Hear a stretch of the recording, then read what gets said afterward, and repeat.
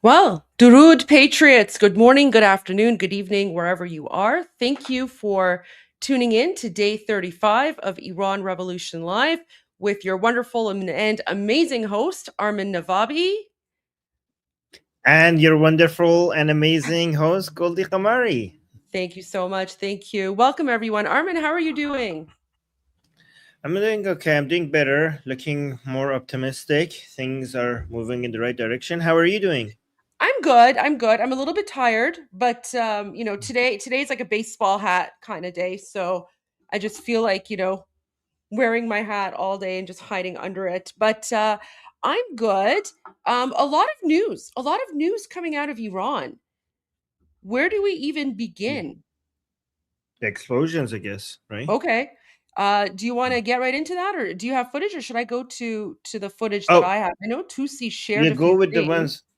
Yeah, and after that, we could also do the respond to the Masih Ali-Najad nonsense Oh after we yeah, go through over there. that one we definitely want to go over for sure. All Yeah. right, so let me pull up some of the things that we're seeing here, guys. So we're seeing some explosions, very, very strange. So now keep in mind, all of this is unconfirmed, okay? So we don't actually know what's going on. We don't know if this is confirmed or not either. Now, I'm just going to go through all of them because there's some conflicting reports as well. So one of our trustworthy Iranian OSINT accounts about 4 hours ago, he said urgent. Several massive explosions have occurred in Parand city in Tehran province. So there's the smoke there. You can see. So this is in Tehran.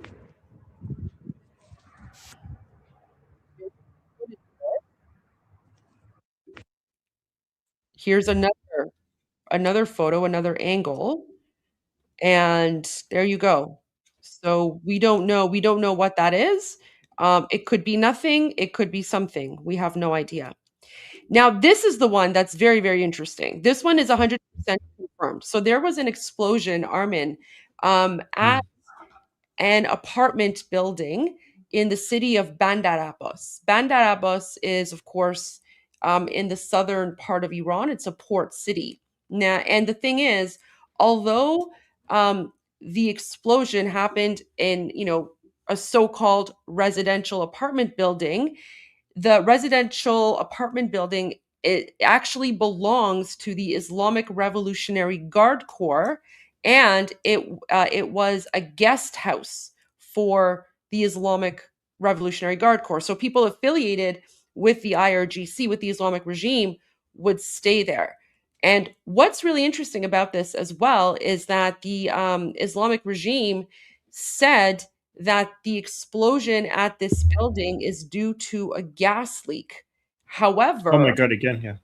yeah, however, this building is not actually connected to the gas pipes. Wow. So, it was confirmed very quickly that even though the Islamic regime is saying that this was due to a gas leak, that's impossible because the gas pipes are not connected. So how could it be a gas leak? So here's one video of this. Bandar Abbas, Boulevard Muallim. He says Bandar Abbas, and then he says Boulevard Muallim. So I guess that means Muallim Boulevard. معلوم نیست چی بود. He's like, Malum nist chi bud. We don't know what it was. پهواد بود، موشک بود، نمیدونم چی بود. زد دیگه دالا. He's like, we don't know if it was a drone or a missile, but whatever it was, they hit. بندر عباس، بلوار معلم. معلوم نیست چی بود. پهواد بود، موشک بود، نمیدونم چی بود. زد دیگه دالا.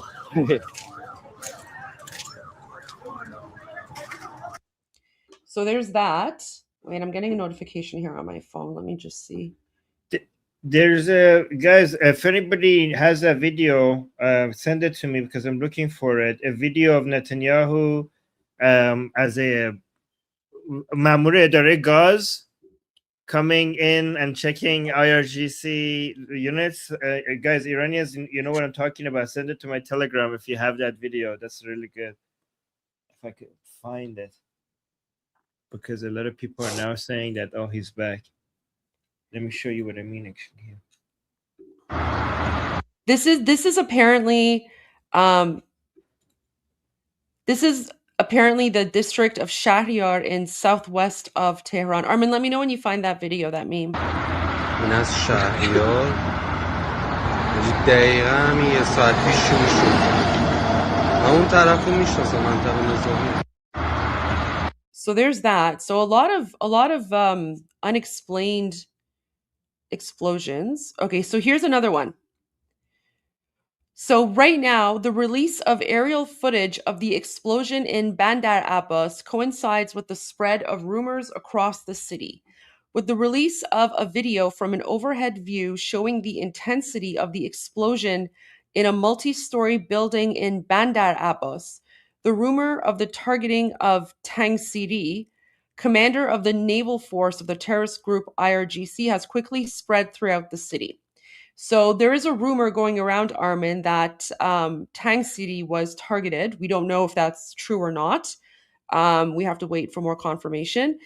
Commander of the naval force has quickly spread throughout the city, while sources affiliated with the terrorist regime of the Islamic Republic have so far provided no clear details. The atmosphere of security and media silence has added to the ambiguity and public agitation. So this is the video. This is another angle of the video, of the building in Bandar Abbas that was, had a mysterious gas leak explosion.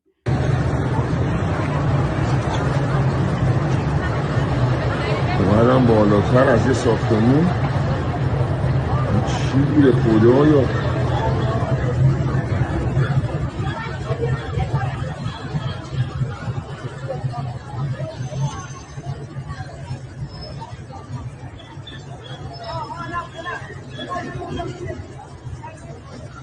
تمام این ساختمون شیشه هاش شکسته بالا I'll go back and translate what he's saying after. قلب اومد تو دهنمون پشت خونه ما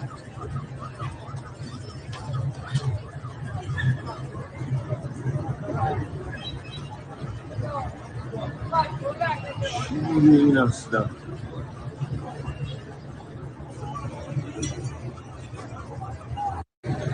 Okay, so I'm going to translate for you what he's saying now.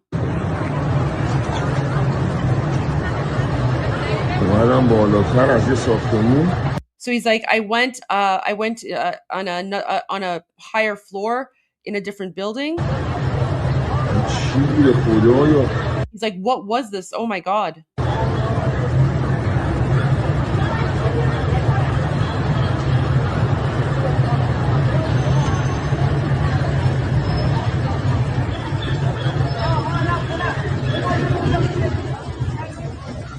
تمام این ساختمون شیشه هاش شکسته He says all the windows in the building, all the windows are broken in the building.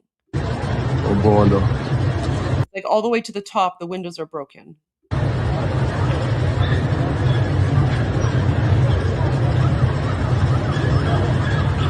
قلب اومد تو دهنمون It's like my heart rose up into like my mouth. It's like a saying. پشت خونه ما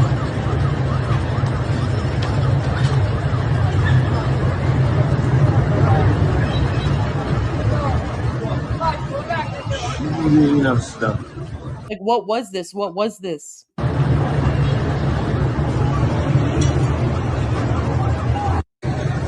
So there's this video. And then, so Manoto also reported observation of heavy smoke rising from the 7210 area in Qom, February, or this isn't February, this is in Yazda Bahman, that's today. So the translation is wrong. It's not 11 February, that's actually January 31.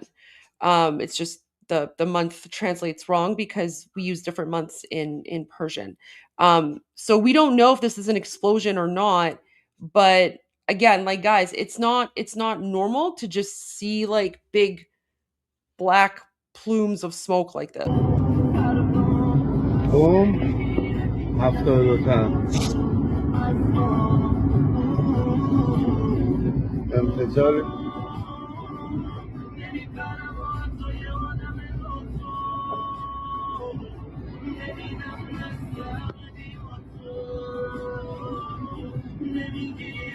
کسی جون تو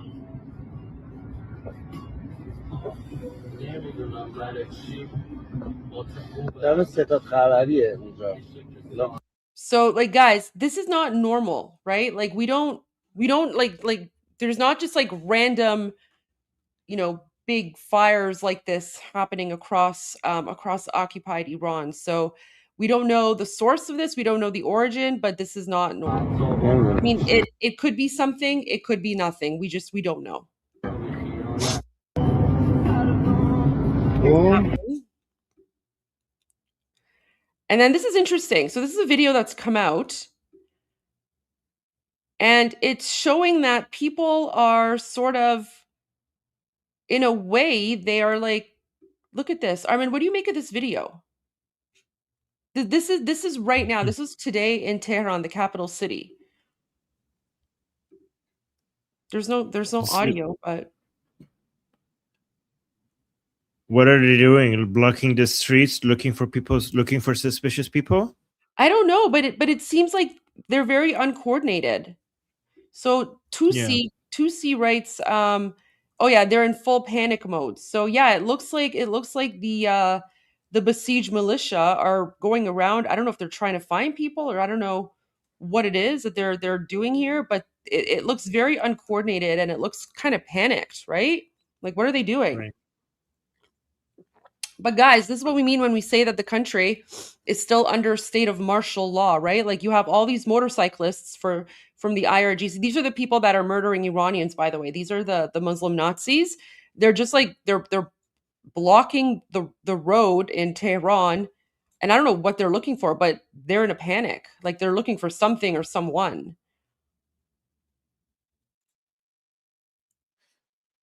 So So, I have some. I have some of the memes of of what people are making okay, go regarding for it. the explosions. I don't have the. I'm looking for the video. The video is still not there. Neil Bunny sent me this. So this is basically Netanyahu as basically all these gas explosions. Iranian people always they make memes like this. So this is like it's Netanyahu basically responsible for the explosions. And then here's another one. Hold on, that I just got from somebody from Iran. Just sent me this one. But this is a vid. This is not So this is Mamure Edere Gaza. So he's basically Netanyahu visiting different IRGC homes, and he's like basically the agent they're responsible for the gas explosions. But there's a really good video people made like in 2025 before the 12-day war when the explosions were happening. I'm looking for that one, but we'll see if somebody sends that to me. But yeah, these are every time explosions happen in Iran, people in Iran make AI images of Netanyahu like this and saying he's back. That's what they do. Yeah. I have one too somewhere. I can't find it now, but national. Wait. Let me see if I can find that one. No, I can't find the meme right now, but there were a lot of memes Yeah. from back in the summer where, yeah, they were basically claiming that Mossad runs the national gas company of Iran or something. So I'll see if I can find that later. But so here's another. So this is unverified again. So we don't know if this is true or not, guys. But apparently, like, more black smoke and happening. But see, the problem with these things is that it's hard to verify because it's just difficult to confirm. Um, And then there's this one too. This one in Qom. So someone is reporting apparently massive explosion, rising black smoke around the Qom area. But again, we don't know if it's true or not. قم امرو 11 حالا 11 12 یادم نمیاد 11 بهمنه یه صدای انفجار و حالا دود شدید هلیکوپتر اینا هم بلند شد. So he's saying Qom, the city of Qom, and he's saying January 31. And then he's saying that there was a loud explosion, and he's also hearing helicopters. قم 11 و ساعت حدودش ساعت 5 ساعت 4:23. So there's that one. We'll get to the rallies in a moment, but there was one. Wait, I want to delete this one. Okay, there was something about the building. Okay, I need to find it. The thing about the building in Bandar Abbas, that one that we know is confirmed for sure. Apparently, on the side of the building, they spray painted Javid Shah. I'm getting a report that is, and wait, actually, that's unconfirmed. So I'm just gonna hold on. Somebody is saying I can't find it anymore, but they were some unconfirmed reports that an IRGC commander was killed. So that's what I mentioned earlier. They're saying Tang Siri, who was the like the leader, like the head of the IRGC Navy, supposedly, but I don't know. Like it's unconfirmed, which is why. But this is the same building. Okay, this is the building in Bandar Abbas, and you can see on the side of it here, someone spray painted Javid Shah, and then people just like, I guess the IRGC quickly like scribbled over it to hide Javid Shah. So that and this, we can, like, this is an IRGC building. See the barbed wire. So this isn't like a regular apartment residential complex. This building here was a guest house for people who are affiliated with the Islamic regime, because you don't just have you don't just randomly have barbed wire around residential apartment buildings like that. So that building, yeah. Look at this one. Bibi is at the door as a from the gas company is saying Daro baz kon Ali as a dare gaz omadam. Funny. So, like, open the door, Ali. I'm from the gas company. Yeah. So, I don't know. Iranians having fun with that. Wow. Okay. So there's that one. Oh yeah, this is the one I wanted to share. Okay. And then okay, so here's another video of the Bandar Abbas. So I'm going to play this and then we'll translate it for you. ساختمون تازه ساخته شده. این علامه که گازشی که می‌بینید هنوز لوله کشی نشده، فقط لوله گاز تا اینجا کشیده شده و می‌بینید به داخل ساختمون نرفته. اما گزارشگر صدا و سیما هم الان اومد گزارش گرفت که به خاطر انفجار لوله گاز بوده. Here, let me send it to you so you can translate this, Armin. Okay. Because this is important. Like, this is how, like, guys, this is why we can never trust Islamic regime media or any news coming out of occupied Iran from Islamic regime TV, because they lie. They lie. And this person right now just caught them in the lie. So Armin will translate the video for you. All right, let me unmute my screen.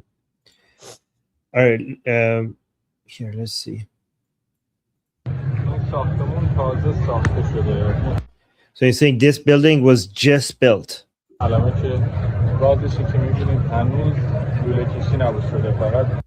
So as you can see, it doesn't even have the pipes. I think the pipes for the gas is still not there. چی نباشه فقط لوله گاز تا اینجا کشیده شده و میبینید. And this is the gas pipe only has gone this far only, به داخل ساختمون نرفته.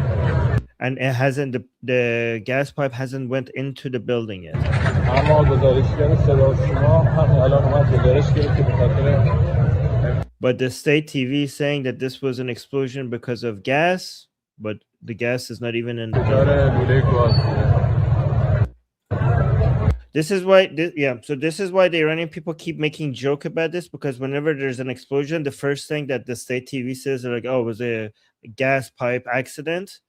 And recently we have had a lot of those, you know, quote unquote accidents, and people make so much, you know, so many jokes about that, like, oh, BB caused another gas pipe accident, so-called accident. So yeah.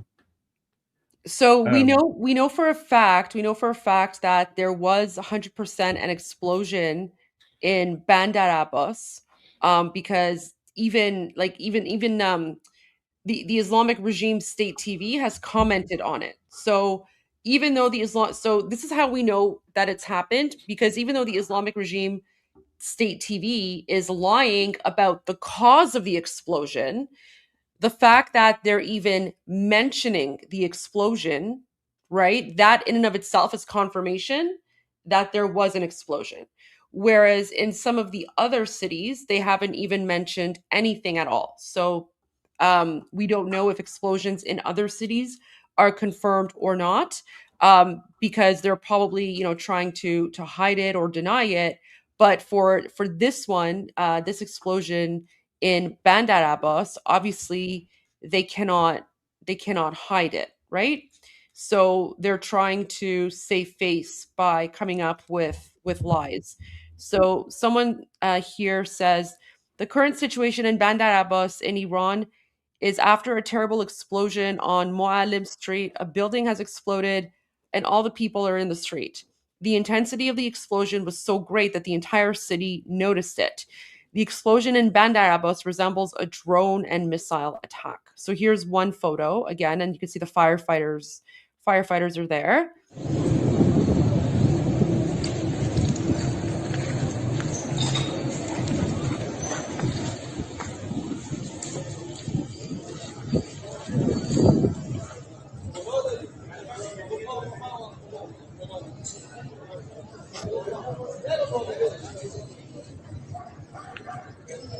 Armin, someone's saying it was the vase. اینجا ساختمان بهارستان هست در خیابان بهارستان واقع در بندر عباس. ساعت پیش بر اثر یک انفجار شدید همینطور که می‌بینید چند طبقه از این ساختمان تخریب شده و Here, let me go back and translate this. اینجا ساختمان بهارستان هست. So he's like, this is a building in Baharistan. در خیابان بهارستان واقع در بندر عباس. In Bandar Abbas. ساعت پیش بر اثر یک انفجار شدید همینطور And 1 hour ago, there was a loud explosion. طور که می‌بینید چند طبقه از این ساختمان تخریب شده و And as you can see, a few floors from this building have been damaged. شدت انفجار هم به حدی بوده که به مغازه‌های اطراف آسیب رسانده. And he's saying, oh wow. So he's saying, Armin, the explosion was so great that it also damaged nearby stores in the area. و چند نفر هم مصدوم شدن از تعداد چند نفر چی شدن؟ A few people were injured. جان باختگان هنوز خبری در دست نیست. So he says, yeah. مغازه‌های اطراف آسیب رسانده و چند نفر هم مصدوم شدن از تعداد جان باختگان هنوز خبری در دست نیست. So we don't know how many people were killed. Yeah. So he's saying he's confirming that a few people have been injured, but he's saying there's no confirmation on any loss of life just yet. نیروهای امدادی هم در حال در دست نیست. نیروهای امدادی هم در حال امدادرسانی هستند. نیروهای امدادی, what's that? The emergency units. Okay, so first responders are there. Okay, so there's that video. Guys, somebody in the chat. Somebody in the chat says they said masmoom. No, they didn't say masmoom. They said masdoom, like injured, not poisoned, injured. Masdoom. Yeah. Yeah.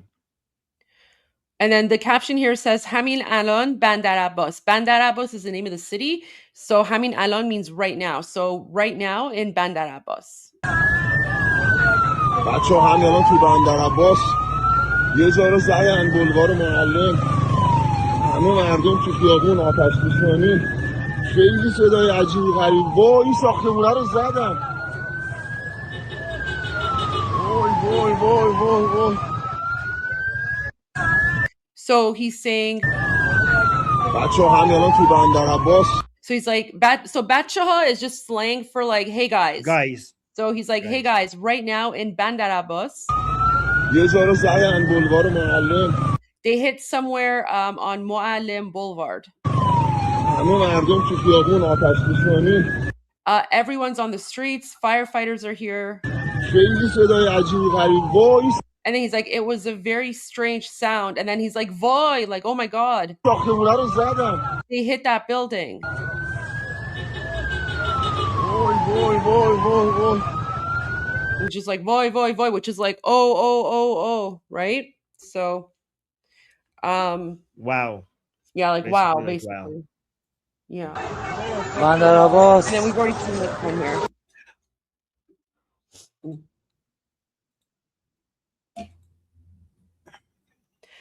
I wonder, Armin, why the Islamic regime is saying that it was a gas leak when that was very, very quickly debunked, right? That's just their go-to. Oh my gosh. That's always their go-to. Yeah. And guys, I know that some of you are saying so and so was exterminated. Guys, we've seen the rumors, but we're waiting for confirmation, right? So we're not gonna like just say so and so has been exterminated until we have like confirmation from our reliable media sources. So, but what's interesting about this is that this was some sort of internal attack because they spray painted Javid Shah on the Islamic regime building. Oh, found the video. Okay. I found the video by searching for Shalom, Shalom, Khayli Shalom. Oh, okay. That's what I found. Because I remember what Netanyahu said in the video, so I searched for that, and that brought it up. Shalom, Shalom, Khayli Shalom. All right, so watch this, guys. This was made like months, like in June 2025, because this is not new. Like the whole idea of like, oh, these are gas leak accidents was back from then. So this is not new. So watch this. Shalom, shalom, hamegi shalom, ای زندگی shalom. مأمور اداره گاز. Shalom.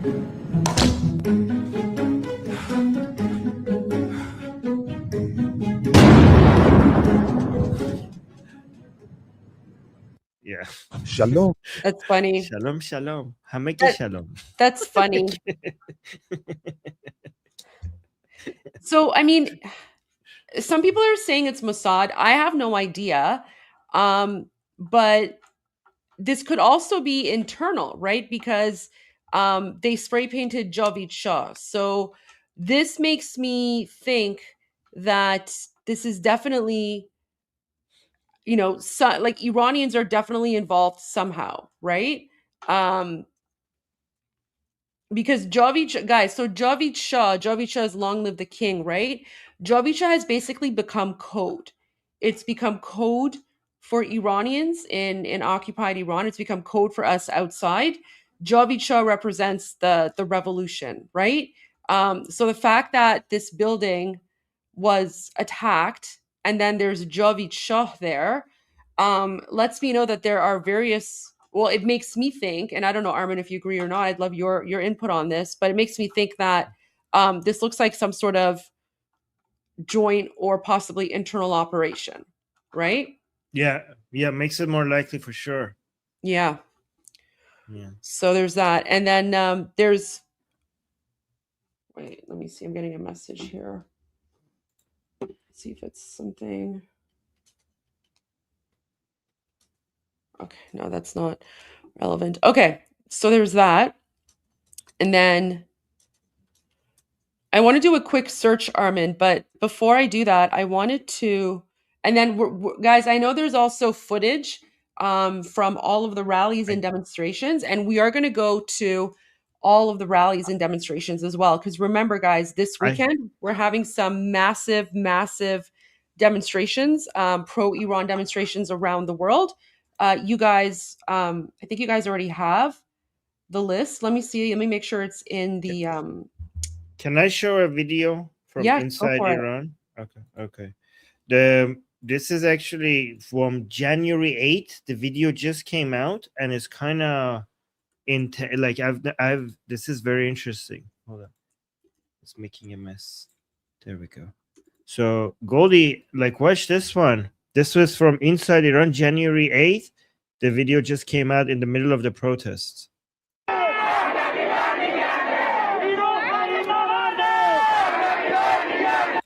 Are you watching this, Goldie? Yeah, I'm watching. Yeah.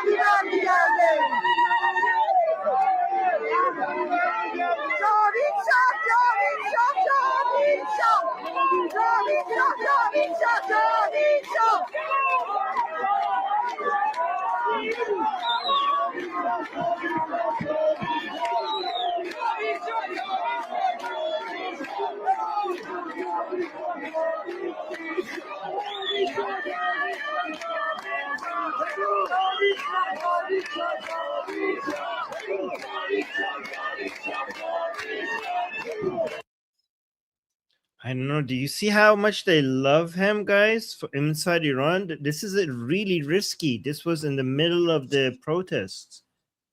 And that's like a I guess homemade, or like, that's a poster that was printed in occupied Iran, right? So look at that. Yeah. Right? This is who people support, guys. King Reza Pahlavi, and they're all saying Javid Shah, which means long live the king, right? And then you have people who are outside of occupied Iran who are trying to silence the real voices of Iranians by saying that, oh no, the king has zero support, right? So those people are working against Iranian freedom fighters when they say that. I have one of the regime officials admitting that it's better on audio. I have the audio admitting that it would be better to kill people in the streets rather than arresting them and executing them. Oh my gosh. You want to hear that? Sure. Like these horrible people. Yeah, this is kind of intense. Hold on. بعد شما میدونید اگر اینها تو So this one has English translation, so I'm not going to translate. Just read the transcription. بعد شما میدونید اگر اینها تو صحنه به درک واصل میشدن، هزینه‌اش واسه نظام خیلی خیلی کمتر از این بود و هست که شما بخواید دونه دونه اینا رو اعدام بکنید، هر کدومش بشه پرونده فشار از جمهوری اسلامی. یعنی با هر منطقی، با هر زاویه دیدی نگاه میکنی میبینید درست این بود که در یک اقدام قاطع و ضربه قاطع و نشون دادن مشت آهنین به اینا تو صحنه، اینا رو در صحنه محو می‌کردی. الان 3000 خورده میگن کل کشته بوده. این 3000 خورده اگه میشد 3500 تا میشد، 3800 تا میشد، 4000 تا میشد، حتی 5000 تا، هزینه‌اش برای ما کمتر بود که تا اینکه تو بخوای حالا دونه دونه امروز اینو اعدام کنی، فردا اونو اعدام کنی، فردا تو پارلمان اروپا راجع به این قاتل و این محارب در شرف اعدام نمیدونم جلسه بذارن، شور کنن، بیانیه بخونن، کارو حقوق بشری کنن، خانواده‌شون رو بیارن، خونه‌شون رو ببرن، پرونده درست کنن. اینا رو تو صحنه به درک واصل می‌کردی، خیلی نتایج بهتری می‌گرفتی، خیلی فشار کمتری روت بود. اصلا کار به این که چقدر آدمی وسط پرپر شده به خاطر این مسامحه، کار به این که چقدر خسارت دیدیم ندارم. الان کار به این ندارم. تو بخش قبلی صحبت بهش اشاره کردم. اصلا اینو بذار کنار. تو حتی نفع تو پرستیژت هم اگه می‌خواستی حفظ بکنی، باید اینو تو صحنه به درک واصل می‌کردی. موقعی که اوضاع شیر تو شیره باید اینا رو می‌زدی. بعد شما می‌دونید اگر این So some people are saying it was too fast. Let me just give you the message. He's saying that a couple of thousands were killed in the streets, and now it would be better if the numbers were more that we killed in the streets, because if we want to execute them one by one, that's going to make a lot of international, like that's going to cost us a lot, because like then there's going to be news about one execution, then the other execution, and that's going to bring down, like our prestige will be ruined. If we just wanted to go through executing these people, it would have just been better if we killed more in the streets, so we don't have to go through the rounds of executions and get like basically international condemnations for the executions. It would just be, we could have been over and done with them, the killing, if we just killed a couple of more thousands in the streets. I have another video of the Islamic Republic State TV's analysis on what happened during the revolution. I haven't watched it myself, but Sohail sent it to me. If let me know if you ever want to at some point you want to watch how the Islamic Republic. Yeah, now? I just no. I want to share something breaking. I just want to post this, and I'm going to share this with you. Wait.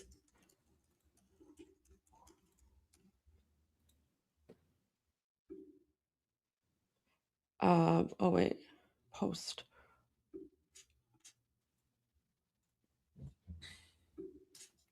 What is this? Sorry. Armin.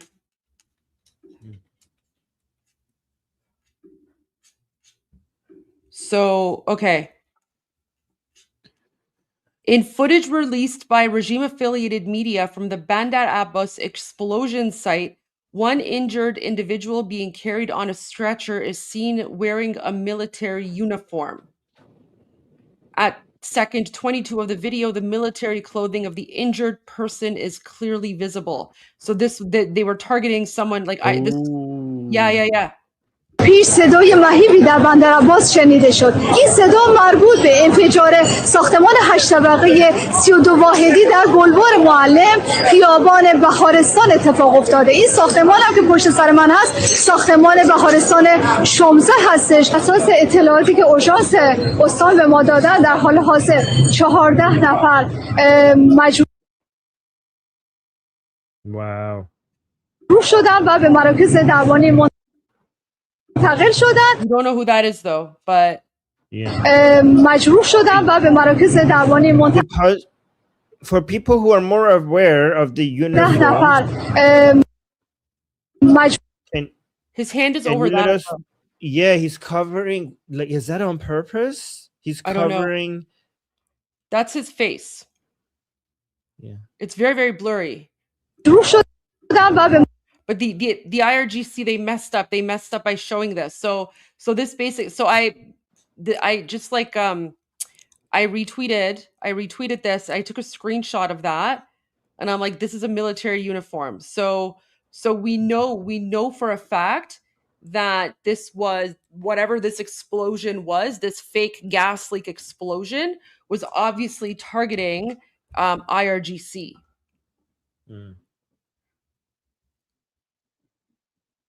Yeah, probably something important was happening there. Or maybe they were targeting someone. But look, that seems like so deliberate that he's covering that. Like, it doesn't seem accidental, you know? Yeah. Like, he's covering that for a reason. So this was just posted. Wow. So now we know for sure that this was like it's like all the pieces of the puzzle in terms of the explosion in Bandar Abbas, right? That at least is all adding up. That this was some sort of targeted attack on IRGC. So guys, for Bandar Abbas, we have to remember that that's the main port in Iran, which if the Islamic Republic is trying to get rocket fuel in or different pieces to repair their rocket launchers or build new missiles to basically threaten different countries in the region as a deterrence against the United States to attack, it will probably come through Bandar Abbas. So that's why Bandar Abbas is such a key port when it comes to. This is why the Bandar Abbas explosion a couple of months ago was a very big thing to pay attention to, because it's also where the fuel for the missiles and a whole bunch of other things come through. So anything that the Islamic Republic wants to improve its deterrence capability probably would have to come through the Bandar Abbas port. So more and more Iranians are posting about this building, and they're saying that this building, this isn't like just a regular like residential apartment building. This building in Bandar Abbas is affiliated with the Sepah and like Islamic regime security forces. The barbed wire, like he's like, you can see the barbed wire that's completely around the building. It's completely visible. And what's this? Shoma hala inkar konid? Deny it. Like, okay, go ahead and he's being sarcastic. Go ahead and deny it if you want. Basically, that's what okay. And then I think that's where they spray painted Javid Shah, that they've tried to cover it up. So there's that, and then the buzz. Oh my gosh! It was the vase. It was the vase. Wait, what's the caption here? Yadi konim az iftikhar gund. Oh my gosh. Gund. Here, let's watch the vase. Here, let me add some music to this. Wait. I'll add some music to make this more entertaining.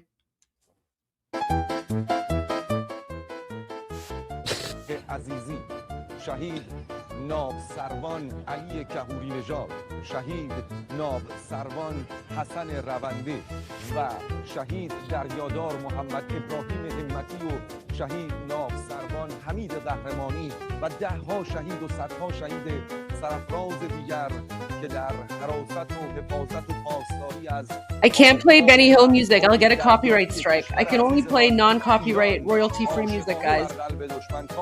You know what this is? This is not an ad for IRGC. This is an ad for whoever makes these vases. I know. That's what it is. Or Armin. That's so uncomfortable. Yeah, I think the vase making company hired the army to advertise their vases.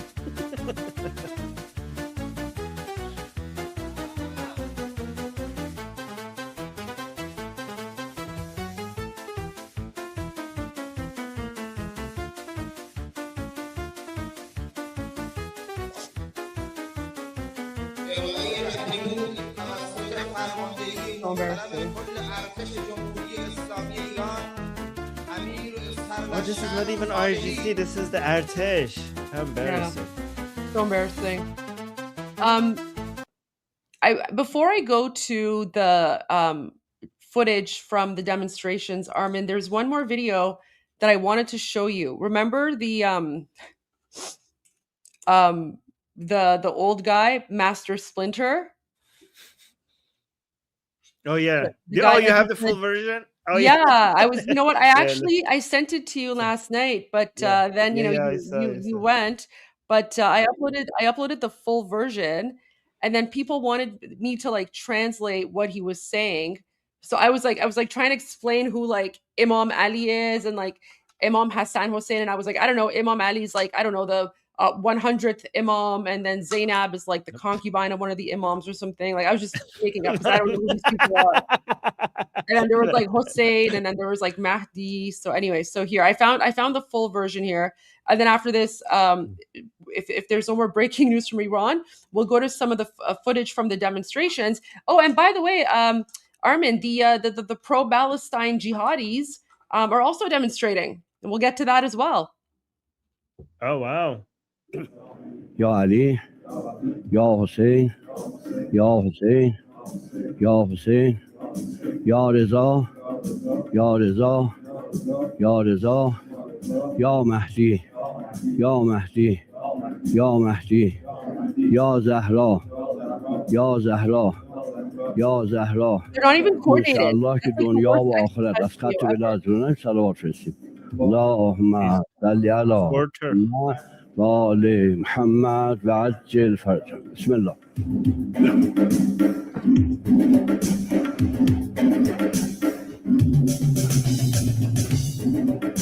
Very high level training. Wow, so impressive.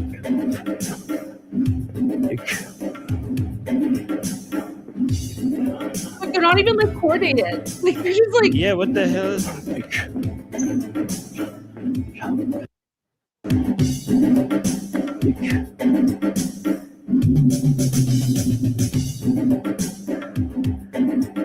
How is this? Oh my god. This is like elementary school level warm up.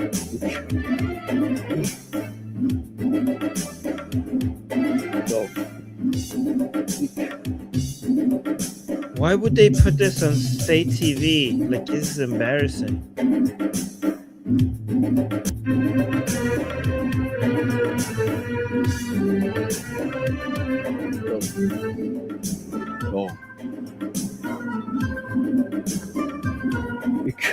So guys, you see it says Fatima on both sides.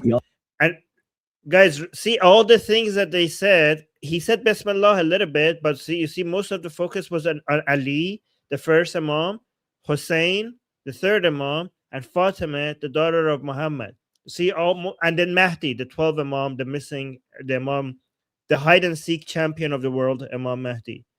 Right? So the Imam Mahdi is the number four most important person in the Shia Islam. Yeah, by the way, Goldie, did you know we consider Imam Mahdi to be the number one champion of hide and seek, because he's been hiding for 1400 years. Yeah. So again, guys, no mention of Muhammad. He said Bismillah just a little bit, mentioning Allah, but most of it was focused on salawat. Yes, salawat فرستاد. Salawat and فرستاد. Okay, fine. Yeah. But mostly Imams. Oh, I guess this one has no volume, no audio. It's just another footage from Bandar Abbas. This was a very, very big explosion. Yeah. Gas leak does not do such a thing. No, gas leak does not do that. I wonder who was there. Barbot has a new song. Should we play it? I do have some. Oh yeah, okay. That's the Act Mr. Trump guy. He came out with a new song. All right, I'll save this for later. Guys, for when we go on like a commercial break or something. Okay, so yeah, I wanted to go to. Oh my gosh, what are those people? Okay, so guys, right now in London, even though we have like our pro-Iran rally demonstrations, the Palestinian jihadis have come out and they're holding pictures of Khamenei and they're waving the Islamic regime flag. So guys, like these people are terrorists, right? Garbage people, garbage culture.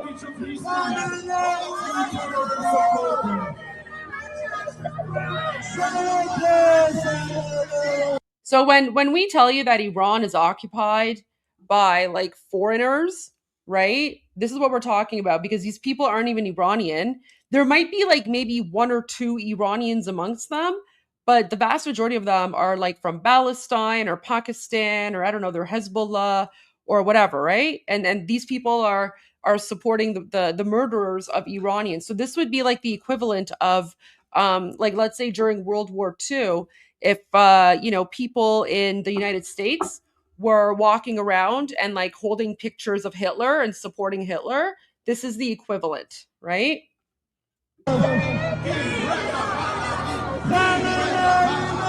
And then you can see the Iranians on the other side. You can hear them chanting King Reza Pahlavi, right? Like, this guy is what? Like, he's like what? I don't know what country he's from, but he's obviously like South Asian. So he's like either Pakistan or Bangladesh or like India or something, right?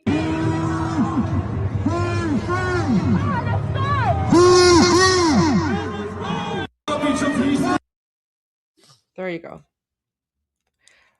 Okay, this is Dusseldorf. This is Dusseldorf from today.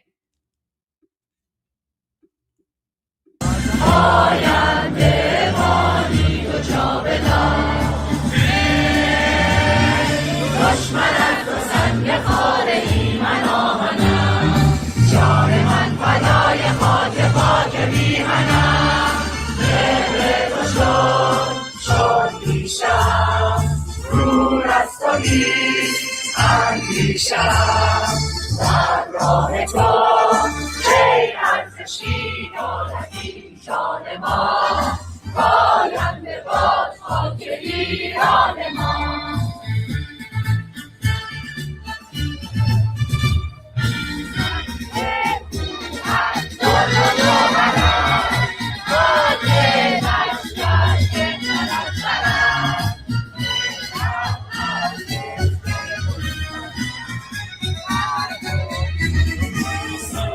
Okay, I stand corrected. It's pronounced Dusseldorf. Okay, thank you. Thank you. Dusseldorf.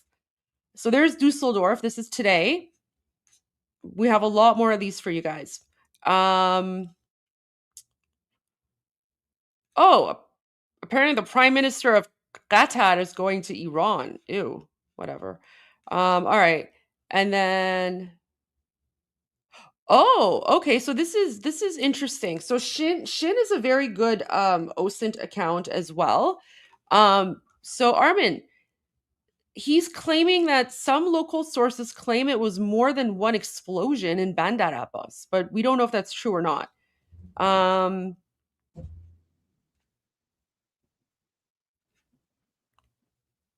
That's big. Yeah. Oh, see, even he confirmed it. Even he saw that news clip and he's like, this guy is literally wearing an IRGC uniform. Yeah. Okay. So there you go. Wow. Interesting. Okay. So yeah. they confirmed that it's IRGC uniform? What? That's not true.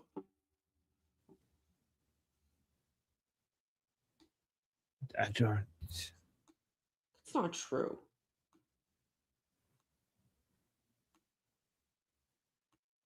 Doesn't seem like significant enough for Trump to post that video. Is it real? Oh my God. Share it. Oh my God. He posted this video? Yes. What? Yes. Share it. Okay. I have Truth. Listen, I have Truth Social. I have Truth Social on my phone because it's easier to search for things. Yes, President. What?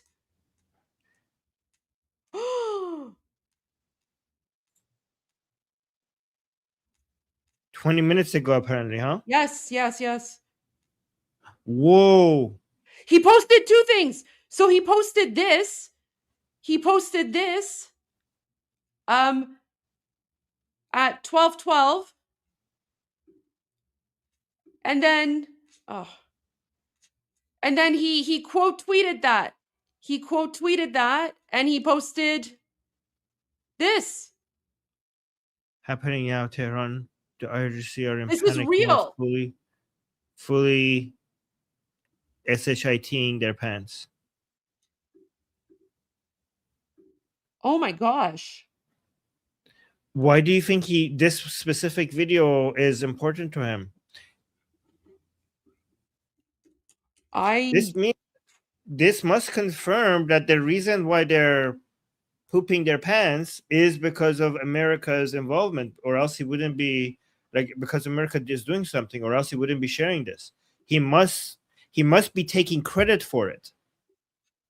I don't know.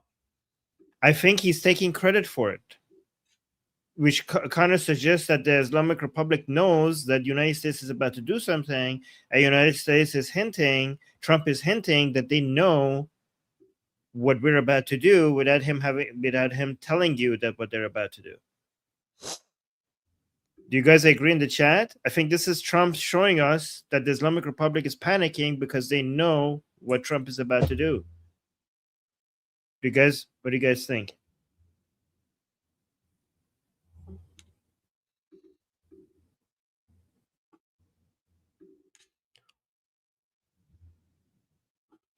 I mean, I can't assume. I mean, I don't know. We can't assume anything, but the only Can you thing we play the know is video? that this is. Oh wait, I lost screen share. Oh, I lost audio. Sorry. Let me reshare. From all the videos he could be sharing, why would he share that one other than wanting to demonstrate the panic that this is all causing?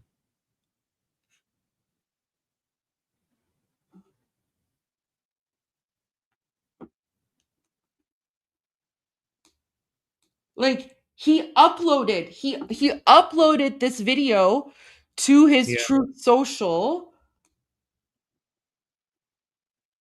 So he uploads this video to his Truth Social, and then he retweets that, retruths, whatever it's called, on the Truth Social. He retweets that with a screenshot from someone saying, "Happening now, Tehran. The IRGC are in panic mode." Is it possible for us to play the video from there, from Truth Social? Yeah. Okay. Here. This is the video. I mean, he could just be trolling, right? Wait. There's no audio. I mean, he went out of his way to upload the video, which he usually doesn't do. Yeah, President Trump uploaded this video to his Truth Social.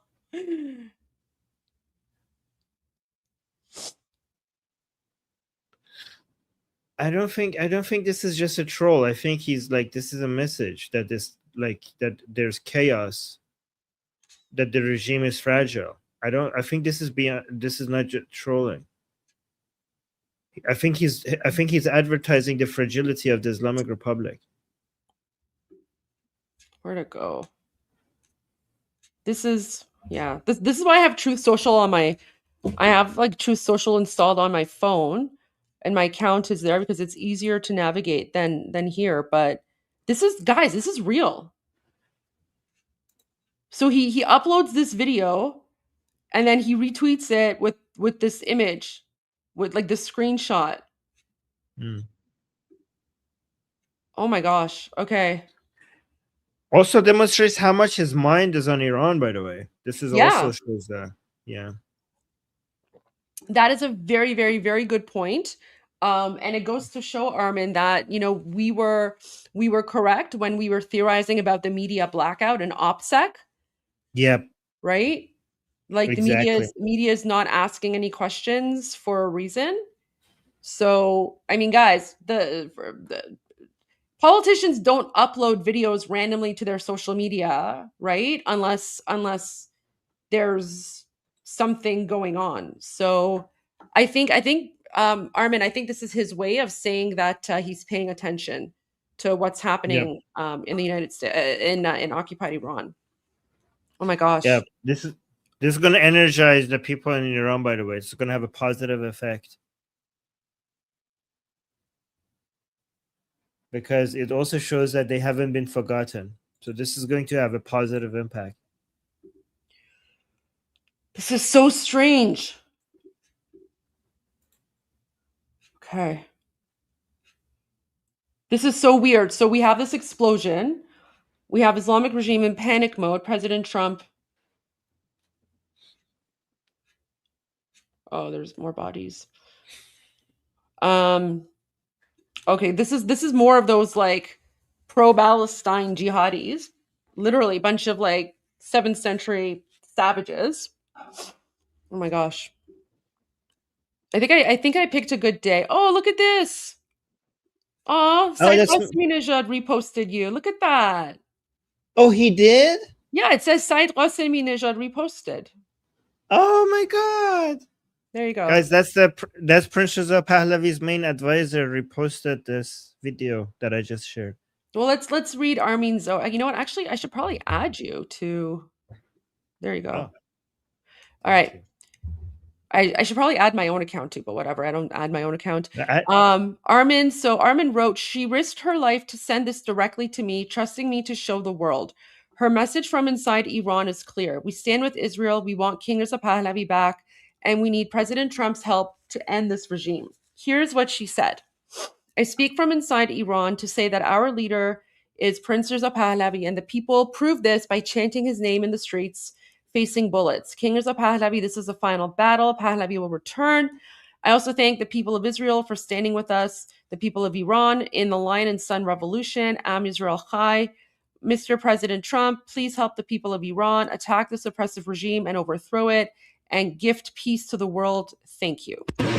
من از داخل ایران میگم رهبر ما شاهزاده رضا پهلویه و مردم اینو با صدا دادن اسمش توی خیابون جلوی گلوله اثبات کردن. کینگ رضا پهلوی این آخرین نبرد پهلوی برمیگرده و همچنین از مردم اسرائیل تشکر میکنم که توی انقلاب شیر خورشید کنار ما مردم ایران ایستادند. I'm Israel Chai. Mr. President Trump, لطفاً به مردم ایران کمک کنید و به این رژیم ظالم حمله کنید و اون رو سرنگون کنید و همچنین صلح را به جهانیان هدیه کنید. Thank you. من از داخل ایران میگم. Armin, I just want to share my live stream. Look at the emojis here. The Armin emoji is so good. Everyone's doing the Armin shocked face. Love that. It's a shame that we don't see it in like the StreamYard here, but yeah, I know. It shows. Oh my gosh. Okay, let's go to some of the super chats though, because we want to, make sure that we get to all of your super chats as well, and then we'll go to the rest of the breaking news as well. Armin, there's something feels weird. Something feels off. I don't know. Maybe something's going to happen today. I don't know. We don't know, but I feel like I decided to wear my MIGA hat today for the whole show. And now that I'm wearing my MIGA hat, we're getting like strange news coming out today. So maybe this is a sign that I should keep it on for the rest of the day. I don't know. Keep it on, yeah. So do you think that it's worth, again, I know a lot of people would not like this, but for the few that, for some people who might be interested, do you think like sharing Polymarket percentages is worth sharing at all or not? I mean, if you want to share it, you can, because I know some people look at that, but I don't really know much about Polymarket, and I've never done my political analysis based on Polymarket, but like I'm not opposed to you sharing that data if you think people would be interested in that. I don't know if they would be. That's what I'm asking. Okay, yeah. So ask the chat. So I mean, I'm open to that. Yeah. Somebody's saying no to Polymarket. Okay. Okay. Somebody's saying I do. Yeah. Okay. Yeah, okay. So you look at the chat. I'm just going to read some of the super chats here. Someone said, sorry, I cannot pronounce your name because it's in Hebrew. Champions, all due respect for the important voice you constantly voice, waiting to hear good news for the citizens of Iran and the rest of citizens of the free world. Thank you very much. Have you heard from any Christians in Iran? Christians in Iran are persecuted just like everyone else. So we're all fighting. Gaston says, hey, Goldie and Armin and all the Patriots, protest in Stockholm, Sweden right now, live on YouTube channel, Svenska Epoch Times. Thank you for that. I actually do have Svenska Epoch Times here. So maybe what I'll do, while I'm reading your super chats, we'll just go to the footage here and we'll share some of the footage while I'm reading your. So the live stream just ended, but here you go. We'll go like this, or actually no, we'll just go like that, and then I'll just play the footage while I read through the rest of your super chats and we respond to them. So this was in Stockholm tonight. Goldie, I saw in loop the Ninja Turtle training video is funny with your commentary. Share it again. Oh, you want me to share my commentary for the Ninja Turtle video? Okay, I will.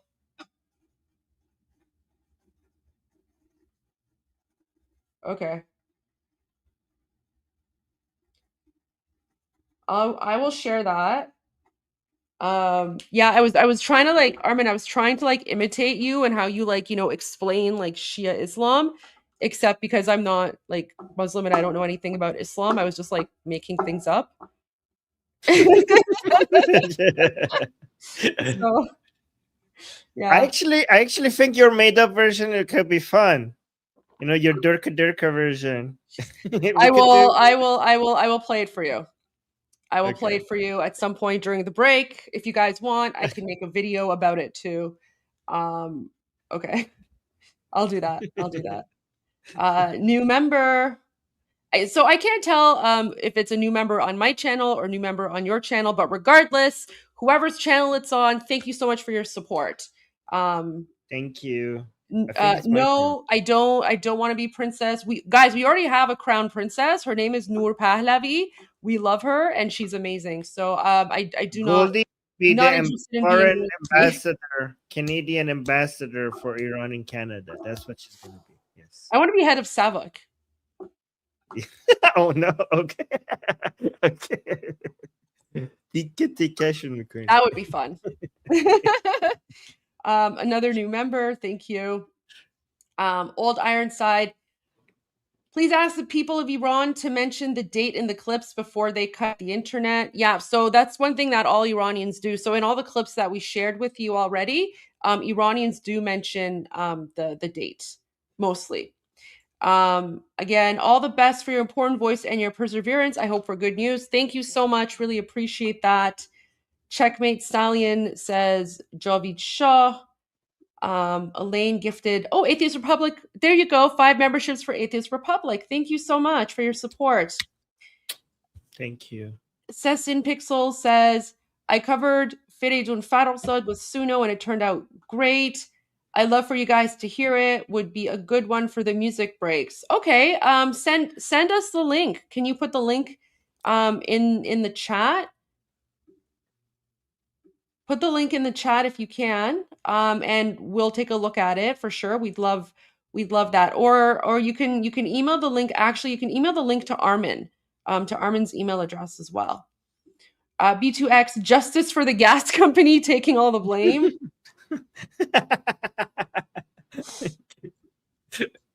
Can you publish it, please? Publish what? Sorry, I'm not sure what can you please let us know what you're looking for us to publish? Securing the gas company part of HRH 100. Is securing the gas? Probably. We should put that in there. Jame his shuru shud. I don't. Oh. So the tournaments for eliminating the officials have started again. Yeah. So that's a joke. It's like, it has the World Cup of elimination tournaments has it begun. Yeah. We hope so. Chatterless became a new member. Thank you. Luke RBB, I gotta ask, those air attacks, do you think there will be more and something like Operation Rolling Thunder? No idea. I mean, we'll have to wait and see, I guess, right? President Trump and Prime Minister Netanyahu are keeping their cards very close. So this was in response to the jihadi Pilates when the old man was like doing his jihadi moves. Pilates. Yeah. I love that. Jihad Kwando. Yes, that was Jihad Kwando. Yep. Stacey, I agree. Never doubt President Trump. That's what I've been saying from the beginning. And in all of my radio interviews, I've always, radio and media interviews, I've always said President Trump is a man of his word. And I 100% agree with you on that. What you're seeing now is what Mossad did before the war in Iran. Yeah, there were a lot of gas leaks there too. Gas. Oh, Team America Uncensored. Remember? Oh my gosh. What? So I promised the Americans in the chat that when United States strikes, I will play the uncensored version of Team America World Police. And I will keep my promise. We'll have to give a PG R-rated warning in advance, though, so that any young children who are watching, their parents can, turn the live stream away, because it is very, very R-rated. But yes, I have not forgotten my promise. I have not forgotten my promise, Steve. I will play Team America World Police when the strike happens. A can of US whoop ass is coming. I hope so. Or no, I hope so. I know so. It's just, hopefully sooner rather than later. Andre says, Tusi showed a video of an Iranian fighter stating, "We're not going to give in, etc." He was holding a pistol. There were rifles behind him. It seems that ammunitions are getting in for the people of Iran. We have heard that. So it could very well be a possibility. We know that earlier on, like at the beginning of the revolution, there was some footage coming out of Lordagon, where it looked like the Bakhtiyari tribes had been armed, but we don't know where those arms came from. They could have come from outside. They could have raided like Basij or police forces like HQ. We don't know, but it does seem like there is some sort of arming going on. Became a member, Mega Mad Mechanic, thank you. Jonathan Manson, Roger Waters, Pink Floyd defends IRGC, pitiful person, also defends the Palestinians, the current double trend of Palestinians inside. Yeah, 100%. And we called out, sorry, we called out Roger Water for that. Okay. I wish the Shah will return before Nowruz. Me too. I would love to spend Nowruz in Iran. I've actually never ever spent Nowruz in Iran. Oh wow. Yeah, I've only visited in the summer, like when I was a kid. You missed that. You missed out on a lot of cash as a kid. On Nowruz, kids would get so much money on Nowruz because every time you visit someone's house, kids would get so much money from the people. Well, we got AD here in Canada too. Like we got our ADs. Yeah, we got our ADs. But I would just love to like spend Nowruz in Iran. Oh, I think this is referring to my Jihadi Pilates video. That's okay. Mo made stuff up as well. Hello from Israel and Bapish. Thank you. So new member. Oh, so Robin is a new member. Thank you. Slightly technical new member. Thank you. Luke Rogo. Anyone having issues with Sifi and Conduit apps last 2 days? A few days ago, I was maxed out with connections. Now, not a single person is connecting to my nodes, doing what we can to help the Iranians. It kind of comes and goes. So I've it's been on and off for me as well. I'm looking at it right now. Let me just pull it up. So wait, where did my thing go? Oh, here we go. So if I pull up my Conduit here, can I even share like Conduit? Let's see here. Can I just like share? Stop screen. Let's see. Window. Here we go. Okay, maybe I can.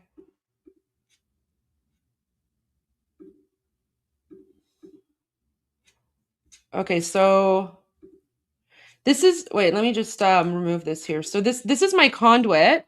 So it restarted. So yesterday I was I think I had like 9 or 10 connected peers, and I was at about I think by the end of the day I was at roughly like 70 or 80 gigabytes transferred. Like I have unlimited internet, so there you go. And then this morning it reset, and when I first started, like when I first reset it, 0 connected peers, but now I'm at 4, and it seems like it's slowly going, and so far about over a gigabyte transferred. So I don't know what's going on, but it seems like it's like comes and goes, right? Okay, let me share my screen again. Stop screen, share screen. Okay, we'll go back to the footage from again. So this is all footage from Stockholm, by the way, right? As we're looking at the super chats. Christian, guys, continue your good work and go speak about Iran and the Yaron Brooks show. Okay, thank you so much for the suggestion. Free whistles for the IRGC and Palestiners. America, fork, yeah. Oh my gosh. And then watch former liberal leader Del Duca raise the flag in Aurora. Oh, that's cool. Yeah. It's nice that, politicians are finally jumping on the bandwagon after so long. So, good for them. Good for them. Okay. This is Sweden. It's still going. Can I let me know if I can show some videos, just a few, if it's a good time or not. Yeah, I mean we're pretty much finished Stockholm, Sweden, and I went through all the super chats. So yeah. Oh, okay. Yeah, go ahead. All right. Oh, okay. By the way, some people really hate Polymarket. Most people said that show, but some people really hate it. So what do I do? Should I show? Let me just show. Yeah, if you want to. For most people said yes, show, but some people like really hate Polymarket. So Polymarket is, by the way, for people who don't know, is where people make bets on whether something is going to happen or not with their own money. And some people suggest that this is more accurate than political analysis because people put their money where their mouth is. I don't know if it's accurate or not, but I do sometimes check it. And so on Polymarket, the U.S. strike, it says U.S. strikes Iran by ... So if you look at the percentages, it starts becoming very significant after February 13th. So basically, like if you look at February 1st, only 11%. By February 2nd, only 14%. February 13th, 18%. Then February 4th, only 19%. February 5th, 22%. February 6th, 26%. But all of a sudden, February 13th, it goes all the way up to 42%. And then February 28th, now we're getting above 50%. February 28th, 56%. March 31st, 63%. And June 30th, 71%. So just wanted to show that with you guys. Let me know what you think about that. That's like very significant. So February 28th is when it gets more likely than not.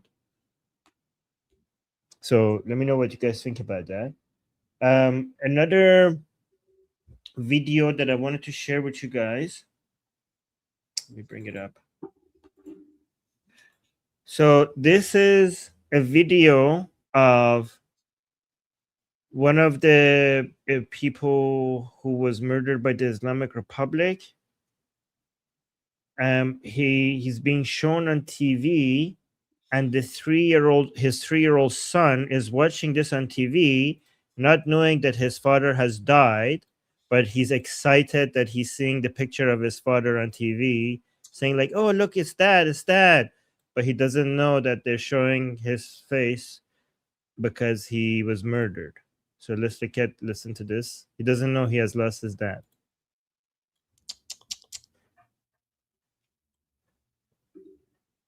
Bob.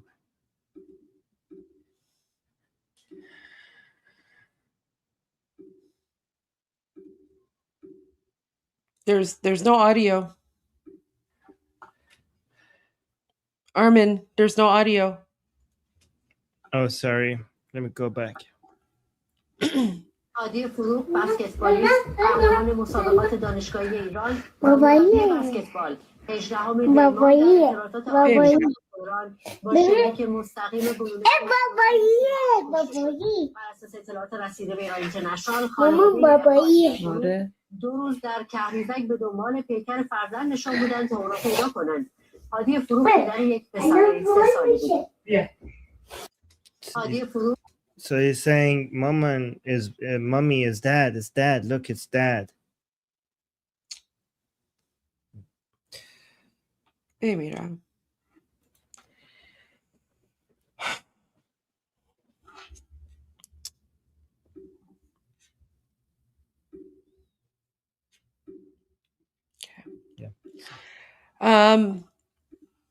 Okay, so this one is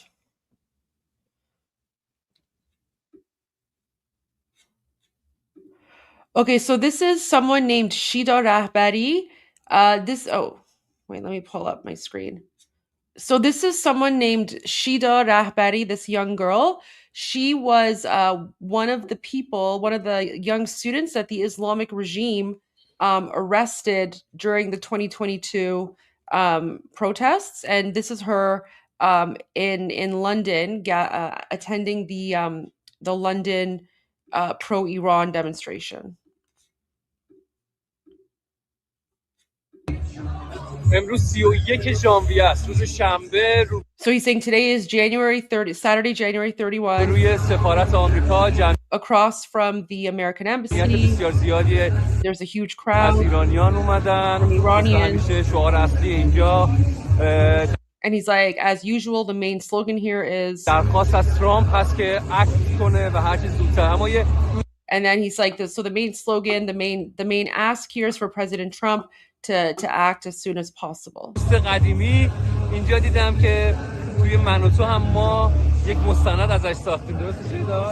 he's like, and I ran into a good friend of mine, an old friend of mine, who we've also spoken about in Manoto News.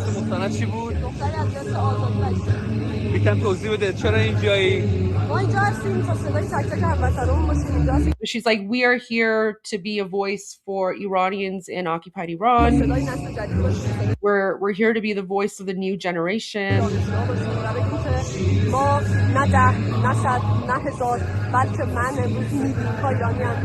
And she's like, we're not 1, we're not 10, we're not 100, we're not 1,000. We are millions of Iranians here. We're millions of Iranians in the streets. She's saying we're millions of Iranians in the streets in occupied Iran who are chanting Javid Shah, which means long live the king. And he's like, thank you so much.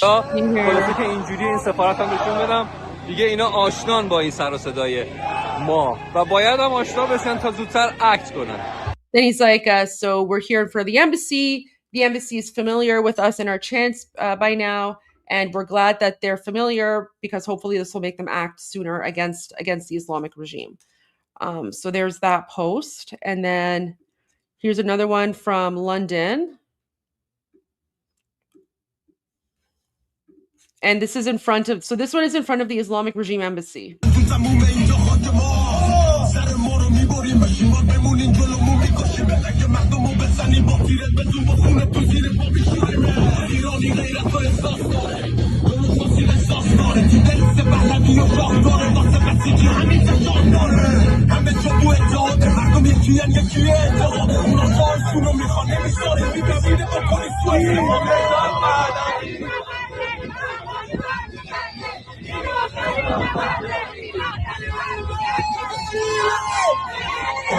Yeah, that's your favorite Iranian. You guys know that song.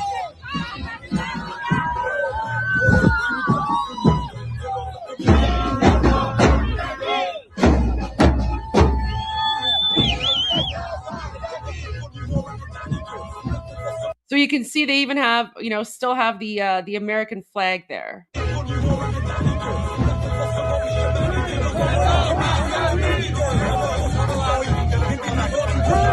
And there's a flag of UK as well, right? So as you can tell, like all the Iran rallies and demonstrations, very peaceful, very patriotic.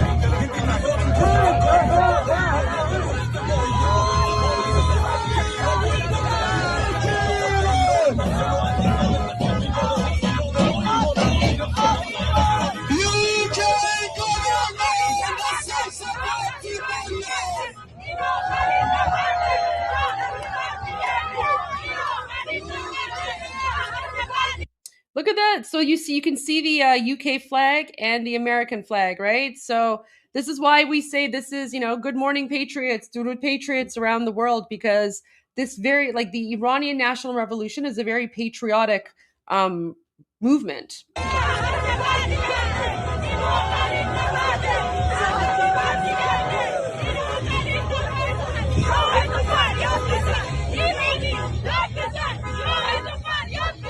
So what they're chanting there is Irani dad bezan, Shah to faryad bezan, which means Iranian yell, call for your Shah.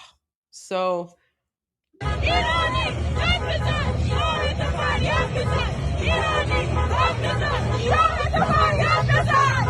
You know what? Well, I'll let me share these ones with you. So,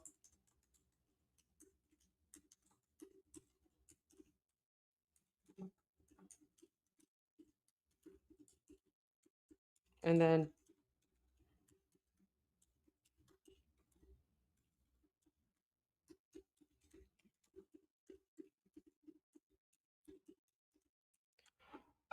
let's see if I can. Okay, there we go.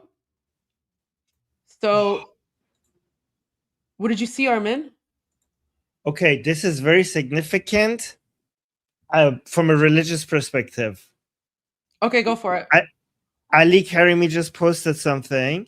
I think Iranian people will see how significant this is. You guys remember how I used to say Yazid did nothing wrong? So Ali Karimi just posted Zinde bad Yazid.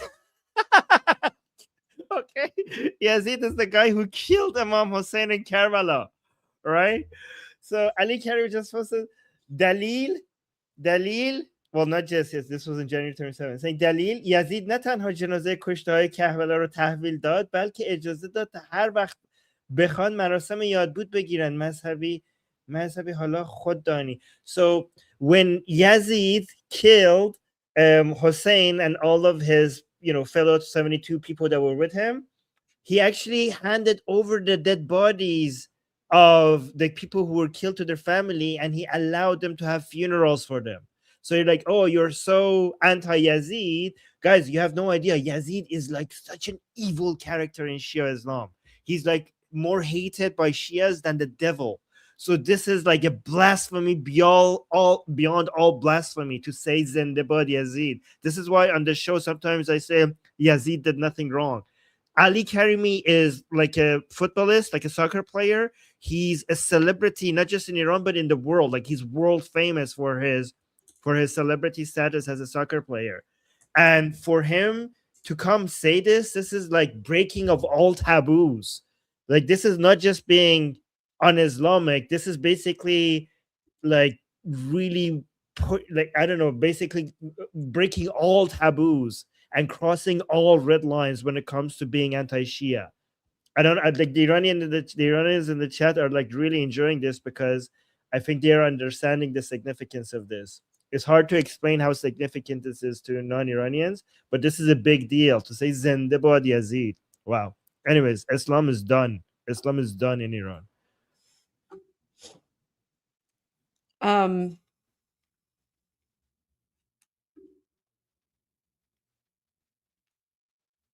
Back to you. Sorry, Yeah, I just saw that. I just had to share that because no. That's definitely significant. That's definitely significant. I'm glad you shared that, especially since Ali Karimi is very, very, very highly respected. I'm pretty sure he's going to have a role in the transitional government, or even like afterwards during the elections as well, because he's very, very well respected, well loved. So I just ran across this. I don't know if this is what do you make of this? I mean, I don't even know if I want to share this because like everything the Islamic regime puts out is fake and lies anyway. But so Iran International is saying that a website affiliated with Iran's Revolutionary Guard Corps said Tehran had accepted sweeping nuclear restrictions, inspections, and even the removal of highly enriched uranium. But Trump is not seeking negotiations, but the disarmament and humiliation of Iran. Okay, this is interesting. Wow. Wow. Iranians know the nuclear issue is merely a pretext because the reality is that Iran accepted everything reasonable and logical. No, they didn't. No, they didn't. They're lying. Oh my gosh. Armin, so to me, this looks like the IRGC knows the writing is on the wall because now they're lying. Like we have shown you all the videos of like Khamenei and other people who are basically threatening the United States and saying we're not going to agree to anything. Do you have one of those videos, Armin, of like one of the Islamic regime politicians who are, basically they say that we're not going to give in to any of the American demands and we're going to continue enriching uranium or stuff like that? Well, I have to look for it, but the thing is that Trump doesn't want the discontinuation of just uranium enrichment. They want to be able to be there and verify everything all across Iran, which is a level of humiliation that the Islamic Republic will never accept. Like the Islamic Republic is like, oh, you just have to trust us, bro. Like that's what they want, right? So what Trump is asking is way beyond what they're saying. Like, oh, we accept sweeping nuclear restrictions. No, they're basically what they're accepting is the IAEA visiting in their agreed upon enrichment uranium sites, whereas there's so many other hidden sites that they're not going to give them access to. There is no way that they will accept Americans, for example, showing up everywhere in Iran, checking everything. They're not going to accept that. Yeah, So, and that's what Trump wants. Well, no, but no, I agree. Yeah. But Yeah. the way that the Islamic regime is writing this article, it makes it seem as if they have accepted what President Trump wants, which is not true, right? It's Yes. not true. So, so they're lying. They're saying, "Oh, we've accepted all the sweeping nuclear restrictions," and they're like, it's a lie, right? It's a total lie. It's a lie because they accepted the milder version of it, not the full version of what Trump wants. And Trump knows that what he's asking is impossible for the Islamic Republic to give anyways. So it's basically an excuse to just attack them. But look at this. So they're claiming that they even accepted the removal of highly enriched uranium, but we know that they never accepted that because in their talks, in their speeches, they kept on saying that we have the right to enrich uranium, and he even did it in the Fox News. He did it in the Fox News thing. Remember? Yeah, Arakchi. He said that's all right. Let me bring that up. Oh my gosh, that's okay. Guys, see, like this is how the Islamic regime lies. So they will say that's before this, but it's nonsense because even during the Obama administration, when they said that they had stopped enrichment uranium, and they were lying. They were enriching uranium in hidden sites during the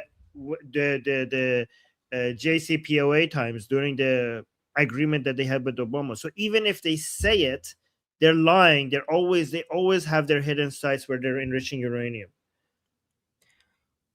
Yeah, so the whole point, like guys, the whole point of this is that this entire article that they've put out is a 100% fabrication, because they've even said that they have the right to enrich uranium to like 60% or whatever they want, and America has no right to stop them. But now in this article that they just put out, they're claiming that they've actually accepted everything. Armin, so the reason that they're doing this is because they're like, this is like, they're doing this. Well, they're doing this so that when the United States attacks, they can have this article and basically say, oh, why did they attack us? This is unjustified. We accepted everything. President Trump is lying, right? So it's, they're trying to set it up. It's basically a setup.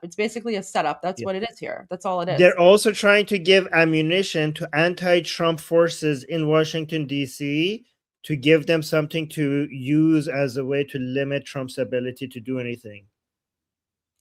Anyone, like NIAC and MK, yeah, and I mean anyone who relies on Islamic regime statements or documents is pretty much a terrorist themselves, or like a terrorist supporter. So wait, I'm trying to see if I can find. Oh, here we go. Okay, I think I found the part where they talk about nuclear enrichment. You came on this show and you said you were never going to reduce legitimate enrichment. You were never going to drop it down. You also talked about continuing a ballistic missile program. Is that continuing today? That's why the president said he was moving forward on the nuclear program that was expanding. No, both enrichment and our defense capabilities are our legitimate rights.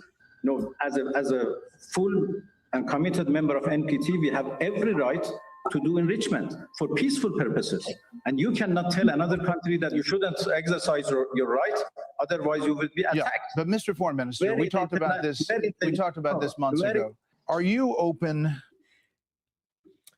Remember that clip from The Dictator? Yep. exactly what I was saying. You should have it ready. Actually, that's gonna get us a copyright strike, so never mind. But No, I think we yeah, played you it guys last know what? time with no issues. Yeah, Let's see if we have it. we did. Was that? Do you have that clip for peaceful Oh, you purposes? want me to find it? Yeah. Hold on. Here, let me go back here, guys. Yeah, peaceful You purposes. should, Goldie, you should edit it and put that here. Right here. You should make a video right after here.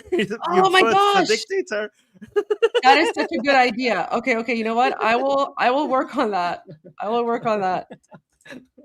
But if you can find me the link and send that to me, I will make that edit as well. Oh my gosh.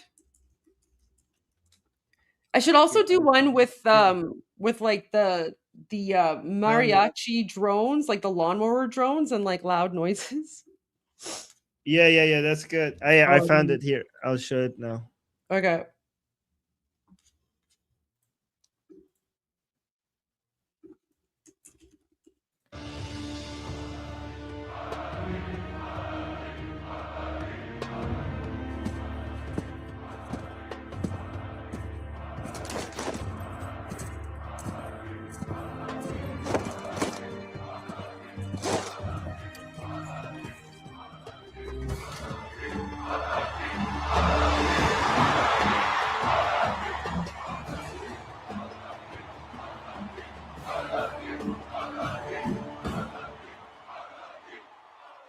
People of Wadaya, I come before you today to tell you that the world shall kneel before our great nation. We are 2 months away from enriching weapons-grade uranium to be used for peaceful purposes.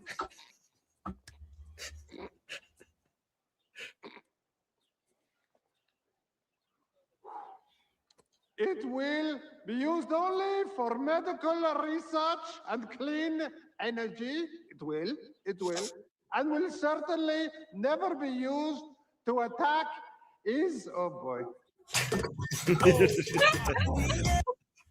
Perfect. Oh, that's so good. Okay, if you could send me that link in WhatsApp, I will work on that for sure. Someone asked about the status of Discord. I'm working on it. Yeah, that was on my channel. Can I make 2 points about the enrichment of uranium? So first of all, anybody, I see a lot of leftist YouTubers and commentators in America saying, "Oh, this was the Islamic Republic has always been enriching uranium for peaceful purposes." Just always ask them when they say that, why do they need to enrich it up to 60%?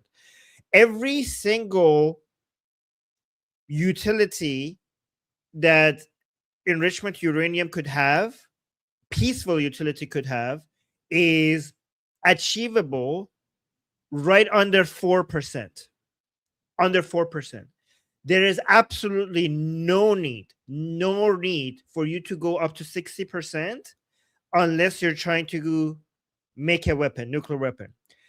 People might say that no, that's 90%, Armin. What they don't understand is that it's so much harder to go from 4% to 60%, but it's really easy to go from 60 to 90. Like, it's like really easy. So when you're at 60%, you're basically, you can't go to 90% because if you do, then the whole world will turn against you. But keeping it at 60% makes it so easy for you to be able to go to 90 and basically have a nuclear weapon like that. And there's no other reason for you to have 60% enrichment of uranium. So that's one point.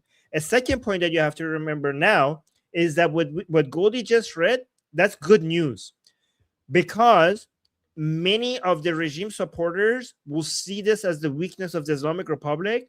This is a new red line that the Islamic Republic has crossed, saying that we will hand over their enriched uranium to America. Offering that is a level of desperation that they didn't have before. This is a new low for the Islamic Republic. Even just announcing that is going to make a lot of regime supporters feel so humiliated that we're going to see defections from the radical side, not defections just from people from the Islamic Republic to the people side. We also have some people within that support the Islamic Republic who are even more radical than the Islamic Republic, and this is going to make people defect on that other side, which is going to cause more division and more chaos within the Islamic Republic. So this is good news for us. Oh, I need to send you this link. There.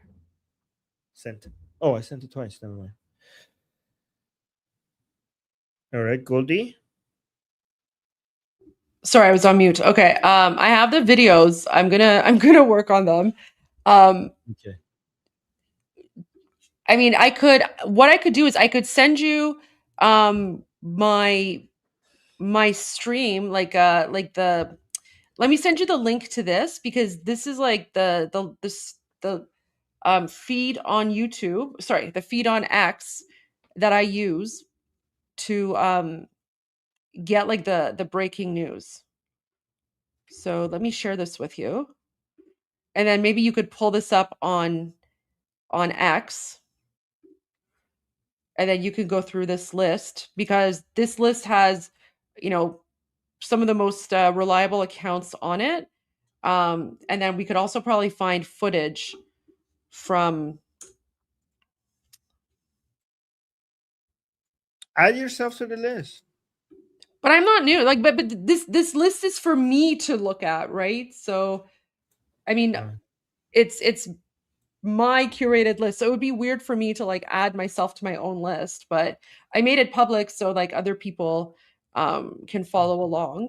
But there you go. So you can scroll through that while I work on this quick video for you guys.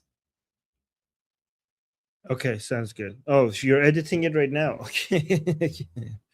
All right, so let's look at some stuff. Where is this?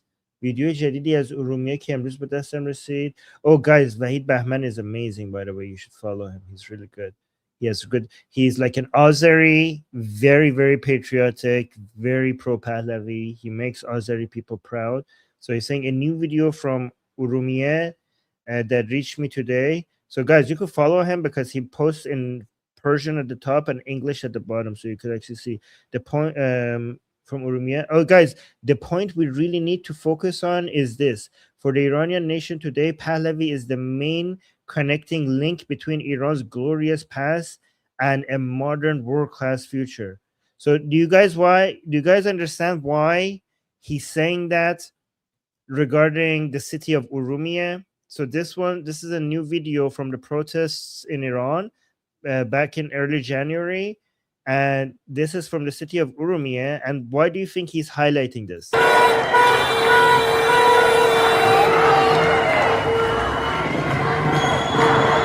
So you can see they're chanting in آخرین نبرد پهلوی برمیگرده, which means this is the final battle, Pahlavi will return. Why is this significant? Let us know in the chat. Because you guys have already heard so many chants, this chant so many times. So why is he sharing this? Why is he sharing this? What's important?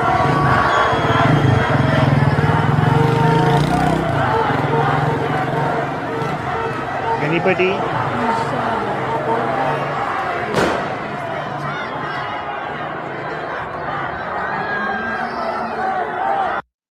Okay, I'm not saying anybody guessing why, because Urumiyeh is Azeri, okay, is basically the Turkish-speaking part of Iran, right? So because a lot of people think that the Turkish-speaking population of Iran is cessationist, they're not with Pahlavi, they're not patriotic, they consider themselves Turk more than they consider themselves Iranian. They want to secede, they're separatists and all that nonsense. And Wahid Bahman himself, being an Azeri, is sharing the protest from the city of Urumiyeh, showing that they're chanting for Pahlavi, showing that they're nationalists, they're patriotic, they're united with the rest of Iran. And this is why, for him, when he says a new video from Urumiyeh that reached me today, the point we really need to focus on is this. For the Iranian people, for the Iranian nation today, Pahlavi is the main connecting link. It doesn't matter if you're Persian, Azeri, Turkish speaking, Kurdish, Lor, Bakhtiari, Baluchi, Arab, whatever. If you're Iranian, we're all connected through one name and one name alone. we're all united. We're all Iranians, and Pahlavi is the uniting factor among us. So that's why this coming out of the city of Urumia is very significant, because it's a really strong FU to people who wanted to divide us through ethnic division. Does that make sense? Let me know if that makes sense. That's why this one was very significant. Let me retweet this. Let me know if the explanation makes sense. Okay. Oh, this is so cute. Let me watch this one. Okay, that was pretty cool. Let me see if I get any. I do, Goldie. I do have a military update video that I wanted to go through. I don't know if that's. Yeah. Please, let's do that as well. Oh, okay. Let me go get that, guys.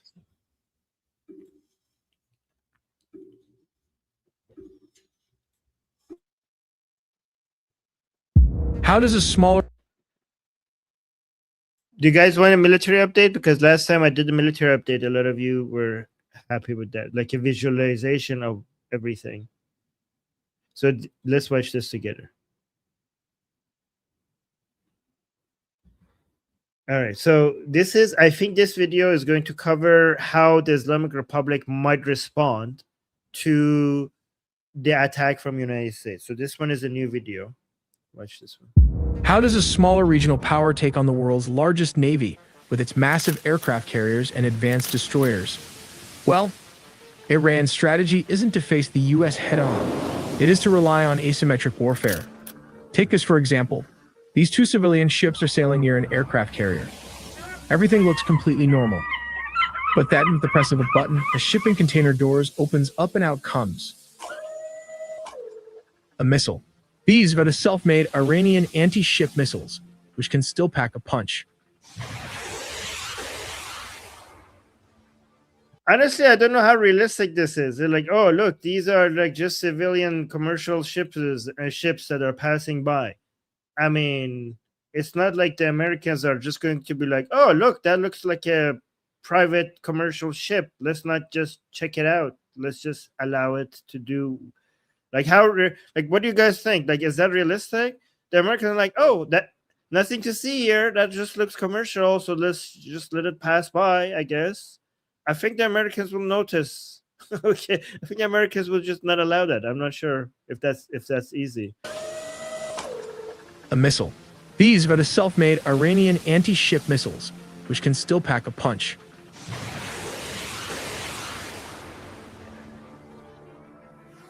This is instantly followed by a swarm of low-flying drones and fast attack boats from within the cargo ships, and not to forget the small midget submarines. Midget submarines, those are the toy submarines that we talked about. These submarines can launch torpedoes at the same time. In quick succession, it can pass through the carrier's strike group defense system and even achieve 10% impact.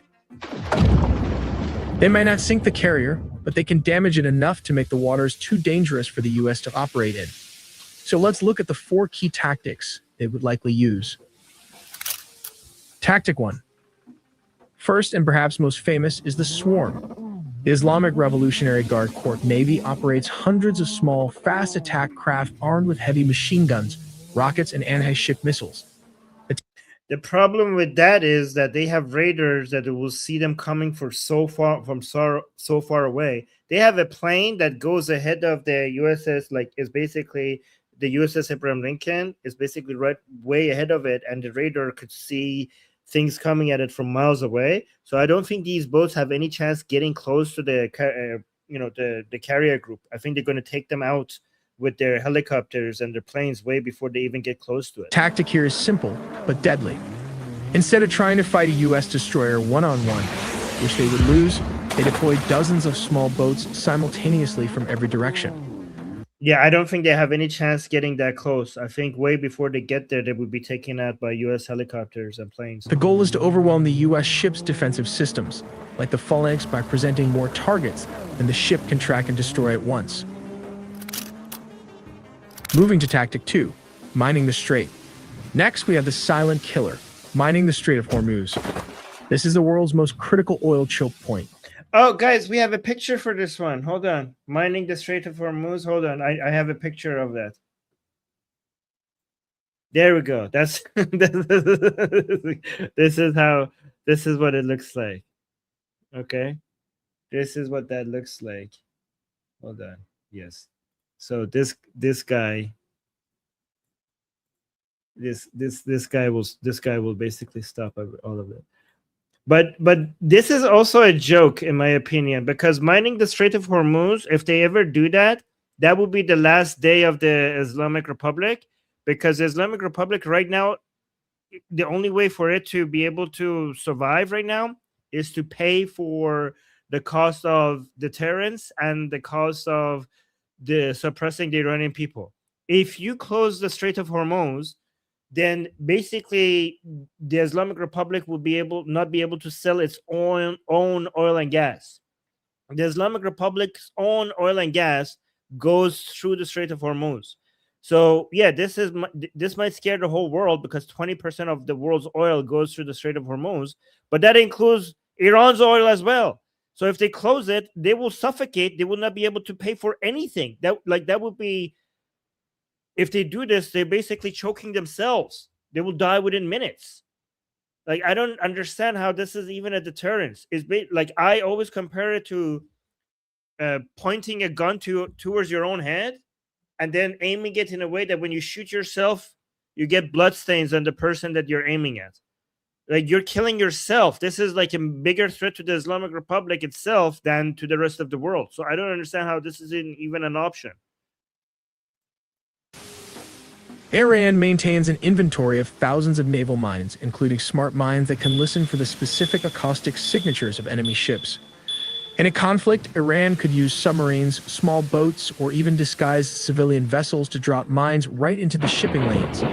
The goal here isn't just military, it's economic. This would deny the U.S. Navy safe passage and immediately spike global oil prices, inflicting massive...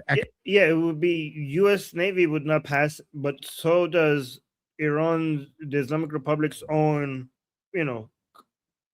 oil shipment. The U.S. Navy safe passage and immediately spike global oil prices, inflicting massive economic pain on the U.S. and its allies.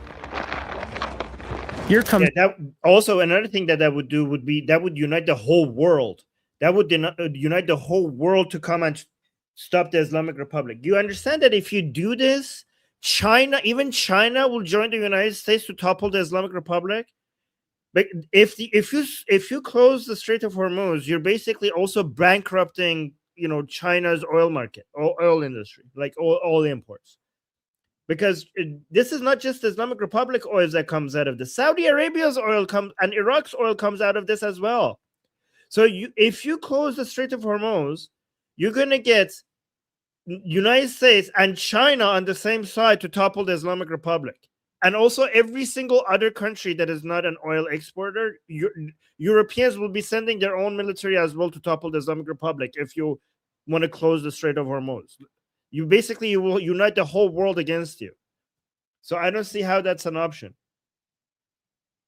Massive economic pain on the U.S. and its allies.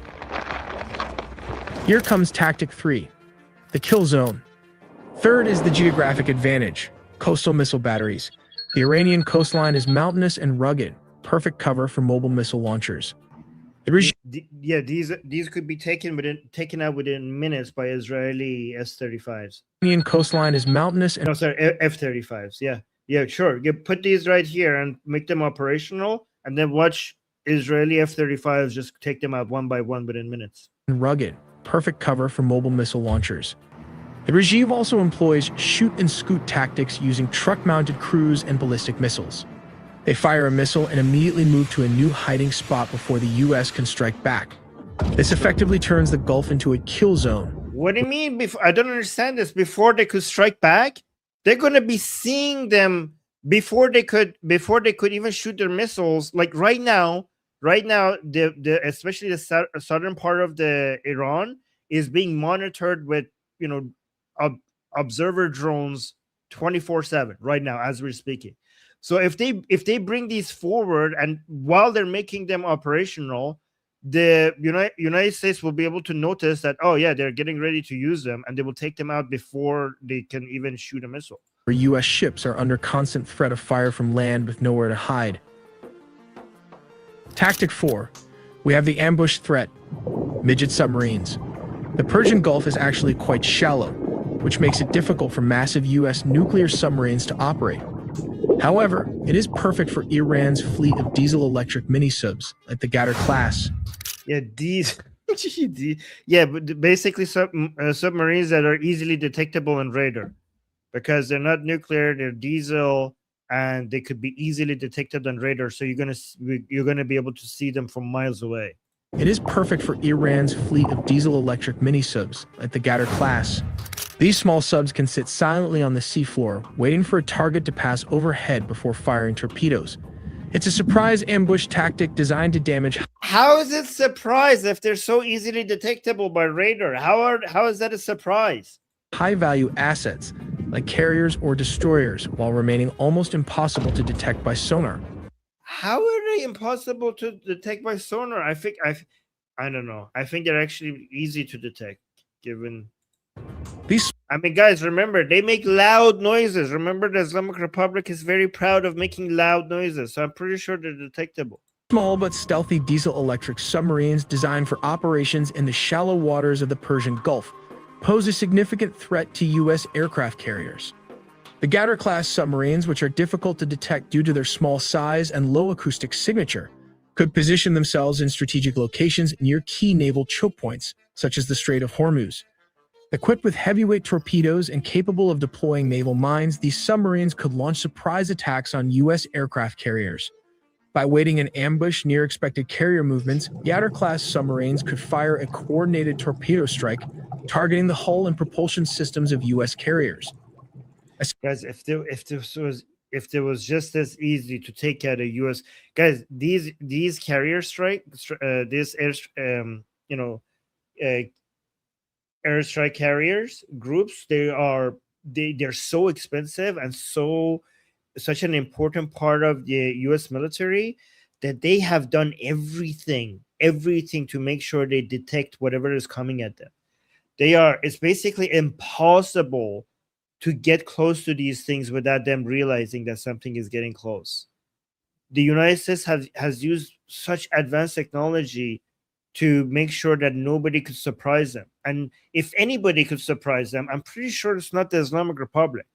Like, at least say maybe like China, like, will be able to surprise them or something like that. But Islamic Republic surprising, the USS Abraham Lincoln carrier strike group is like, I think it's a joke. Like, I don't understand what this guy is even saying. Successful torpedo strike on an aircraft carrier could disable its flight deck operations, significantly reducing the U.S. Navy's ability to project air power in the region. You know what? Actually, I support this. You know what? Yes, you can. Try it. I dare you. Guys, I take everything back. You know what? We encourage this. You can do it. Islamic Republic, we believe in you. We believe you. You can do it. Give it a try. I'm sure it will end up working out for you. So please, yes. Let's see what happens. Significantly reducing the U.S. Navy's ability to project air power in the region. Additionally, these submarines could lay underwater mines in critical sea lanes, forcing U.S. warships into predetermined ambush zones where Iranian missile and drone attacks could follow up. By the way, I don't think the carrier strike groups will even come into the Persian Gulf. Like, look at this imagery. Look at this. Additionally, these submarines could lay underwater mines in critical sea lanes, forcing... So look, this is the Persian Gulf, and these are the U.S. carrier strike groups. And this is the Persian Gulf. Like, why would they come here? They could be, like, in the south of the Sea of Oman, and they could just be there. Like, they don't need to get this close. All their fighter jets that's close enough to be able to do whatever they want inside Iran. They don't need to get this close to the shore. U.S. warships into predetermined ambush zones where Iranian missile and drone attacks could follow up. Like, yeah. First of all, three airstrike carriers? 3? How did you get 3? Like, I think they have one close to the Persian Gulf, and then we have one in the Mediterranean Sea. I don't see them having 3 inside the Persian Gulf. We already have the George H.W. Bush one close to the Mediterranean, and then we have the USS Abraham Lincoln at the Oman Sea, and I think that's already basically completely surrounding the Islamic Republic from all sides. That's good enough. I don't. What you're saying in the screen will never happen. Tactic 5. We can't ignore the aerial threat. Oh, guys, remember these drones? The video that Goldie showed with the loud noises, that's what they were showing. That's what they were showing. These are the Shahed drones. So these Shahed drones, they make, as we showed in that video, they make very loud noises. So they are also detectable for, because of that, they are pretty easily detectable from very far away. Tactic 5. We can't ignore the aerial threat. This is drone warfare. Iran has invested. Guys, like, is this a joke? What are you talking about? These Shahed drones, they're so slow. They're so slow. The only way they might work is that if you like send so many of them, like thousands of them at the same time. And remember, like, for example, when the Islamic Republic used these to attack Israel, what they didn't mention in that video is that none of them made it to the borders of Israel. I forgot to mention that to you. During the 12-day war, when they sent the Shahed drones from inside Iran towards Israel, the missiles that they sent, they reached Israel, but not a single one of the Shahed drones actually got even close to the border of Israel, let alone landing somewhere in Israel. The aerial threat. This is drone warfare. Iran has invested heavily in becoming a drone superpower in the Middle East. Like, okay, this is so stupid. Somebody's saying, you are not a military expert. Please don't underestimate the IRGC. Okay, first of all, I'm the one who has told you not to underestimate the IRGC. But this is a joke, and I don't need to be a military expert. I followed the military experts, so this is what I'm hearing from them. So please keep that opinion to yourself, because that's my opinion. You're telling my opinion that I told you back to me when it comes to not underestimating IRGC. That's what I told you. That these strategies here are a joke because of what I'm telling you. Right? But I'm not saying they're not going to be able to cause any damage. So, for example, during the 12-day war, what the Islamic Republic did was a joke. It was pathetic. However, Israelis were killed. Some buildings in Tel Aviv were destroyed. So, yeah, no, I don't underestimate them, because every life is precious. Every life needs to be protected. So, no, I don't underestimate them. But they are pathetic. They are a joke, and that is a correct analysis. And don't repeat my own statements back at me. I know what I'm doing. East. In a conflict, they would use UAVs not just for surveillance, but as loitering. Iran has invested heavily in becoming a drone superpower in the Middle East. In a conflict, they would use UAVs not just for surveillance, but as loitering munitions, essentially suicide drones. The tactic is to launch them in massive waves to crash into the sensitive radar dishes and flight. Yeah, so here's the thing. Yes, if these carrier strike groups were inside the Persian Gulf, so close to the shore, and you had thousands of them coming at them, yeah, they would be difficult to stop. Okay. However, this is why they don't get this close. And Shahed drones coming from so far away from Iran towards the Oman Sea they are going to be able to stop them exactly how they stopped every single one of them during the 12-day war before they reached the borders of Israel. So we already have seen this. If the carrier strike group ever gets this close, it will only be after they have completely neutralized all defense capabilities by the Islamic Republic. Like, guys, you don't think that the people who are manning these ships, they don't know the ability of the Islamic Republic? Do you think they're going to put themselves in a position where the Islamic Republic could do harm to one of the 11 airstrike carriers of the United States? Do you think they don't know? They haven't assessed exactly what the abilities of the Islamic Republic is? I'm pretty sure they know more than me and you. Decks of U.S. ships. The goal is to blind the fleet's sensors and halt flight operations, leaving the ships vulnerable to missile attacks. Yeah, sure. I'm sure America is going to allow this happen to one of its 11 airstrike carriers groups, and they don't know. Like, you're going to be surprised. Like, oh my God, we didn't know they have drones that they could basically take out our, fighter jets on our air. Yeah, this is going to be embarrassing for the United States, and they're not going to let that happen. Let's look at Tactic 6. The U.S. fleet relies on ports in Bahrain and air cover from bases in Qatar to sustain the... Let me actually tell you the most realistic. I don't know what other tactic this guy is going to mention, but let me tell you what's the most realistic tactic would be if I was the Islamic Republic, okay? The most realistic tactic is two things. One, okay, I cannot cause much damage to U.S. assets. I cannot cause much damage to Israel. Okay, I could cause havoc in Dubai. I could look at those tall glass buildings. Okay, Doha, Dubai, Riyadh. How about those? What if I sent like a whole, what if I, water facilities, the water facilities of Saudi Arabia, the UAE, and Qatar, if I damage those, how devastating to their economy is going to be. What about their oil facilities? What if I target their oil facilities? What if I sent 1,000 drones to oil facilities of Saudi Arabia? How about that? That is a deterrence capability of the Islamic Republic that you need to take seriously. That is one thing that I could do.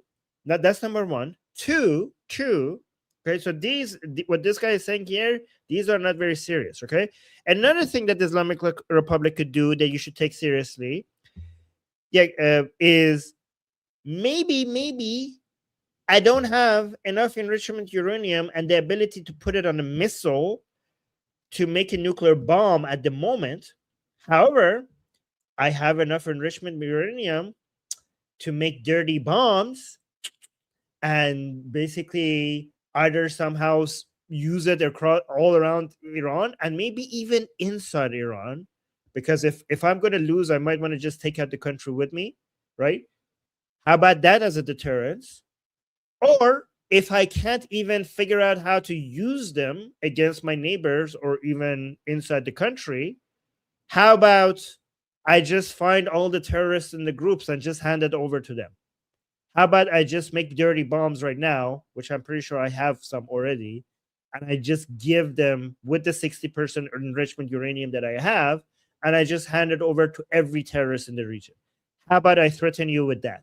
So these are the actual deterrence abilities that the Islamic Republic has right now. Does that make sense? The fight. Iran possesses the largest ballistic missile arsenal in the Middle East. We saw how that worked out for them during the 12-day war. Strategy includes massive missile barrages targeting these static headquarters and logistical hubs. The goal isn't just to destroy buildings, but to deny the U.S. Navy the fuel, ammo, and command support it needs to stay in the fight. If the ships have nowhere to dock, they can't stay in the Gulf. Iran's military strategy for... but the ships don't need to stay in the Gulf. They could, like, guys, you see down here, that's the Oman Sea, Darya Oman. If they're just somewhere down here, they're gonna. That's enough distance. That's a small enough distance for their fighter jets of United States to be able to do whatever they want. Okay. Also remember that up here they also have access from the airspace of Iraq and Syria. Given that they have no ability to stop anything coming from their airspace and they can't even detect it, everything could go from there as well. You don't need to be in the Persian Gulf. If the ships have nowhere to dock, they can't stay in the Gulf. Iran's military strategy for targeting U.S. air bases in the Middle East would likely rely on a coordinated, multi-domain approach. By combining its missile arsenal, drone capabilities, and proxy forces, Iran aims to overwhelm... What proxy forces? Hezbollah is beheaded. Hamas is beheaded. The Houthis have been beheaded. I mean, they're still there, but their latest assessment showed that they have 20% of their earlier capabilities. So there's enough proxy groups available to basically give them a dirty bomb and make make them spread it around the region, but not enough for them to fight on behalf of the Islamic Republic and defend them. They have you have Ex-Shia coming from Iraq killing Iranian people, but that's all they know how to do. They're not going to be able to do much against against Americans. Combining its missile arsenal, drone capabilities, and proxy forces, Iran aims to overwhelm American defenses and inflict significant damage. Among the high-value targets, Iran would likely prioritize our Al Udeid air base in Qatar. Well, that has already been emptied, so what would that do? The Al Udeid base in Qatar hasn't that been evacuated? Or did they refill it again? Naval support activity, NS at Bahrain, multiple U.S. military bases in Iraq, and Al Dhafra Air Base in the United Arab Emirates. This approach reflects Tehran's broader strategic objectives, deterring U.S. military intervention, retaliating. Guys, this is actually I think my response to this video is very educational. Anybody who doesn't understand the value of me responding to this, like you don't understand what I'm doing. This is actually very helpful. Broader strategic objectives, deterring U.S. military intervention, retaliating decisively in the event of conflict, and asserting its influence across the region. One of the most probable targets in a direct confrontation is Al Udeid Air Base in Qatar. I don't understand Al Udeid Air Base in Qatar. Like, they have evacuated. Like, guys, can somebody correct me? Did they not evacuate it? Like, what would that do? That would not do anything. As the largest U.S. military installation... Did they evacuate this? Can somebody check this? Partial evacuation? Okay. In the Middle East, it hosts around 8,000 American troops and serves as the regional headquarters for U.S. Central Command. Yeah, they're not relying on this anyways, because Qatar and Saudi Arabia don't want to allow the Americans to use their bases and their airspace for any attacks. This is the whole point of bringing the airstrike carrier strike groups, because they can't use their bases of Saudi, on airspace of Saudi Arabia, Qatar, and Bahrain and stuff like that. The base plays a crucial role in supporting air operations across the region and is a No, it doesn't, because Qatar is not allowing it, unless they're lying. Central pillar of the U.S. military presence in the Gulf. What is it? Does this guy not know that Qatar is not allowing the Al Udeid air base to be used for this war? To strike Al Udeid and similar bases, Iran could deploy ballistic missiles such as the Fadi-110, which has a range of about 300 kilometers. Guys, if I was the Islamic Republic, I would be threatening the city centers rather than the military bases, just to get Qataris and the Emiratis and the Saudis to use their lobbying power in Washington, D.C. to stop this war from happening. I would somehow leak the information that I'm thinking about targeting populated city centers rather than air bases, military bases. That's what I would do if I was the Islamic Republic. QN1, capable of reaching up to 800 kilometers. If it uses a proximity... I mean, by the way, guys, I'm not just saying that because out of nowhere. The Islamic Republic has marketing videos saying that, oh, those are some really beautiful, nice, tall glass buildings that you have. It would be a shame if something happens to them. This has actually been the narrative of the Islamic Republic. Okay, Goldie, you go ahead. I was just going to say, when you're done, I have a new statement from President Trump. Well, that's a higher priority. Should we just jump to that right away? Okay, so Iran International. So President Trump said this to Fox News. So I'm going to see if I can find the Fox News article. So apparently, U.S. President Donald Trump told Fox News, it is true that Iran always wants to negotiate without being clear to one end, but they are negotiating, so we'll see what happens. The last time they negotiated, we had to take out their nuclear, didn't work, then we took it out a different way, and we'll see what happens, Trump said on Saturday, which kind of goes to like what I've been saying about, when President Trump talks about negotiation, he doesn't mean like, settling, right? Right. Look at this. So President Trump on Saturday posted a video showing heavy police presence in Tehran and reposted a comment that said, happening now, Tehran, IRGC are in panic mode, fully pooping their pants. Yeah, that's actually really funny that President Trump posted an image that says fully pooping their pants. Reports. Okay, but where's the actual? All right, I'm gonna see if I can find the Fox News. I'm gonna try to find the Fox News clip where President Trump said that. But this is breaking. But I just wanted to share this really quickly. Are you ready? Enrichment, yes, and our defense capabilities are our legitimate rights. As a full and committed member of NPT, we have every right to do enrichment for peaceful purposes. And you cannot tell another country that you shouldn't exercise your right, otherwise you will be attacked. We are 2 months away from enriching weapons-grade uranium to be used for peaceful purposes.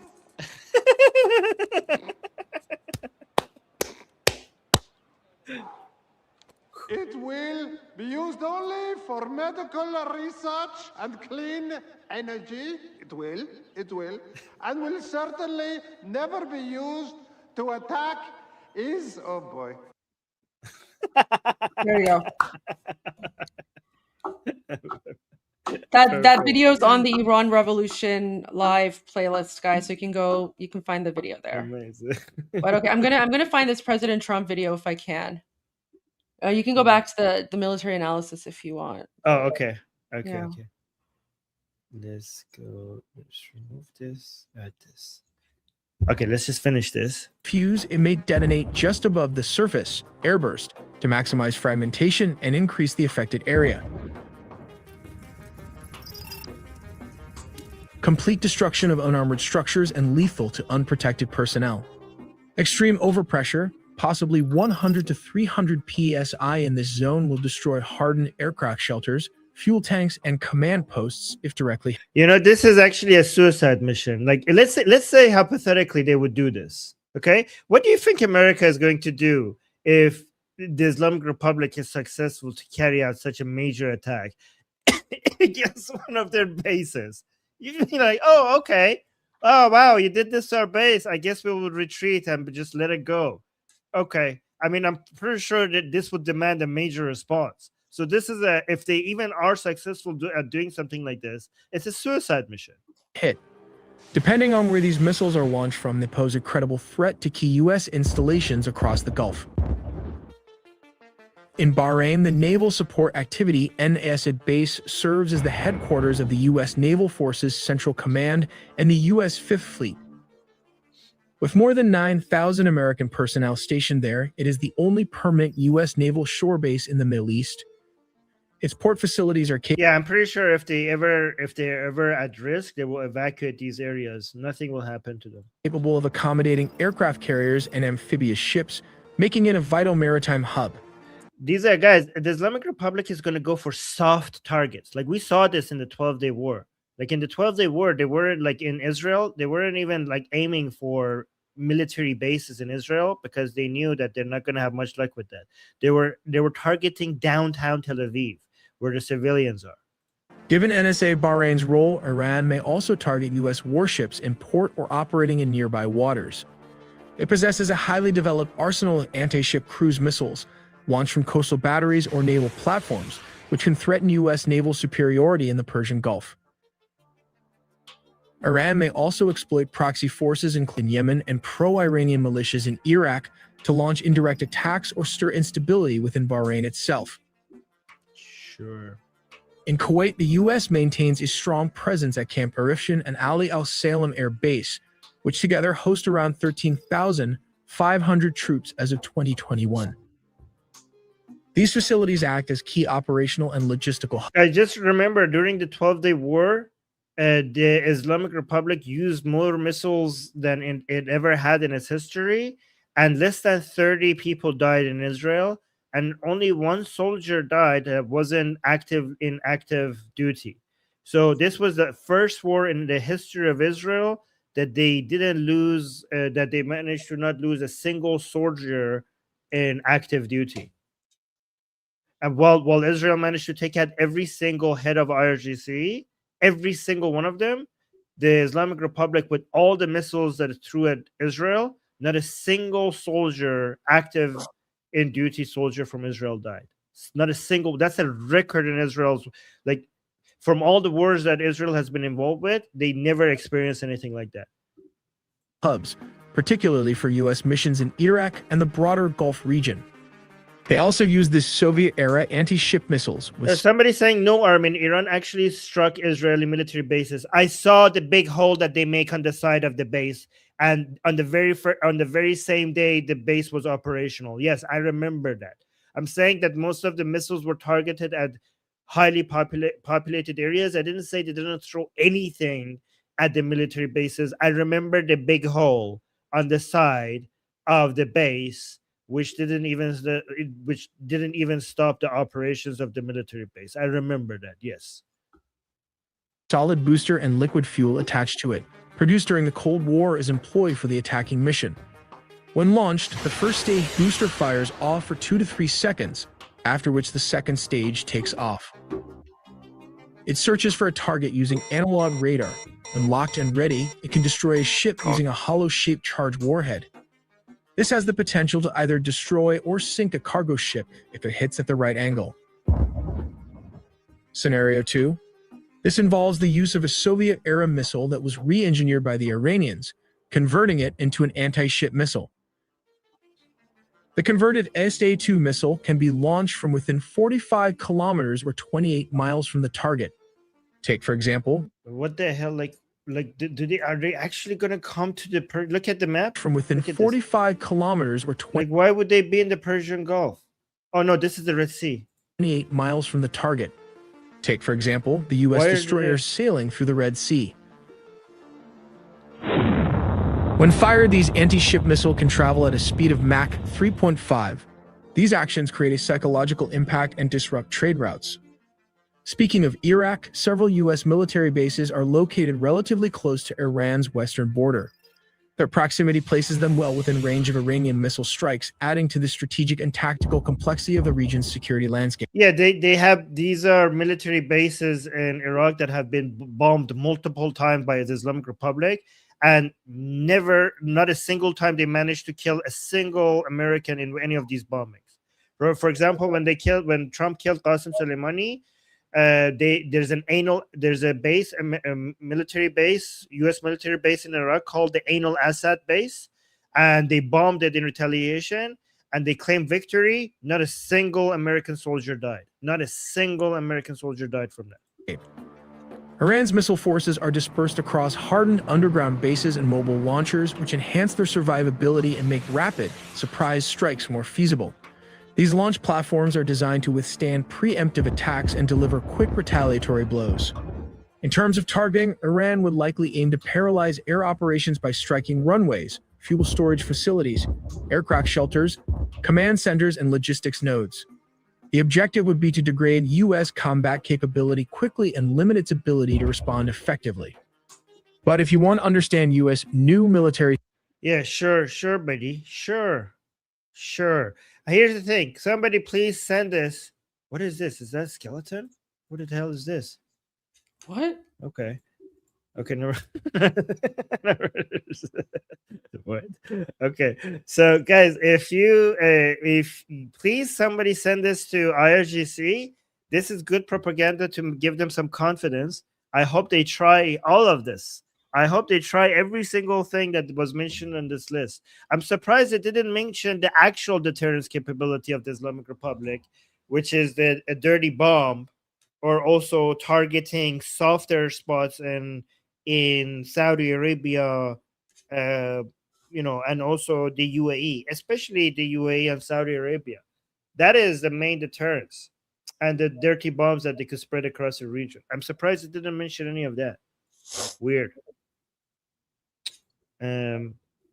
Goldie, let me see. I have some. Do you want to do the Masih Ali Najad one? Yeah. Because that's really important, guys. We need to. So the curly-haired woman. Remember the one who went to the UN, the one that's like part of the controlled opposition. She is like freaking out on Iranian TV, and it's we need to show this to you guys, and Armin's going to translate for you because that's really important. And so I just want to so I see Major here. So Major, we'll come back to you. I think you want to give a military analysis on that. We will get back to you. So what we'll do is, if you don't mind, when Armin goes to do his group discussion, then I'll bring you on, and then we can go over that. And then Armin, if you could also maybe just send me the link to that military analysis video that you just That was bad. That was bad. I don't know. That was like garbage. Well, send it to me anyway, so that if we wanted to reference it during your group discussion, we can. But then at least that way, like when you're doing your group discussion, I'm not like working on breaking news, right? Because I want to save the breaking news. Yeah, I think the Major would have much better analysis. Oh yeah, I agree. What that video? Yeah. So yeah, Major, if you can come back, let's say, Armin, when's your group discussion? 3:00? In 1 hour. 1 hour? Okay, yeah. So Major, if you can come back maybe an hour and a half. Because when Armin does his group discussion, I'm going to take a quick break as well. And then we can come back with that. Okay. Thank you. Appreciate that. Sorry, I didn't even realize you were there. I was focused on the videos here, editing the videos. But yeah, I want to go to Masih Alinejad. That's really important, guys. All right. Because she exposes herself on on Islamic regime, or sorry, not on Islam. She exposes herself on Iran International. Guys, this is what we mean when we tell you that like these snakes, they say one thing in English and then they say another thing in Persian. And then you know what's really interesting? Well, let me pull up my tweet about it first really quickly, just to show you guys. So I shared this, like I uploaded this video. Where is it?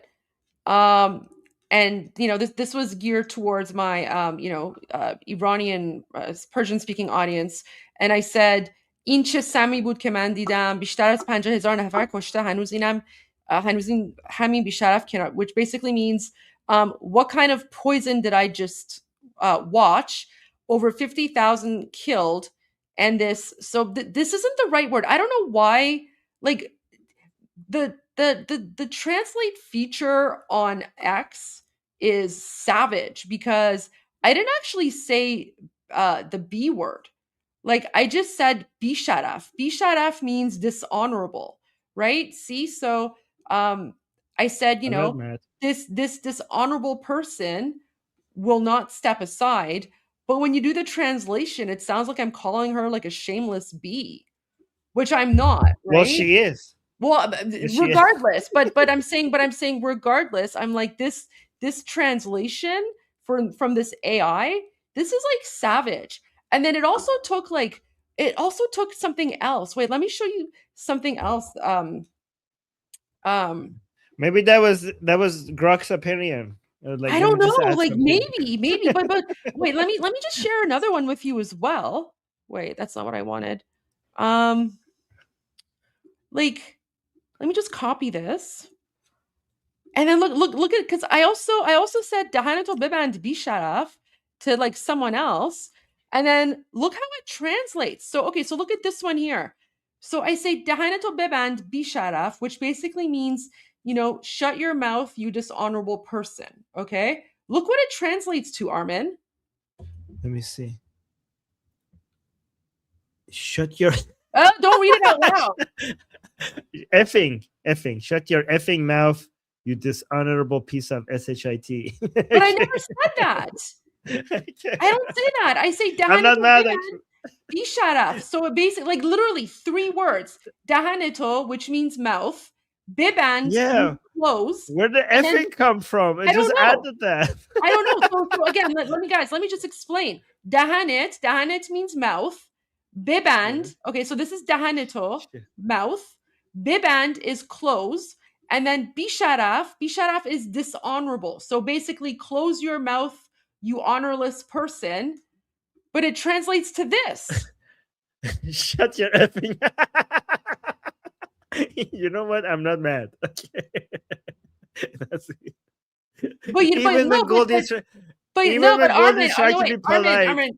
Armin, the problem here is that now these Islamic regime people, they're taking screenshots of this translation and they're claiming that I'm swearing, even though they speak Persian, right? So they know that I'm not swearing, but they're So using Goldie, the you might AI. as well just join our root people. Like No, they're- no, but that's not. I'm just kidding. I'm That's kidding. not who Yeah, I I know. am. I don't like swearing, I but I know. just wanted to Kidding. no, but let me just finish. I just wanted to point this out because this is very strange for Grok to like just take like these 3 words and then translate into this because I've never said this, but now people are taking this and they're screenshotting it and they're saying that like I'm going around swearing even though they know that the original meaning in Persian, I'm not swearing whatsoever. Like I'm not using any rude words. But these people are now like trying to smear me by claiming that I'm going around swearing and stuff. So anyways, I just want to point that out, which I think is insane. But then it goes back to like this one here, like this translation for this person as well, right? Like again, it puts in the B word. So I don't know. There you go. But this is how much Iranians despise this person. See, so like I posted this last night. It already has like 7,000 likes, over 1,000 like retweets, and then a lot of comments, right? Anyways, Armin, did you want to bring up the full version so you can translate? Yeah. Oh, I mean, I'm not gonna do all the 17 minutes. I'm Oh just gosh, gonna do no. the Pahlavi part. I'm gonna do the Pahlavi part. Did you just want to use my video then? Because my video No, is about that's not 3 complete. minutes. Oh, it's not complete. That's not Okay. complete. Okay.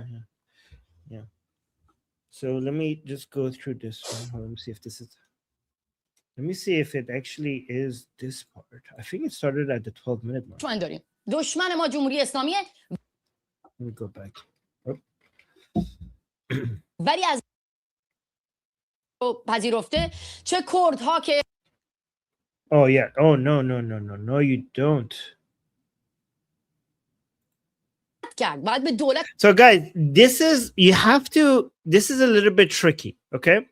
Because if you listen to the translation of what she's saying, the translation of what she's saying, you might think that, well, this is not that bad, right? So you have to be Iranian and also have to be familiar with the couple of years of politics that has been competition between the fact that she's been trying to show herself as a leader and to dismiss Princess Pahlavi as a leader.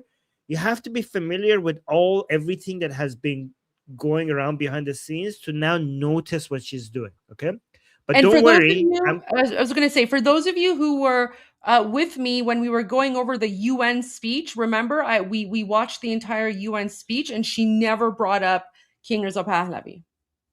Yes. Also, when she was by the way, Goldie, you saw that she was also invited on Piers Morgan after you, right? Oh, was she? Wow. Yeah. So Piers Morgan invited her, and Piers Morgan was praising her nonstop, right? And she kept on saying that I'm the voice of the Iranian people, and Piers Morgan was also confirming that she's the voice of the Iranian people. And I was wondering, like, if she's the voice of the Iranian people, why is she not mentioning Princess Pahlavi a single time on Piers Morgan, given that the Iranian people are dying to let the whole world know that they want Princess Pahlavi? So how could you be the voice of the Iranian people if you're not telling? Listen, I cannot criticize Piers Morgan for that. This woman has brainwashed a lot of people, so we cannot criticize non-Iranian media for not knowing, because she does know, but we these people have infiltrated for decades, right? So I'm not going to criticize Piers Morgan because she has this is what she does. But at the same time, Piers Morgan has also interviewed King Reza Pahlavi several times. Piers Morgan invited me to be on his show to speak about Iran. In fact, he had me on like his opening episode for the new season, right? So that's a really big deal. So we cannot. I don't think it's. So when you go back there, Goldie, can you let him know that this woman is garbage? And listen, if it comes up, I will. But honestly, like it's like that's getting into too much in like internal Iranian politics, and ultimately like we Iranian people, we already know that we don't want her. So like she only has a media like presence in non-Iranian outlets, right? So it's honestly like if I did that, it would just it would confuse people, and it would just make me look like I'm attacking people. So I don't do that. I just ignore those. By the way, there's a banging noise that is coming from that's your me. side. Sorry, that's me. All right. So okay, let's go. که ترامپ به رهبرای کشور اروپایی بگین باید ما کولیشن اپوزیسیون دموکراتیک رو راه میندازیم، ما انتخابات برگزار Let's go back from here. I'm going to say میکنیم. ما قدرت این که علی خامنه‌ای رو به زیر بکشیم I'm not going to translate the parts that are not relevant, okay? رو داریم. رهبرای ما باید در درجه اول با رهبران کشورهای با خود اسرائیل Let me go actually to the 8-minute mark. No, that's too much. So right now she's basically just trying to say that our leaders, plural, and I'll tell you why that's significant, need to be talking to the leaders of European and Western countries. بکنیم از اسرائیل و آمریکا الان. ما باید طلبکار باشیم. چرا؟ چون مردم داخل تروریستاشون رو از خاک کشورشون بندازن بیرون. تو خودت توی خود انگلستان داری میبینی تروریستا دور ایران اینترنشنال دارن واقعا نه اینکه به معنای واقعی عقش رو بگیریم که اگر آمادگی این رو نداری سپاه رو تروریست. So again guys, here this part it seems like she is saying good words because she's saying that we need to make the leaders of Western countries get them to attack the Islamic Republic. So to an untrained ear this might seem like, oh, she's saying good things. Right? اگر آمادگی این رو نداری که اپوزیسیون رو به رسمیت بشناسی، شما رو باید شرمسار کرد. همه حرفم اینه. So she's basically saying that if you're not going to take a position against the MEK, we have to shame you. ایرانی هر کدوم. No, sorry, not the MEK, the Islamic Republic. We have to shame you. چه من روزنامه‌نگار فعال مدنی که آقای پهلوی که اعلام کرده دوران گذار رهبریش رو پذیرفته، چه کردها که اعلام کرده. So she's saying either me, like look at this is very sneaky.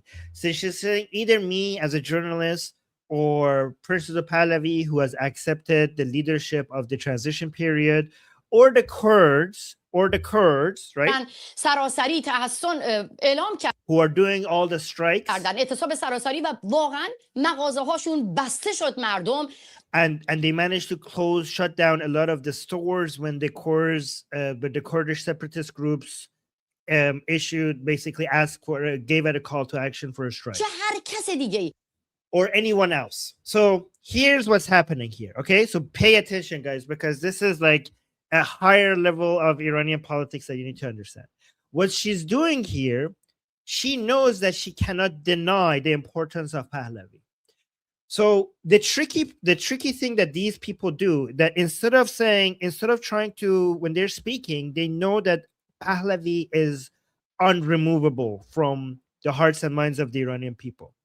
So instead of removing him, she's trying to make her equal to other leaders and other people. So she's saying either me with what I'm doing, or Princess Pahlavi with what he is doing, and then she talks about the Kurdish parties. And please understand, this is one major reason why we hate her, because the Kurdish parties that she is highlighting here, right alongside the name of Pahlavi, and she's talking about how influential they were when it comes to their call to action for strikes and then people closing their shops and participating in the strikes. First of all, she's full of crap, because for two reasons. First, she's talking about Kurdish parties that are separatists, that are secessionists, that do not represent the patriotic Kurdish Iranians inside Iran. Kurdish Iranians hate these parties because they're separatist, because they're anti-patriotic, because they're not united with the rest of Iran. Iranian Kurds are patriotic, and they're Iranian before they're Kurdish, and they support Princess Pahlavi.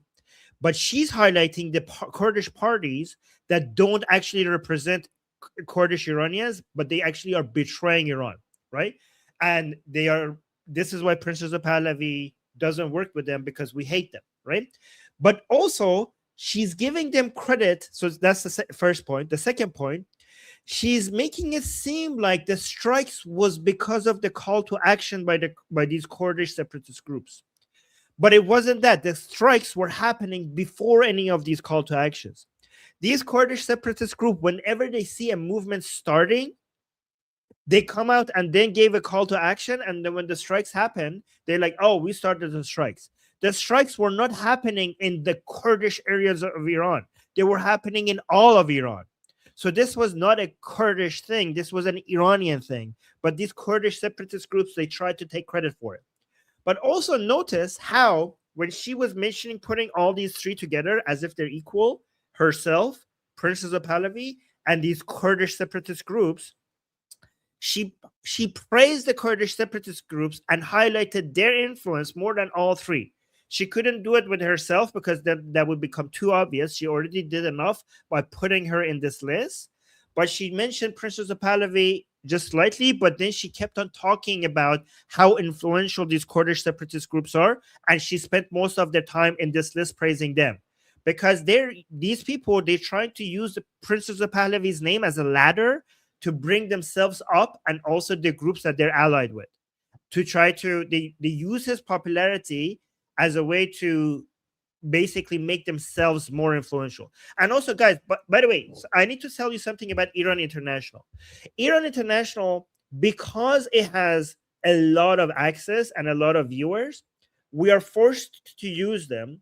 And honestly, they do a better job in verifying a lot of the information.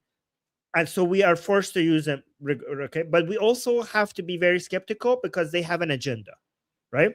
So Iran International, we have to use them because they have the resources. They have to actually be good at verifying information because they need to use their credibility because they do a good job at verifying information. So because they have more resources than other people to verify information, we have to use them, right? However, you have to also understand that Iran International has an agenda of making non-Pahlavi leadership, highlighting non-Pahlavi leadership. So they have no choice but to accept that Pahlavi is number one, but they also keep trying to give platform to leaders who are not Pahlavi as a way to engineer, to basically make artificial popularity of people who are trying to compete with the Pahlavi name. They have done that with cessationists. They had done that many times with the MEK. They do that with the Kurdish separatist groups, and they have done that a lot with Masih Ali-Nejad. And we see that, and we are aware of the fact that they have that bias. So I'm not saying that we should dismiss them because honestly, there's very little alternatives to Manitou and Iran International when it comes to verifying information. But you also have to be mindful of the fact that they have this agenda. So that's another information that you need to know. Let me know if this is, guys, let me know in the chat if what I'm saying is clear and if you understand everything and if this is helpful, okay? Also, Iranians in the chat, let me know if you agree with this whole not binary 0 100, like, because some people really hate Iran International and think that we should completely boycott them.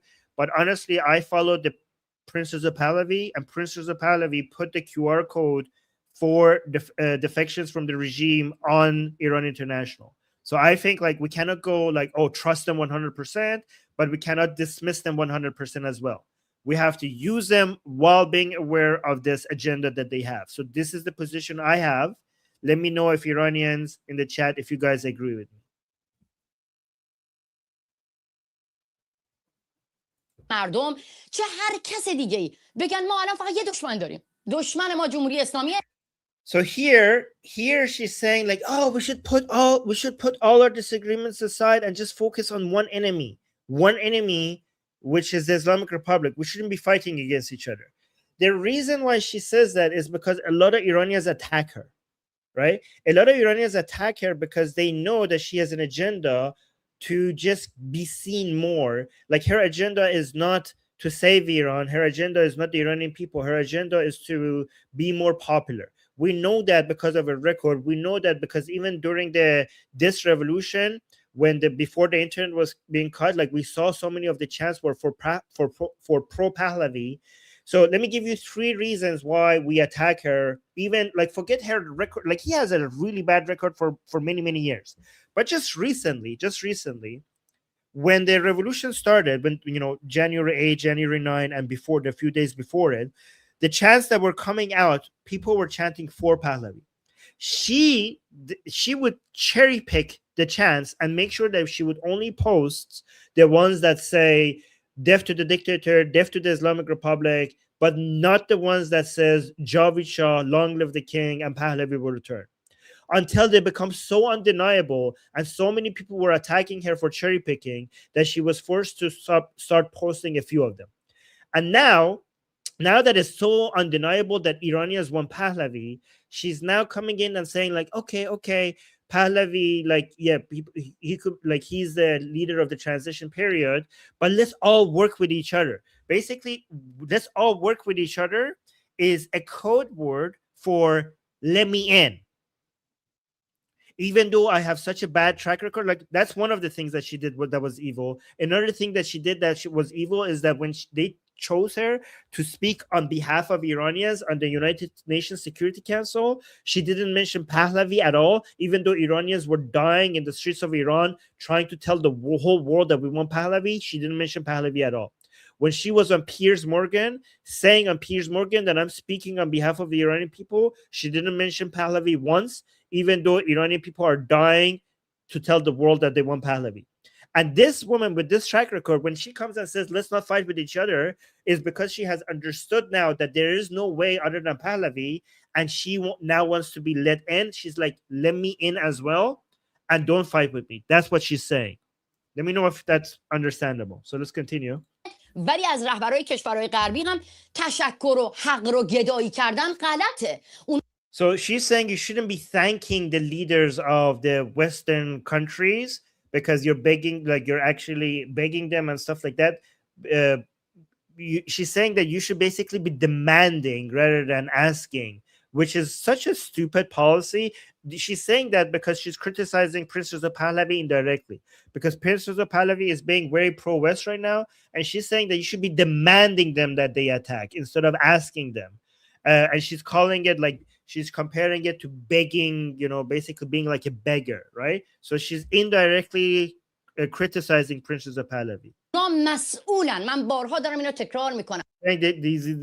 The Western powers, they have the responsibility to attack. So don't ask. So she's saying we don't want charity from you guys. I said that as well, but not in the rude way that she's saying. I talk about it as this is not charity, this is cooperation. But she's saying this is not charity, this is your responsibility. That tone does not work. That tone seems like you're so full of yourself, and it actually turns off Western people. If you tell like, oh, Western people, it's your responsibility to attack. We're not going to ask you. We demand that you attack. Like, that is not going to work. That is like going to turn people off. So I say we're not asking for charity. We're asking for cooperation. She's saying we're not asking for charity. This is your responsibility. That is not a good way to attract Westerners on your side. میگم آقای ترامپ، این کسی که میخواسته منو ترور بکنه باید اعلام بکنه که شما رو هم میخواسته ترور بکنه. دنبالش رو نیفتیم بریم میگه نه این ترور دروغه. من باید یقه ترامپ رو بگیرم. Okay, this part is too much detail. I'm not going to go through this part because then I'm going to be for hours. So شما هم باید کنار ما وایستین. ما هممون زخم خورده یک حکومتیم. هممون قربانی یک we are all victims of the same regime. حکومت متحجریم. وقتی برید یقه ترامپ رو بگیریم بگید فلان کس ترورش دروغه، فلان کس نمیدونم بز کوهیه، فلان کس نمیدونم استبداده، فلان کس به ما میخندن که مردم. So this is so funny. She's saying that we shouldn't be attacking each other. If you come and insult me, and then also that's wrong. If some people go and say somebody is a dictator, that's wrong. So she's suggesting that the people, we shouldn't be attacking Prince Reza Pahlavi, saying that he's a dictator, but you shouldn't also be attacking me as well, right? So she's trying to put herself in the same level as Prince Reza Pahlavi, and it's actually becomes very pathetic because soon she's going to attack Prince Reza Pahlavi.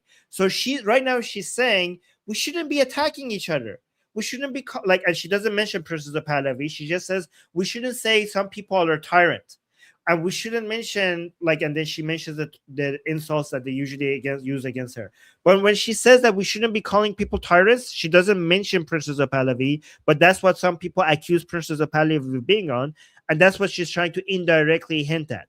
But it's so now she's saying let's not attack each other, but wait for a few minutes, she's going to attack Prince Reza Pahlavi right after she said that we shouldn't be attacking each other. So watch this. دارن کشته میشن شما از هر گروهی دارین یقه همدیگه رو میگیرین.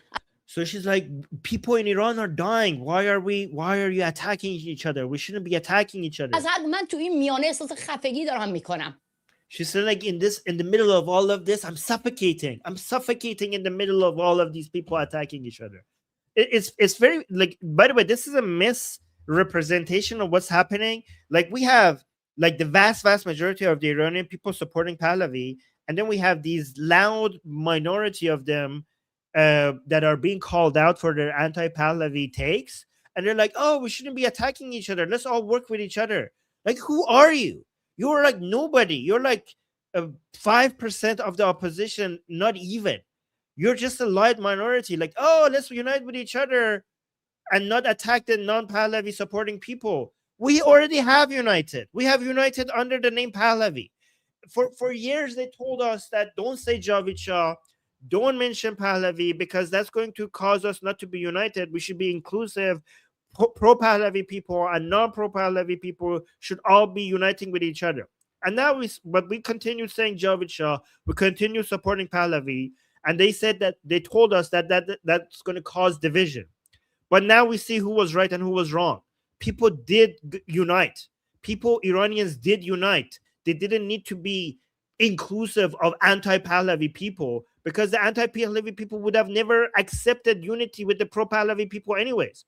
We got united under the one flag and under one name, which is the Pahlavi name. So people who accuse us of sowing division because we wouldn't work with the anti-Pahlavi people, that they're full of crap, because the anti-Pahlavi people are allergic to the name Pahlavi.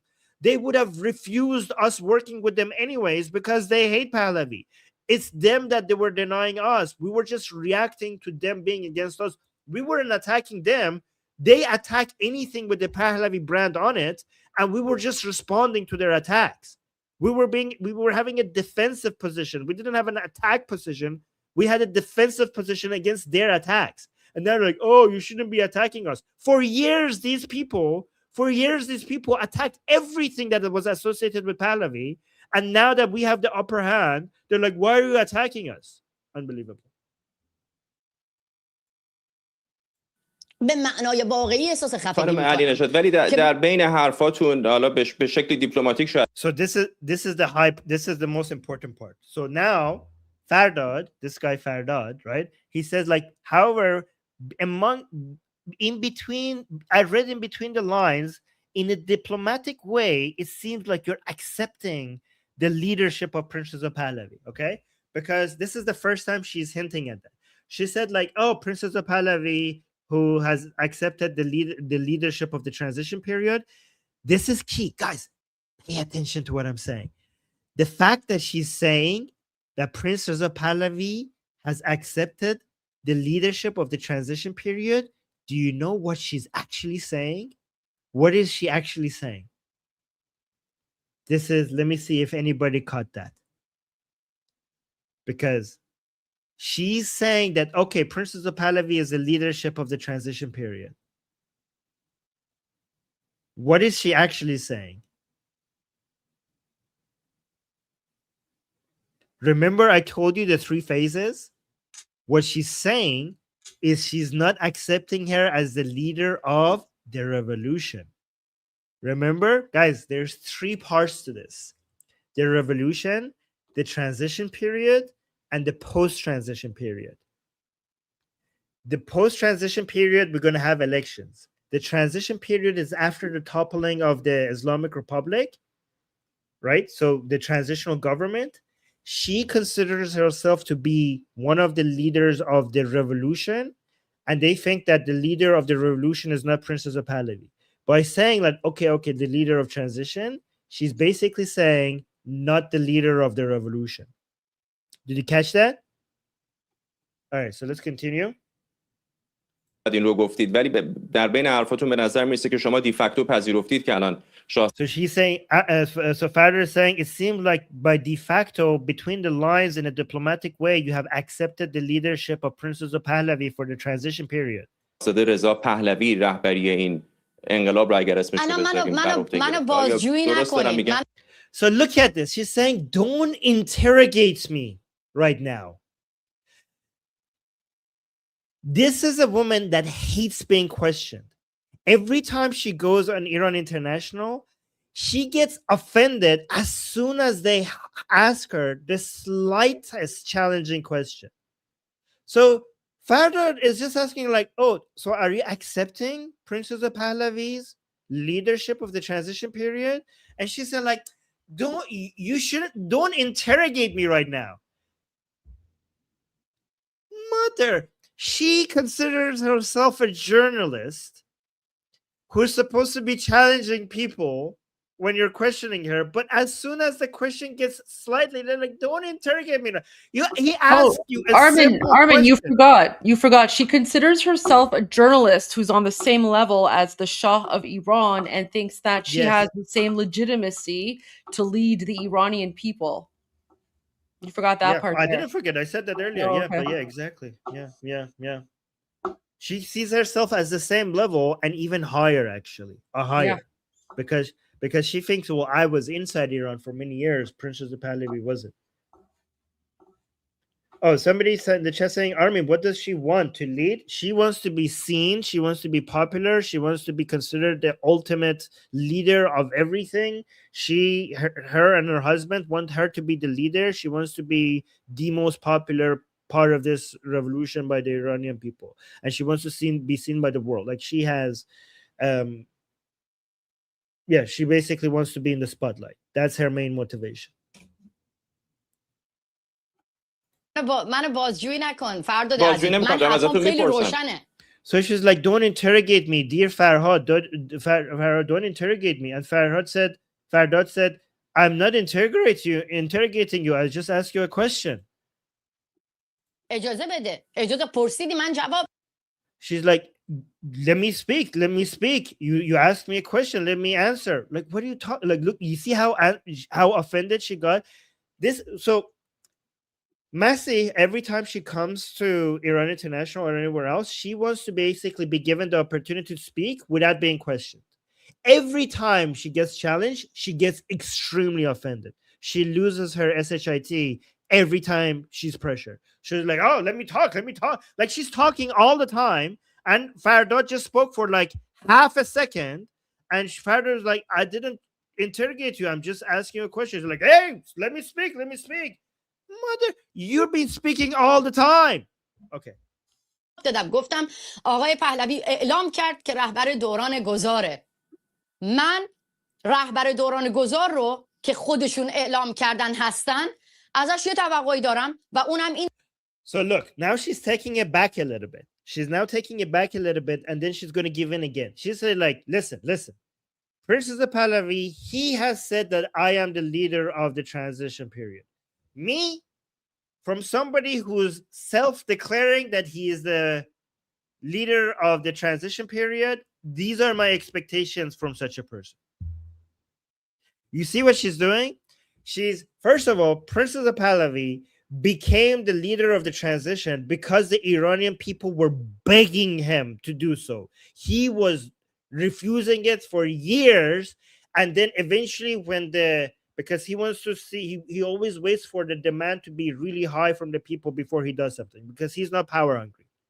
So Princess Pahlavi didn't just come and self-declare himself as the leader of the opposition, like Masih is saying. She's saying, all right, well, let's see. Like Masih is saying, well, he came out and said, I'm the leader of the transition. So if he's the self-declared leader of the transition, self-declared, you understand how, I can't swear because Goldie, you understand how misleading that is? You understand how misleading that is? He's not self-declared. He has been declared the leader of the transition people, of the transition by the Iranian people. And now she's saying, well, these are my expectation for somebody who considers himself to be the leader of the transition. Oh, really? Let's see what her expectations are. So she's basically she's saying, okay, you're the leader, but these are the things that you should be do if we want to consider you the leader of the transition. That's what she's saying. So let's listen to that. که یک در واقع کولیشن دموکراتیک تشکیل بده، دولت در سایه تشکیل بده الان. So her expectation is for the leader of the transition to create a coalition, a democratic coalition, as a government in a shadow government, you know, a government in exile. و آقای نتانیاهو، آقای ترامپ و همه رهبران کشورهای غربی رو وادار بکنه که رهبری ایشون رو بپذیرن. And to obligate the Netanyahu and Trump and all the leaders of the Western world to accept his leadership. This is what he expects. So, guys, remember when they say democratic? First of all, democracy doesn't make any sense during the revolution. Democracy is what you have once the revolution is over, and then you have a ballot box, and then you have votes for people to choose. You don't have democracy in the middle of the freaking war, right? You don't. Democracy is something that you have after you're successful with your revolution. But what these people say, that because you can't have ballot boxes in the middle of a war, right? So, but what these people mean when they say democracy, for these people, democracy is code word for let me in. That's what they mean. When these people, so these people's understanding of democracy is different from what our understanding of democracy is that when eventually we have a government, people will choose their representative. Their understanding of democracy is that if you don't let me in, you're not being democratic. So that's what she means. And also, building a coalition, Princess Pahlavi has built a coalition better than any of you ever had managed to. It's the best coalition of all the people who are united under the name Pahlavi and under the flag, the Lion and Sun flag. So, yeah, we already have a coalition of all the pro-Pahlavi people. And yes, he is already more in touch with the leaders of the free world more than anyone else. And how are we going to force them to accept his leadership? Like, put a gun to their head? Like, what are the unreasonable expectations she has? Like, oh, you have to force them to accept your leadership. So she's basically putting an unachievable standard. So basically, what she's suggesting is that if they have not yet accepted your leadership, if Trump and Netanyahu, for example, having come out and accepted that you're the leader of the opposition, you're the leader of the transition period, you have failed. She's putting an impossible standard out there to suggest that Prince Pahlavi has failed. The reason why that's an impossible standard is because Trump and Netanyahu, if they come and say that, oh, right now is too soon. If they do it right now, then the narrative would be that their leader, the Iranian people's leader, has been chosen by Americans or Israelis. That's not the narrative that we want. So as long as Netanyahu and Trump just say that whatever the Iranian people decide, that's good enough for now. It's too early for them to come and say that, oh, Prince Reza Pahlavi, we accept his leadership, because then he's going to look like he's handpicked by the Americans and the Israelis. That's not what we want right now. And they should just say the Iranian people decide. And because she knows that, she's putting that standard out there to suggest that Prince Reza Pahlavi is failing because Trump and Netanyahu haven't accepted him as a leader yet. Guys, do you like these I think we're getting into a lot of details here. Do you guys like these explanations? I think you guys are becoming experts in Iranian politics. زن زندگی آزادی تمام تصمیمم گرفته بودم که تلاش کردم به آقای پهلوی زنگ دادم به تک تک کسانی که فکر می‌کردم میتونن متحد بشن بعد از 40 سال و بعد She's saying for years I have been working so hard. I've been calling everybody, including Princess Pahlavi and other people, thinking that we could be united. Again, united means let me in. از هم پاشیدن همه آقای But they all got separated from each other. It all broke apart. پهلوی رفت، حامد اسماعیلیون رفت. Like she's lying here. She's saying Mr. Pahlavi left, Hamid Ismailion left. She doesn't mention what happened. First of all, Princess of Pahlavi didn't leave. It was Hamid Ismailion was the one who left because he was angry with Pahlavi because he's an MEK reformist connected person who always hated the name Pahlavi, and he left because he didn't like him. That's why that broke apart.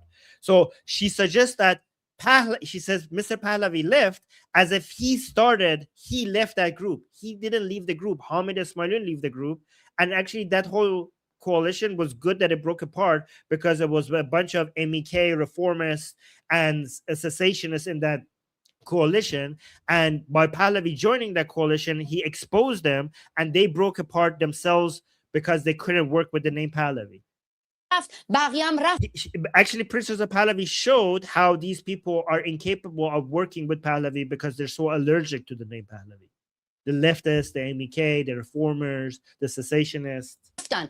دیگه از اون به بعد من امتداد صدای این مردمم. Look at this. She's saying after that I have been the voice of the people. I'm the continuation of the voice of the people. She considers herself the continuation of the voice of the people in Iran, even though the Iranian people are dying for the name Pahlavi, and she doesn't mention that. در بین اون اعتراف شعرهایی که بودن اسمی رو که مردم در خیابان‌ها فریاد زدن اسم شاهزاده رضا پهلوی بوده. So Farder is saying yes, but people in the streets, the name that they're shouting in the streets is the name Pahlavi. It's the name Princess of Pahlavi. That's what they're shouting in Iran. خب من چیکار کنم الان؟ Look, she's getting so annoyed. She's saying like, well, what do you want me to do now?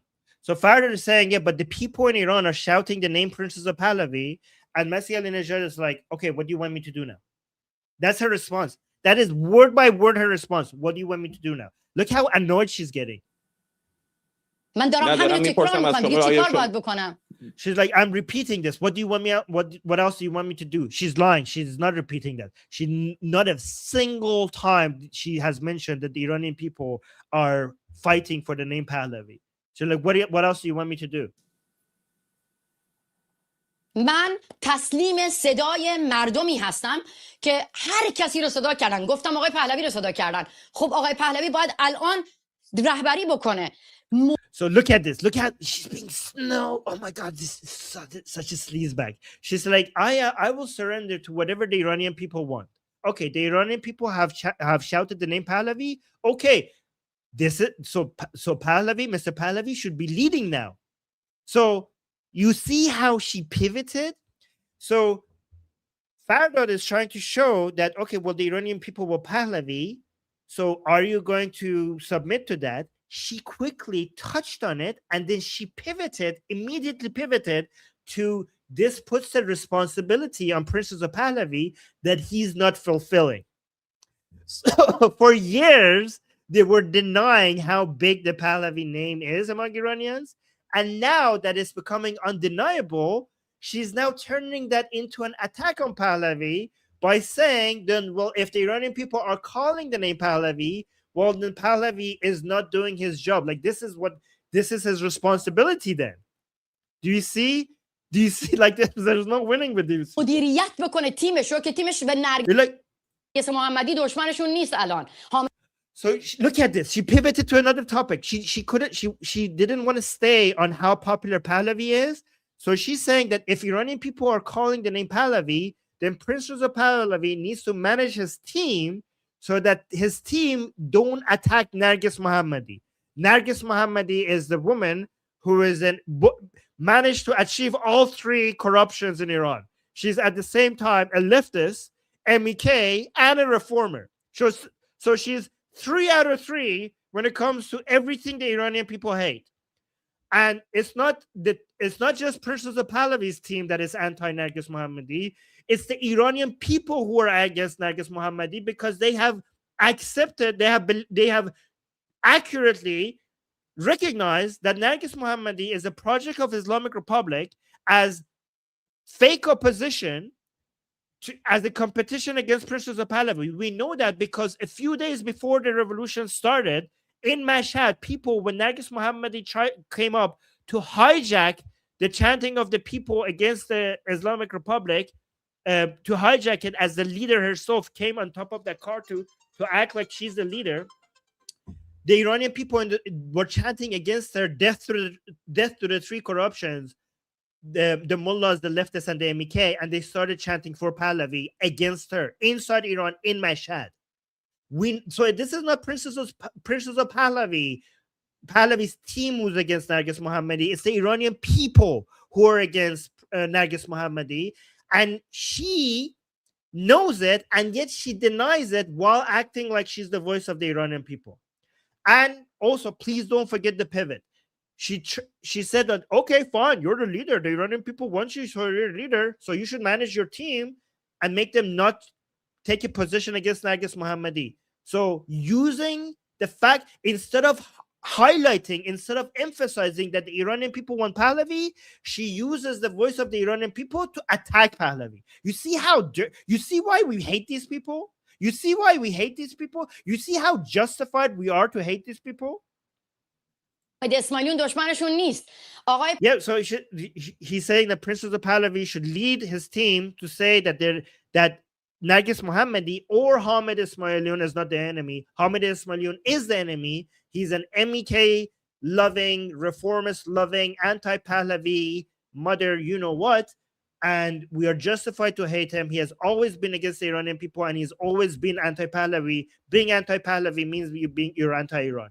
So we're justified to hate him, and it's not just Pahlavi, but she's saying, like, okay, if you're the leader, you should be managing your team to not be attacking Nargis Mohammadi and Hamid Ismailion. پهلوی انسانیه که من ساعتها باهاش کار کردم و به انتخابات باور داره، ولی کسانی هستن که میان ما رو بازخواست و بازجویی میکنن که شما باید بگین که ایشون همین الان باید بگین ایشون شاهه. خب من straw man. She's saying, like, okay, I have worked with Princess of Pahlavi, and like he says that he believes in democracy, but he's saying the people, the people around Princess of Pahlavi, they say that they come interrogate us, and they tell us that you have to say now that he's the king.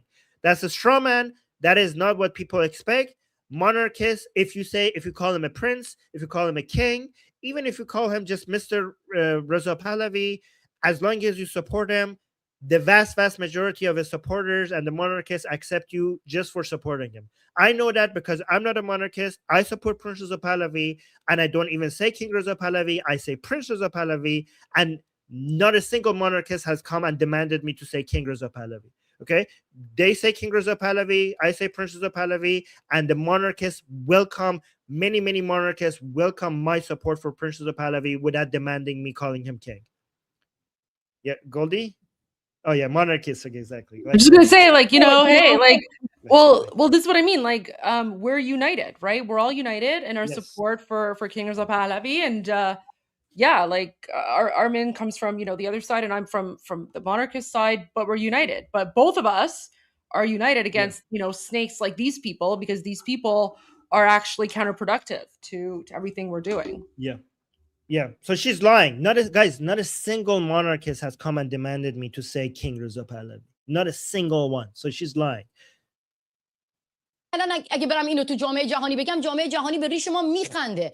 So she said, like, if I go tell the international community that they're demanding us to call him king, the entire international community will be laughing at us. She's full of crap. That's not true. Even like, guys, like, well, because when I do my interviews, I say King Reza Pahlavi all the time. I call him the Shah. I call him the king. No one laughs at me. No one laughs at you, and in fact, they are now saying King Reza Pahlavi. I have Americans telling me you should be saying King Reza Pahlavi. I don't have Iranian monarchists are not telling me that I should be saying King Reza Pahlavi. Americans who are traditionally anti-monarchy are telling me, like, Armin, don't say Princess Reza Pahlavi, say King Reza Pahlavi. So Americans, not only they're not laughing at us, they're actually saying King Reza Pahlavi themselves. Okay.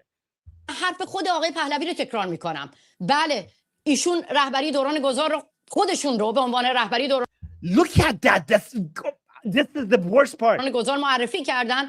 ما هم میپذیریم. پس دموکراتیک. She said, she corrected herself. She said she basically was saying something, she stopped herself and she corrected herself.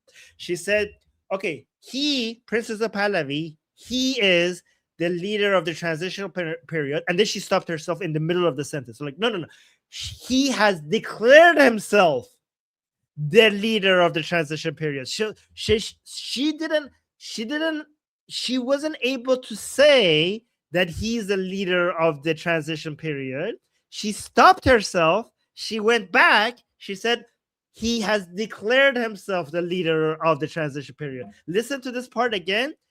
She didn't want to say that, okay, he's the leader of the transition period. She had to actually add something to it. Look at this. به خود آقای پهلوی رو تکرار میکنم. بله ایشون رهبری دوران گذار رو خودشون رو به عنوان رهبری دوران گذار معرفی کردن. Self-declared, okay. ما هم میپذیریم. پس دموکراتیک همه رو دعوت بکنن. So okay, if we accept, so he should democratically invite everybody. Again, guys, democracy for these people means that everybody, like, we should be allowed in. And it's a stupid thing that these people say. Democracy makes no sense. Like, for Americans, if you're watching, imagine if you were part of the revolution against the British Empire. If imagine somebody said like, oh, we have to use a democratic process. No, you brought democracy after you defeated the British, then you started to create democracy in America. It came after. Democracy during the revolution, during the war, makes absolutely no sense. They keep using it to say like, okay, if you're the leader of the transition period, then you have to be democratic. That means that you should let us in. به دولت‌های غربی بگن آمادگی این رو دارن که انتخابات برگزار بکنن. دولت درس همون کاری که ماریا کورینا ماچادو انجام داد با ادموندو گونزالس، با لیوپولدو لوپز، اینا هر کدوم مال یه احزابن. So she's saying like we should basically be doing what the opposition in Venezuela did. They accepted so many different people from so many different parties. And they basically created a coalition of different parties. So what she doesn't understand is that, yeah, we have already done that with all the people who are pro-Pahlavi. Obviously, under the name Pahlavi. We can't create a coalition with people who are anti-Pahlavi because they would refuse that themselves unless they're coming in to grab something against Pahlavi and basically use the Pahlavi name. We are not going to allow the enemy inside our coalition. We have already created a very diverse coalition of many different groups from all sects of society under one coalition who are united under the brand name Pahlavi. We've already done that. She's just pissed because she is not invited. همدیگر ممکنه دوست نداشته باشن ولی وقتی که قراره که عبور بکنن از مدورو کنار هم نشستن، انتخابات برگزار کردن. هر کدوم از این چهره‌های اپوزیسیونی که حوصله و ریخت همدیگر رو نمیخواستن ببینن توی ونزوئلا و به همین دلیل تمام اون مشروعیتی که داشتن رو از دست دادن و اون سفارتخونه نشستن، انتخابات برگزار کردن. هر کدوم از این چهره‌های اپوزیسیونی که حوصله و ریخت همدیگر رو نمیخواستن ببینن توی ونزوئلا و به همین دلیل She's just talking about Venezuela. She's saying in Venezuela, the people who didn't work with each other, they lost all credibility. So we should be working with each other as well, because if we don't, we will lose credibility. She's basically threatening Princess of Pahlavi by saying that if you don't allow me in, then you're not being diversified, and therefore you will lose credibility. This comes from a woman who has lost all credibility among Iranians. And now she's threatening Princess of Pahlavi with credibility if she's not allowed in. That's what she's saying. Like, oh, they have lost their entire credibility, and anybody who doesn't work with the others, they will lose all their credibility, like what happened in Venezuela. Sure, buddy. و اون سفارتخونه‌ای که پس گرفته بودن رو تو واشنگتن از دست دادن به خاطر اختلافاتشون، ولی درس گرفتن، کنار هم نشستن و الان هم وقتشه که اپوزیسیون ایران همه کنار هم بشینن، همه به رهبری. Oh my God, I got something that Sohail just sent me that is very interesting about this. Let me just finish this. By the way, guys, for my group discussion starts in 1 minute. I might be like 5 minutes late because I need to finish this, but I'll be there soon. So somebody mentioned that in the discussion group. هر کسی به رهبری آقای پهلوی هست الان ایشون به عنوان رهبر مردم ایشون صدا. Listen to this part. This was important. She said like, okay, whoever is a leader Alon right now, Mr. Pahlavi. She says Mr. Pahlavi. She doesn't even say Prince. She says Mr. Pahlavi. The reason why she says Alon, she says now he's the leader. She's basically suggesting that he's not going to be leader for long. So basically, she's saying at the present time he's the leader. So by saying that, she's suggesting that this is temporary. This is not going to last long. Listen to it again. الان هم وقتشه که اپوزیسیون ایران همه کنار هم بشینن، همه به رهبری هر کسی، به رهبری آقای پهلوی هست، الان ایشون به عنوان رهبره، مردم ایشون صدا میکنن. الان ایشون به عنوان رهبره. When she says that, she's saying that this is temporary. She's saying basically at the present moment he is the leader. دعوت بکنن همه رو، همه کنار هم بنشینن. چرا؟ چون like okay, then he should invite everybody. Everybody should be sitting with everybody else. Basically, she expects us to sit side by side with the reformers, with the leftists and the MEK, the anti-Iranian people. We're not going to be sitting with them, but she wants us to open the door to them as well. این حکومت اگر یک بار دیگه بتونه، یک بار دیگه با تفرقه، با اینکه تو سپاهی هستی، تو نفوذی هستی، تو تجزیه طلبی، تو استبداد طلبی. She's saying that this is the regime narrative that's saying like, oh, you're a cessationist, you're with the IRGC, you're MEK. She's saying that this is the regime's way of us dividing each other. Well, if that's the case, then why have the vast majority of the Iranian people agreed that Pahlavi is the answer, and you guys times are up? Like, are this many Iranian people in the wrong? I mean, we have your record. We know that you have been working with cessationists. The audio leaks of it came out. We knew, like, for years we have been saying Abdullah Muhtadi, that you have been including in the coalition, is a cessationist. And people said that we're imagining things, and his audio came out and it showed that no, he's anti-patriotic, he's anti-Iran, he's a cessationist. We know that. We have been vindicated over and over and over again. We know your agenda. You have been working with cessationists, and we also know that you have been working behind the scenes against Pahlavi. You're accusing us of taking a position against you, but we are just defending ourselves. You took a position against Pahlavi before we took a position against you. اگر بتونه با این تفرقه هزار پاره بکنه ما رو و قتل عام فجیع‌تری در راه خواهد بود. She's not threatening people. She's saying like if you allow the Islamic Republic to divide us, there's going to be a much bigger massacre coming. اعدام‌های فله وحشتناکی در راه خواهد بود که همه مسئولن. چپ، راست. چه کسی الان به آقای پهلوی حمله میکنه و چه تیم و دستیاران آقای پهلوی که دارن به بقیه حمله میکنن. This is so important. This was the most important. Look at this. She's saying like we should stop attacking each other. People who attack Pahlavi, they should stop. But also all the people who are working with Pahlavi, with Princess of Pahlavi, who are attacking other people, they should stop as well. So she attacked Princess of Pahlavi in the middle of the sentence of saying we shouldn't be attacking each other. So she's suggesting that the entire infrastructure that Princess of Pahlavi has created around themselves, they're attacking other people, and by saying that, he's trying to attack basically the entire infrastructure and the team that Princess of Pahlavi has created. So she's like, oh guys, we shouldn't be attacking Princess of Pahlavi. Also, all the supporters of Princess of Pahlavi and Princess of Pahlavi's own team should stop attacking other people. She's accusing them of just being radicals while saying that we shouldn't be attacking them. So this was an attack on them while saying that we shouldn't be attacking them. تمرکز ما، دشمن اصلی ما جمهوری اسلامیه. چرا؟ چون داره So she's saying we should all be against the Islamic Republic. We should be focusing on that. Well, that might sound true. But here's the thing: if you are taking a position against Pahlavi, you are on the side of the Islamic Republic. So by us attacking you, we're also attacking the Islamic Republic. Anybody who is the only way for Iran to be free is Pahlavi. So anybody who attacks Pahlavi or comes up with plans against Pahlavi, they're helping the Islamic Republic's survival. So either deliberately or not, you're working with the Islamic Republic, so attacking you is attacking the Islamic Republic. درو مادرو فرزندانی رو قتل عام میکنه که اسلحه ندارن و با صدای بلند میگن بزنید، با اسلحه علی خامنه‌ای رو به علی خامنه‌ای و سپاه دارم. صاحبای منو میبینین وقت شما به So now she's just virtue signaling, and now I have something. So let me show you something that Sohail just sent me from Hamid Ismailion. Yes. So remember, she said Hamid Ismailion, we shouldn't be attacking Hamid Ismailion. This is the message Hamid Ismailion sent, saying that we shouldn't be participating in the protests that Goldie has been advertising on the show. So this is the person that Masih Ali-Nejad was saying that we shouldn't be attacking.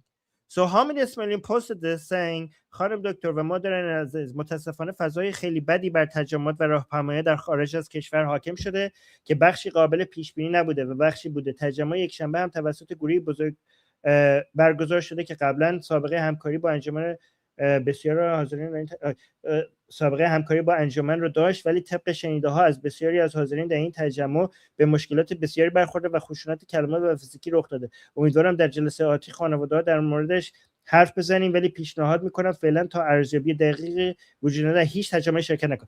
This is حامد اسماعیلیون, the person that Masih Ali-Nejad just told us not to support, is now saying in Telegram that we shouldn't be participating in any of the protests that Iranians have created outside of Iran because the environment is like radical or whatever, like they don't like the environment.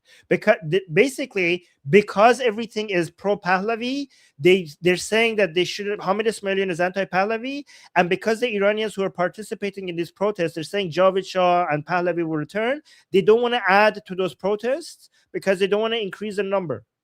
This is what's happening here. So this is the person, this is another evidence for why we're actually correct to be anti-Hamid Ismailion, and this is why Masih Ali-Nejad is full of crap, okay? So, Goldie, did you see this? Oh, yeah, I saw this. I saw this a while ago. Yeah, I saw this. I didn't comment on it because, I mean, he's irrelevant. So, I mean, he's just... I mean, it's a good way to show... Yeah, no, absolutely. No. Yeah, no, it's good to show non-Iranians, right? 100%. I just didn't publicly comment on it because he's irrelevant to me. This is quite recent. This is very new, and this is a good way to show that Masih Ali-Nejad is taking on the wrong side of things. Like, well, because all of them are on the same team, right? So they're all snakes, and they're all they don't want to see Iran free unless they're in charge, which is really messed up. Yeah.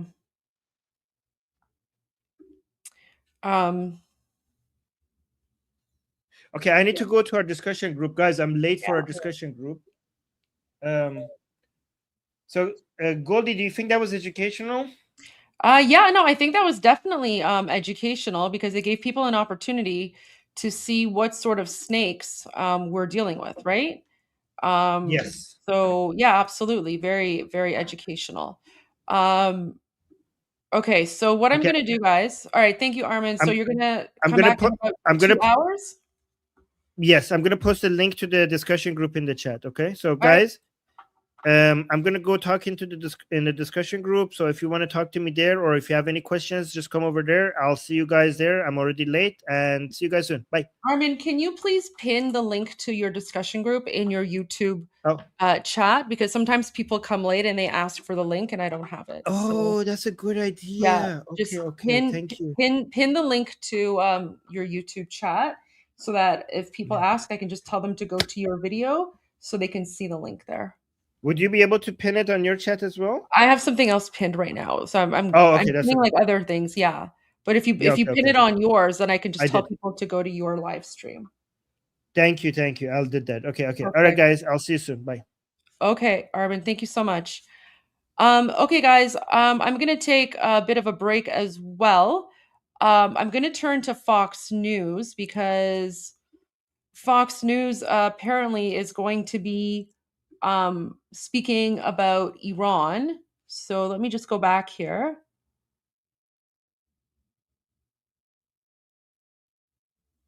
Where's that?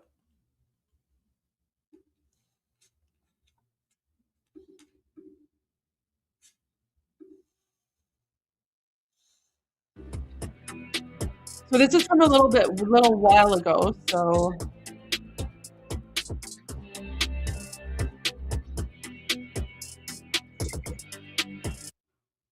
commercial break. Other countries like the genocide in Palestine. Okay. Christina Evans. Let's continue on with our top stories that we're following today. This next one is going to take us out to this protest that is currently ongoing right now. This is a protest that is happening against some of the ICE operations that are happening in Minnesota. Let's listen in. I do want to warn you, though, that viewer discretion is advised while we're taking some of these protests. There may be some vulgar language that is happening there on some of the signage in the back, as well as some of the protesters speaking out. We're going to do our best to keep it clean for you here on Live News. Other countries like the genocide in Palestine brought on by U.S. desire for control of the Middle East. We see this here in the U.S. where the weapons used against Palestinians are brought back here to be used against black communities after the police kill them. Chemical weapons used on black and brown communities when police protect property over people. We see our connected struggles when Palestinians share with Ferguson activists how to protect themselves from these chemical weapons. So when we know this, it isn't shocking to learn that ICE is also trained by the Israeli military and uses the same surveillance technologies that we see here, like Palantir. We see this destruction in Central and South America with the revival of the racist Monroe Doctrine, with the recent attacks on Venezuela reminding us of the beginning of the Iraq War. And just as the people knew then, we know now that the people do not want another war for oil. We know that these interventions and then sanctions that are later placed on countries that don't comply create conditions for immigration that the ruling class then tries to stop. Shame! In Picard, we know the devastation of U.S. imperialism also extends to our bodily health and reproductive autonomy. Just as Americans are being denied reproductive care in the form of abortion bans and funding crisis pregnancy centers, women exposed to the weapons of war and their toxins are known to be at a higher risk for reproductive health harms. And this is not separate from here in the U.S., where toxic industrial plants and refineries are constantly placed in poor black or brown communities. When we make these connections, we are better fit to understand that our common enemy is the ruling class. And when we make these connections, we are united. When I think of this international solidarity, I think of the murals of George Floyd painted on walls in Palestine. When we are united, we can never be defeated. The people united will never be defeated. The people united will never be defeated. El pueblo unido jamás será vencido. El pueblo unido jamás será vencido. Please follow the People's Action Coalition on Instagram so you can keep up with our upcoming events. El pueblo unido jamás será vencido. El pueblo unido jamás será vencido. The people united will never be defeated. The people united will never be defeated. The people united will never be defeated. The people united will never be defeated. The people united will never be defeated. The people united will never be defeated. All right, we have Carlos Cardoso with Asamblea de Derechos Civiles. If you're close to the truck, please come up. If not, we'll go to the next speaker. You still coming? Still come up, still come up. Still come up, okay. Either way. So are we? Save the boundary water! Okay. All right, we are introducing Maysoon from American Muslims for Palestine. We are proud to be international solidarity activists, first and foremost. And when we say from Palestine to Mexico, all the walls have got to go. From Palestine to Mexico, all the walls have got to go. From Palestine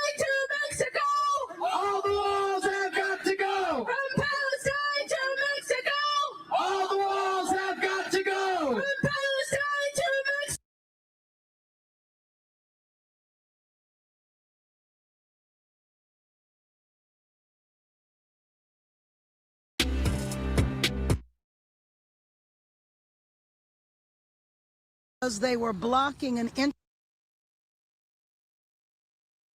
different parts of the country. In the meantime, we are in a new hour. I'm your host, Christina Evans. We're going to continue on with our other top stories that we're following today. In international news, we're going to take you out to this live vantage point that we have there of the White House.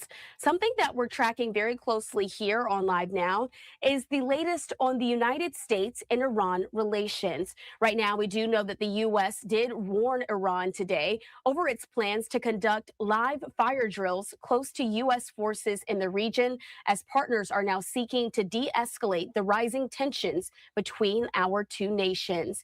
Iran announced just yesterday that its Islamic Revolutionary Guard Corps is conducting a 2-day live fire naval exercise in the Strait of Hormuz. This is a vital shipping lane that handles about 20% of global oil supply. And so these drills are going to be coming as those U.S. Navy ships have arrived there in the region, with President Trump deploying what he calls a massive armada earlier this week that could act against Iran with speed, violence, if necessary. And so once again, these tensions have continued to rise between our two nations after the Iranian regime's brutal crackdown on some of the nationwide protests, which have left thousands dead in its wake. And so to talk a lot more about some of the updates that we're getting here, I want to bring into the conversation with CSIS, their Middle East expert, Mona Yacoubian. Mona, thanks so much for being with us here on Live Now from Fox. Pleasure to be with you. Well, Mona, you keep a very close tab there on the region. You know that some of those conversations that are actively happening between the United States, some of their, of course, those in the region who they work with, and Iran are developing really hour by hour. Can you sort of take us through some of the latest that we've seen in the latter part of this week and what leads up to this hour at this point? Yes, absolutely. So we're at a moment of incredible tension and uncertainty with respect to the U.S. and what it may or may not do with Iran. Certainly, as you noted, the president announced an armada. We have seen indeed significant military assets being flowed into the region, a carrier strike group, and other destroyers, strike aircraft, and so forth, all seemingly poised for a potential military strike on Iran. Although the administration has not articulated, if it were to strike, what would be the key goal. And Christina, I would say more recently, even just within the past few hours, there seem to be very faint glimmers that there are also potentially efforts at negotiations afoot. Not clear if those efforts will actually yield a negotiated outcome to this rather than military force, but the president recently indicated some kind of engagement with Iranian officials. We've also seen on X, senior Iranian official noting that there is potentially a framework for negotiation that is advancing. So we'll have to wait and see whether that actually materializes or not. And so we're continuing to look. Mona, you did reference this massive armada. This was the statement that President Trump put out on his Truth Social earlier this week. But as you're talking there, he said it in this post. He said, as I told Iran once before, make a deal. They didn't, and there was Operation Midnight Hammer. I want to dive into that a little bit here as we're maybe cautiously optimistic that something could be brewing as far as diplomatic relations between our two countries. When it comes to how the United States historically deals with Iran, how do those negotiations go? Who are some of those key persons who are having the conversations with leaders in each country? Well, of course, we have Steve Witkoff, the special Middle East envoy for President Trump, who's played a leading role in negotiations in the past, certainly this past spring, and has reportedly had ongoing discussions behind the scenes with the Iranian foreign minister, Abbas Araghchi. Now, the key question really for Iran, the decision-making is really in the purview of one leader, the supreme leader, Khamenei. And so we'll have to wait and see whether, in fact, these discussions that are being had perhaps quietly actually lead to a real breakthrough. But in the meanwhile, preparations continue for potential military strike. And I will say, Christina, also, there's a real high potential, even if there are efforts at pursuing negotiations, there's a potential for miscalculation, miscommunication, given just how tense the situation is in the region at this moment. And so we do know, once again, some of those drills, we're seeing some of those ships that could potentially be there in the region as well. This is on both sides, though, because Iran also announced that their forces were conducting that 2-day live fire naval exercise in the Strait of Hormuz. Can I first ask you, Mona, for someone who's not familiar with the region, who may be watching us right now, can you sort of explain how critical that area is to the shipping efforts and really how it even affects us here in the United States, although it seems to be a world away? Absolutely. It is a critical shipping channel, the Strait of Hormuz, through which a significant percentage of the world's energy supplies pass through. If for whatever reason that shipping channel should be, the Strait of Hormuz should be obstructed or should become part of a conflict, it would have enormous implications globally on the global economy, on energy supplies, and so forth. And I think that's why our military has taken very seriously this announcement by Iran that tomorrow and for 2 days, it will conduct live firing naval exercises in the Strait of Hormuz. That is a very, very dangerous move by Iran. And our military has warned that they need to veer away from unprofessional, in their words, behavior. It's exactly this type of exercise that could lead to some sort of miscommunication, misinterpretation, and potentially be a spark for conflict. And that's why I think our military has gone to great lengths to signal the Iranians about that. And Mona, you mentioned it, but President Trump has been very vocal about Iranians' leader in some of what he's seen coming there and how those protesters have been treated, because that was really initially when we heard the president speaking out about some of the protests that were ongoing. I'm going to put some video up on the screens for folks at home who may not be familiar with how that was really looking there. But Mona, when it comes to these protests, do we have any update on how those civilians have been treated since President Trump initially spoke out? Yes, Christina, there have been very disturbing reports about large numbers of protesters who were killed by Iranian security forces. We don't have exact numbers, but we're hearing estimates in the thousands. And the Iranians have continued to maintain a blackout on their internet. And so it's very hard to get communications coming out of the country.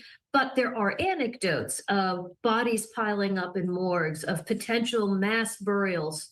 And so I think this is also, of course, in the backdrop of anything that the president may or may not decide to do, is Iran's very brutal repression of protesters in those protests that took place starting in late December and into earlier parts of this month.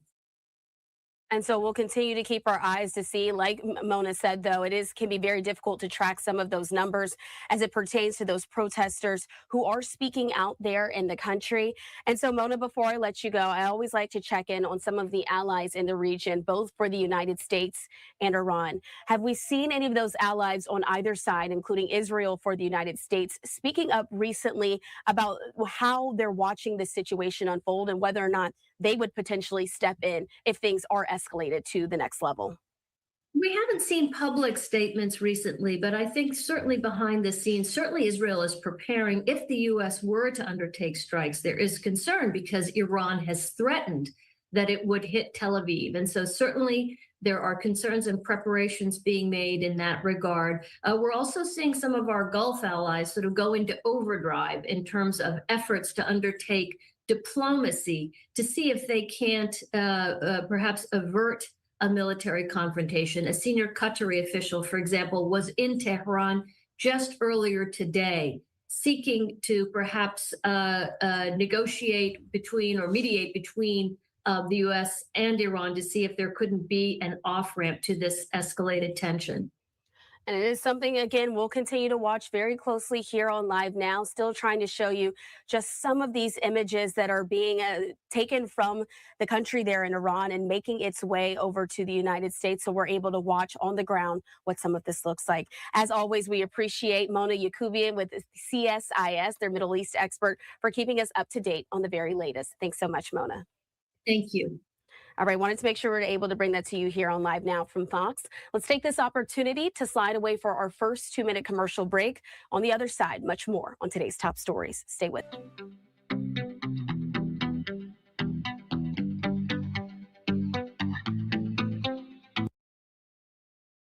So that was the segment that Fox News Live just showed.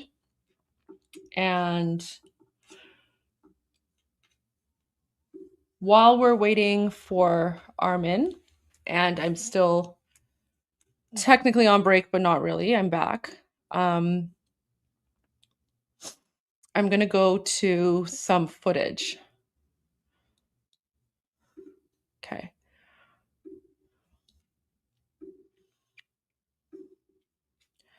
Give me a moment here. Okay.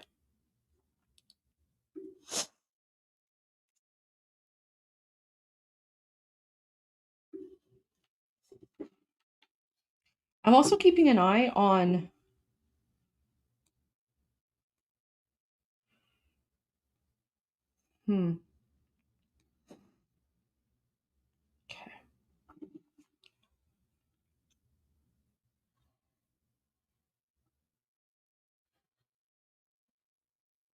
This is ridiculous. So the UK plans to label Iran's IRGC as a terrorist group, but officials say legislation won't be fast-tracked due to legal and diplomatic hurdles. That's utter nonsense. That's just utter jihadi nonsense. It's very, very easy to just label the IRGC as a terrorist group. So the fact that they're not doing it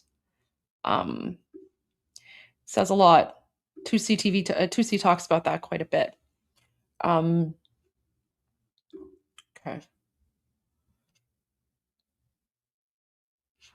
So this is new video, new footage. This is from January 9, but the footage just came out again because, of course, the IRGC shut down internet access.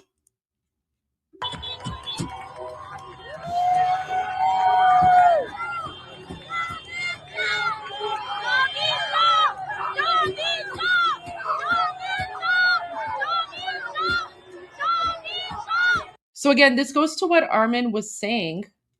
This goes to what Armin was saying about how Masih Alinejad and all these people who are against King Reza Pahlavi, they're like blaming him, and they're also erasing the voices of Iranians, because like these are Iranians in occupied Iran. This is when the internet was shut down, and here they are, and they're chanting Javid Shah. They're holding up the crowned lion and sun flag, right? So they're trying to drown out the voices of real Iranians here.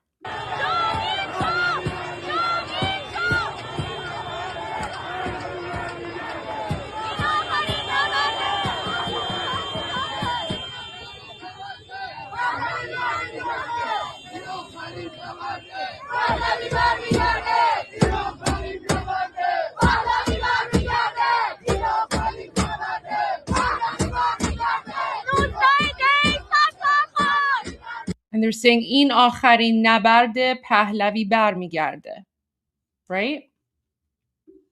But they don't want you to know. They're trying to hide this from you. Oh, this is something very, very interesting, very strange. So, guys, I just want to point out something. So, so we already shared this video. But what's really weird about this is that when you look at this uniform, okay, so supposedly they brought out this IRGC terrorist in military uniform. Apparently this person has been injured, but something that's really strange, and a lot of people commented this under the post as well, is that the uniform looks clean, right? Like there's no dust, there's no debris. So this is very strange to me, how like they're claiming that this person was dragged out from under the rubble, that this person was injured or something, but the uniform is very, very clean, right? Look at this.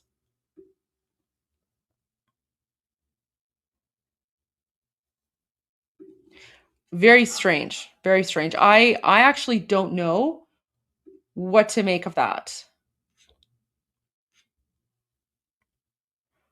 I don't know.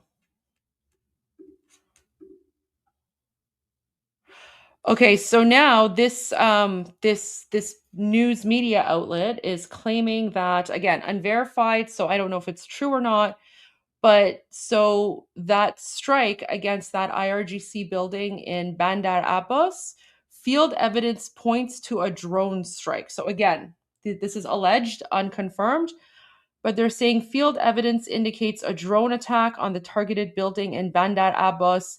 Despite the Islamic Republic's concealment, the reality is clear: the war has begun. So again, don't know if this is true or not. I'm going to mute the audio because it's like...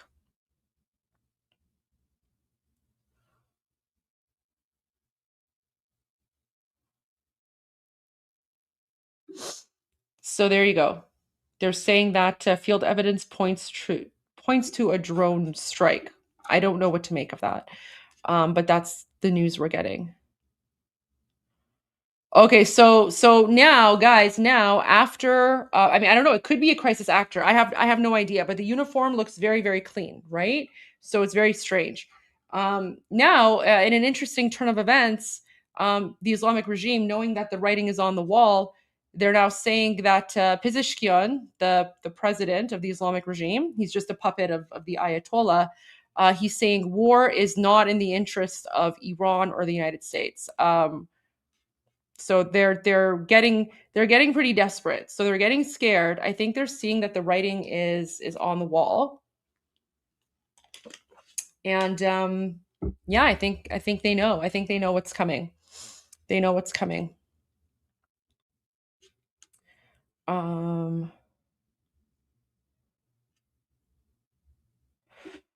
Okay, so apparently, even though the president of the Islamic regime is claiming that war is not in the interests of either, apparently now we're seeing missile trails over the city of Karaj. So footage has emerged showing long-range missile trails in the skies above Karaj following an exercise by the Islamic Revolutionary Guard.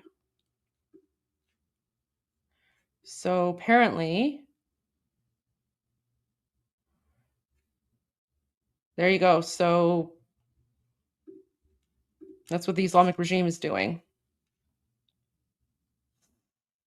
Qatar's foreign minister traveled to Tehran on Saturday to discuss the latest regional developments. Lebanon's pro-Hezbollah Al-Mayadeen TV reported. So there you go. Qatar, the terrorist state, is going to Iran to support the Islamic regime.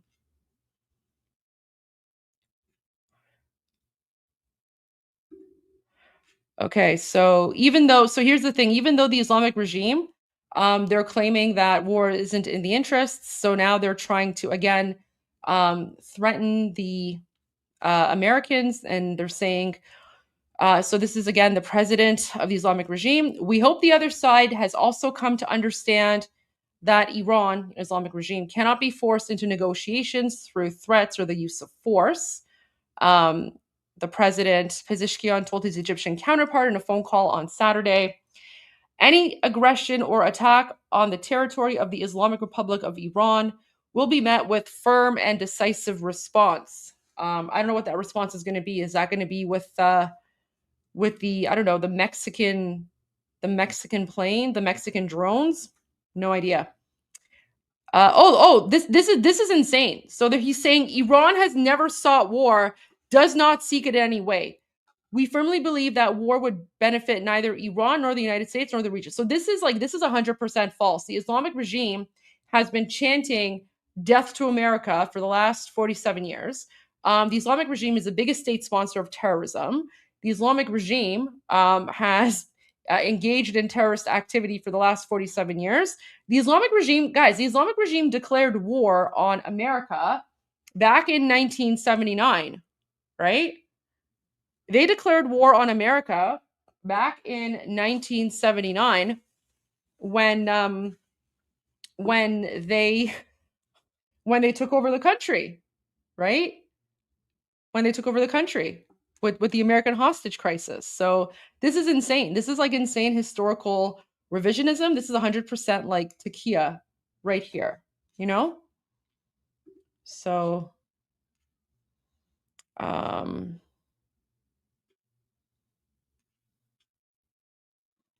these are more images of protesters. So this again goes to counter the false narrative put out by, you know, the crazy woman with the curly hair and all the others who are attacking King Reza Pahlavi. This is new footage from January 8th.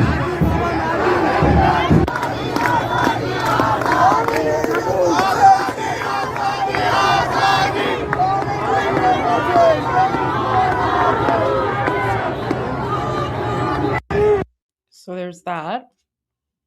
Oh, okay, so let's go to some footage from the demonstration. So guys, this is Frankfurt.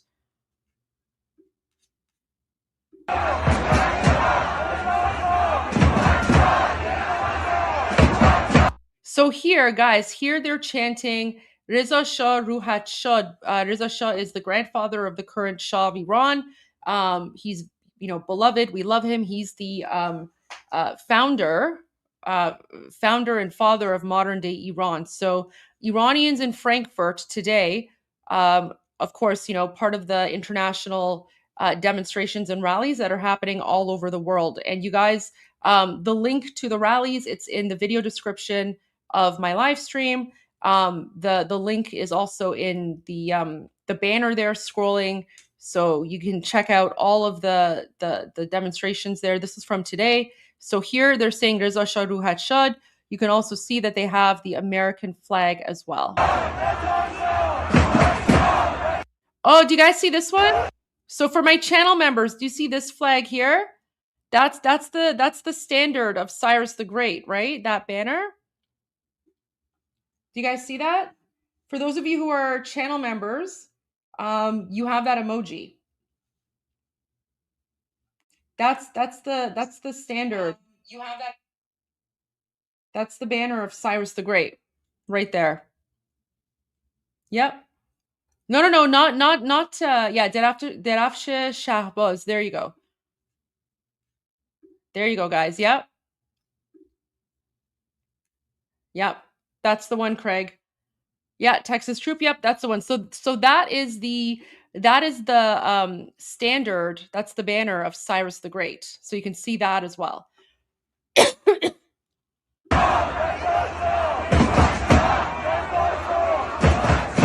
And then you can see the flag of Israel over there as well. And then, of course, the flag of Germany, right? So very, very patriotic movement.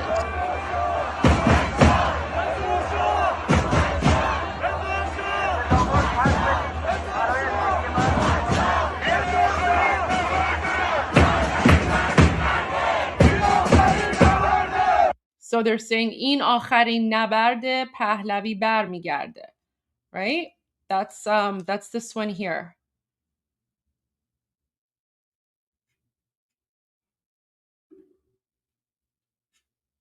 In akharin nabarde Pahlavi barmigarde.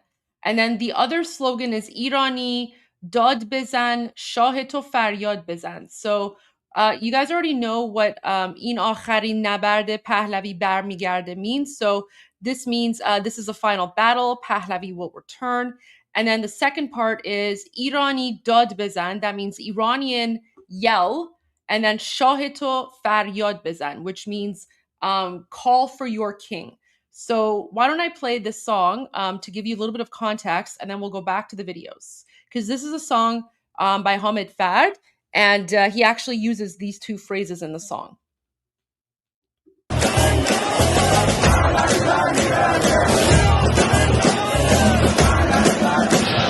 این آخرین نبرده پهلوی برمیگرده این آخرین نبرده پهلوی برمیگرده این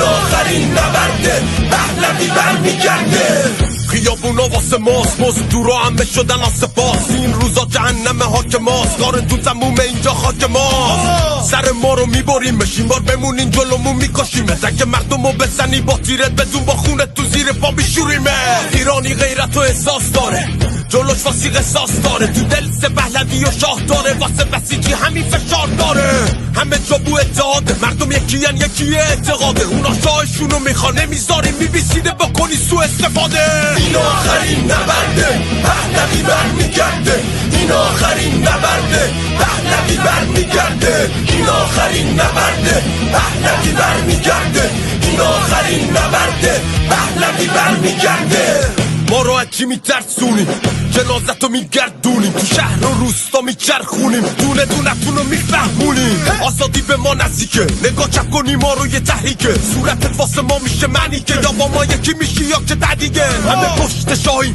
میبینی داریم پشت کاری که واقعیه نه یه رشد واهی یه مشت آنی زیر هشت ایران پشت شاهی تا خاک ایران ما چلو اندی سال دست بیگانه ها ایران ما ایمان ما میراث ما سالا ایرانی میسازه ایران و باز این آخرین نبرده پهلوی برمیگرده این آخرین نبرده پهلوی برمیگرده این آخرین نبرده پهلوی برمیگرده این آخرین نبرده پهلوی برمیگرده ایرانی داد بزن شاه تو فریاد بزن ایرانی داد بزن شاه تو فریاد بزن ایرانی داد بزن شاه تو فریاد بزن ایرانی داد بزن شاه تو فریاد بزن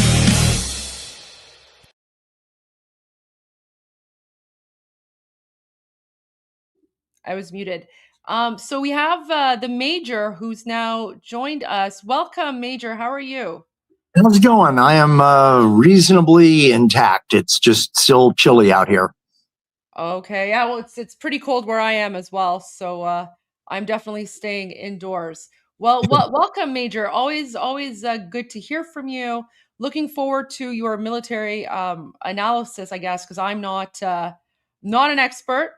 But looking forward to hearing from you.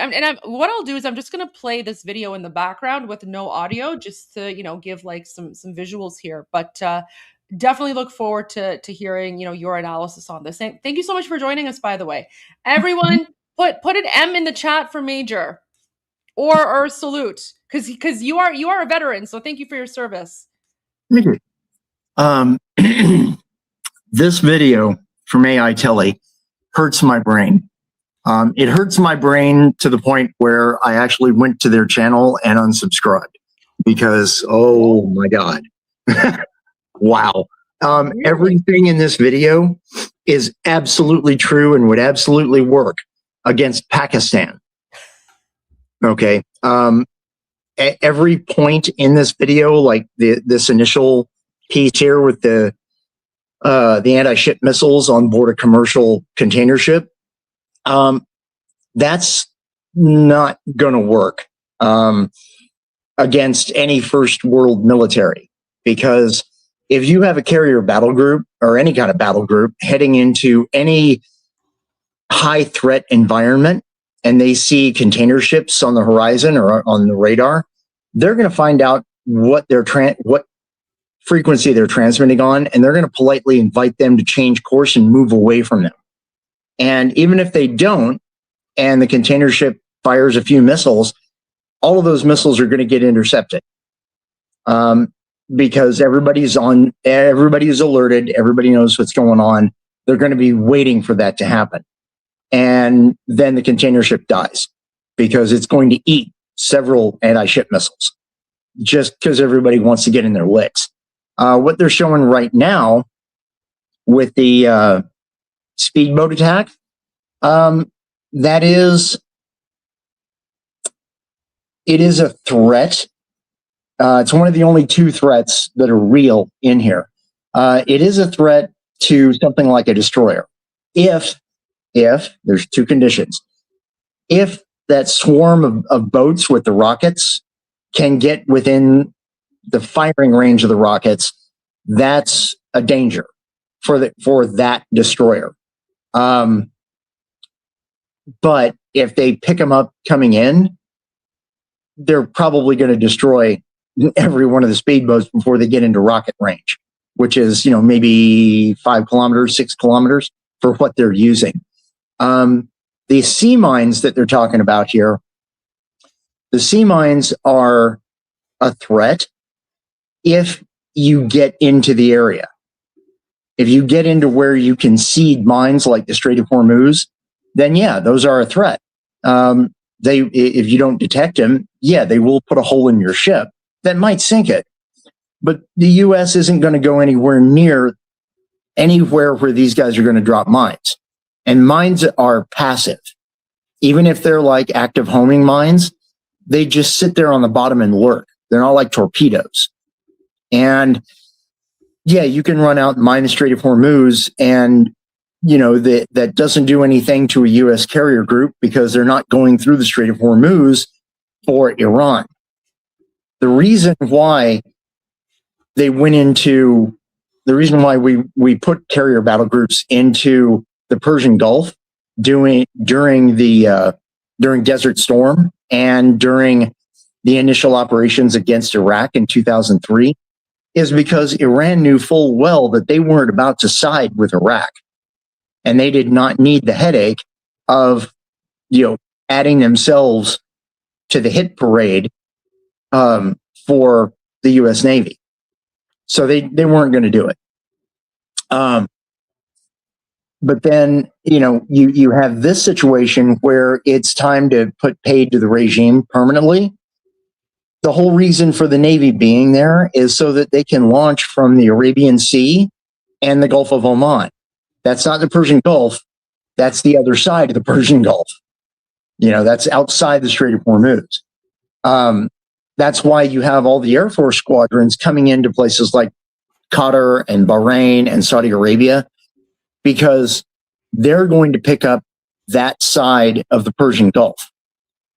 They're not going to worry about anything outside. And if you go to Google Maps, for the people who don't really know anything about Iran's geography, go to Google Maps and just put in Strait of Hormuz.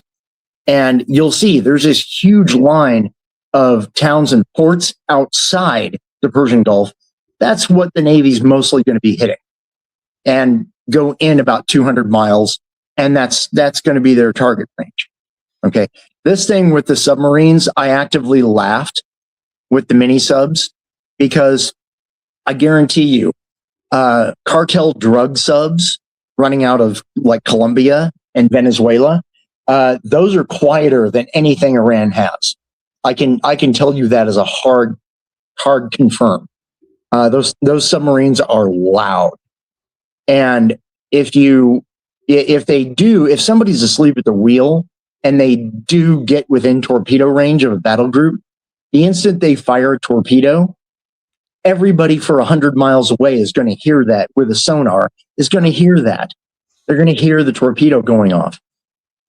U.S. Navy ships. Major, just wanted to add, so for our viewers, this is the Strait of Hormuz, and this is probably how Iranians think that the Islamic regime is going to block the Strait of Hormuz. So well, with the best CG split meme guy. Well, that's the thing. They can technically block the Strait of Hormuz, but it's not going to do any good because the U.S. Navy is not going to go into the Strait of Hormuz. So it doesn't really matter. They could lay 10,000 naval mines in the Strait of Hormuz, and it won't have any effect on U.S. operations. It'll have zero effect.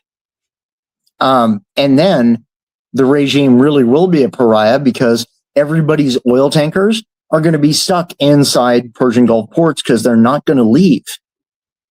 And, the U.S. Navy will simply say, hey, we're dealing with the regime. We'll get to cleaning up the mines, when we're done. You guys are just going to have to deal. You should have let us use your air bases. Neener. But yeah, the whole thing with the submarines, sorry, just really quickly. So for those who are not familiar with the geography in the area, this is the Strait of Hormuz here. So this is Iran. And then this is this area right here. That's the Strait of Hormuz. This is the Persian Gulf here. I don't know why it says Arabian Gulf. That's an insult. It's the Persian Gulf. So we have to fix that. Shame on Google. And this is the Gulf of Oman here. So, but that's the Strait of Hormuz. Yeah. And then if you go to the right of the Gulf of Oman, you're into the big area. That's not the Indian Ocean. That's the Arabian Sea, which is not the Persian Gulf. Yeah. Okay. That's where the Arabian Sea is right now. That's about where the Abraham Lincoln is. It's not going to move into the Gulf of Oman proper until it's time to start shooting. Okay, so against a U.S. carrier battle group, torpedoes are a threat if they're coming from Russia or China. They're not a threat from an Iranian missile or a regime mini sub. I'm not even sure if the mini subs have the range to get out into the Arabian Sea. They're basically not going to be a threat. The drones are even funnier because even though they do have range, every drone that Iran or that the regime has, I'm sorry, I keep saying that. Every drone that they have, they have a range that will get as far as Israel. But like Armin pointed out, during the 12-day war, they shot off like 1,000 kamikaze drones. One of them got through. So that's not something that's even a threat. They're going to be, the battle group is going to be looking for it, and they're going to be shot down by the screening destroyers because that's their job. Anything that gets past the destroyers, there's at least one Ticonderoga class cruiser there, and its whole mission is air defense for the carrier. So it's not even worth mentioning.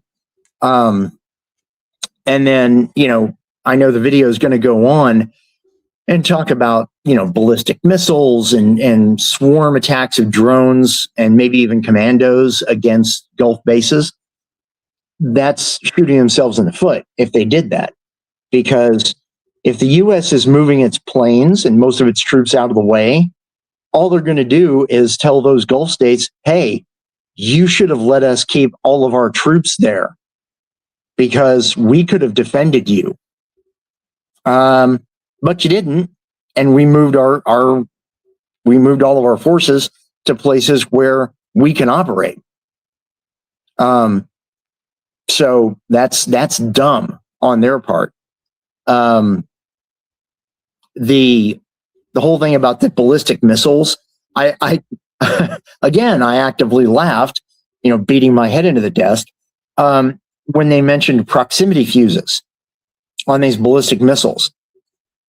We haven't done that. Nobody's done that in 40 years, 50 years at least, because we don't have to. You can just program the missile where it's going to explode, 100 feet off the ground, whatever. You don't need a proximity fuse to do that. Proximity fuses are used for like anti-aircraft artillery, like the big autocannons that you'll see sometimes that are blasting off into the air. Those have proximity fuses. And what that is, there's a little bitty radar pinger in the nose of the shell. And as soon as you fire it, it starts beating out a signal looking for a target. And when it gets a hard return, it explodes. That's all a proximity fuse is. That would be pointless on a ballistic missile. Why would you do that? And Iran, or the regime doesn't do that. So I look at this video and I'm just, I'm like, what was even the point? You got, the video is coming up with all of these mobile missile batteries. You don't hide those.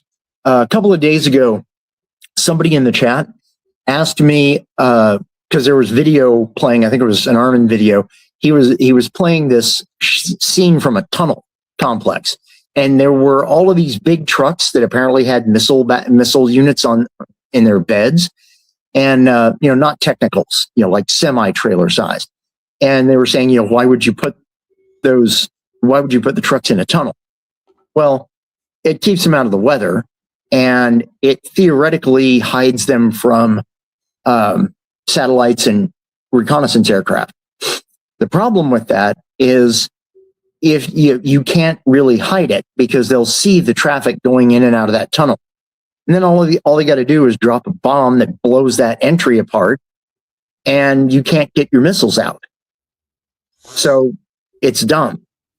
If they're actually doing it, which wouldn't surprise me, they're stupid. So, you know, where do you go with that? The difference here, and this is one of the things I didn't understand from last night, the difference between AI Tele and Caspian Report is that Caspian Report is an actual intelligence analyst, and that's important because AI Tele is not. What AI Tele does is they're going to present regime paper capabilities as if they are active and devastating and can't be countered, because that sounds sexy and clickbaity. And literally, that's what it is. Their AI Tele is a YouTube channel in all of its parameters. The reason people were upset about Caspian Report, I'm pretty sure, is because he talked directly about U.S. battle tactics and capabilities that are publicly available, which is fair. And he's not revealing anything that you can't figure out yourself. If you don't know anything about military anything, you can figure that out if you look at a terrain map of Iran and match terrain to politics and realize, yeah, there's only 3 ways in to get at the regime. We're probably only going to use 2. So, you know, and yeah, he's presenting it from the point of view of, I think he presented it wrong about his view on Trump. He could have said that better. And I think that's what upset a lot of people. Here's the thing about Trump. One of the reasons, there's 2 reasons for this, but one of the reasons why we don't have 3 aircraft carriers swarming into the Persian Gulf is that Trump has a lot of issues on his plate that have nothing to do with Iran. Okay, there's a potential civil war breaking out in China right now as we're talking. And that's why the George Washington has not left Japan, because it's not gonna. The USS Ford sitting in the Caribbean is going to stay in the Caribbean because Cuba is about to collapse. Cuba is about to collapse because once we took down Maduro and captured a bunch of Ghost Fleet oil tankers, Cuba has no oil.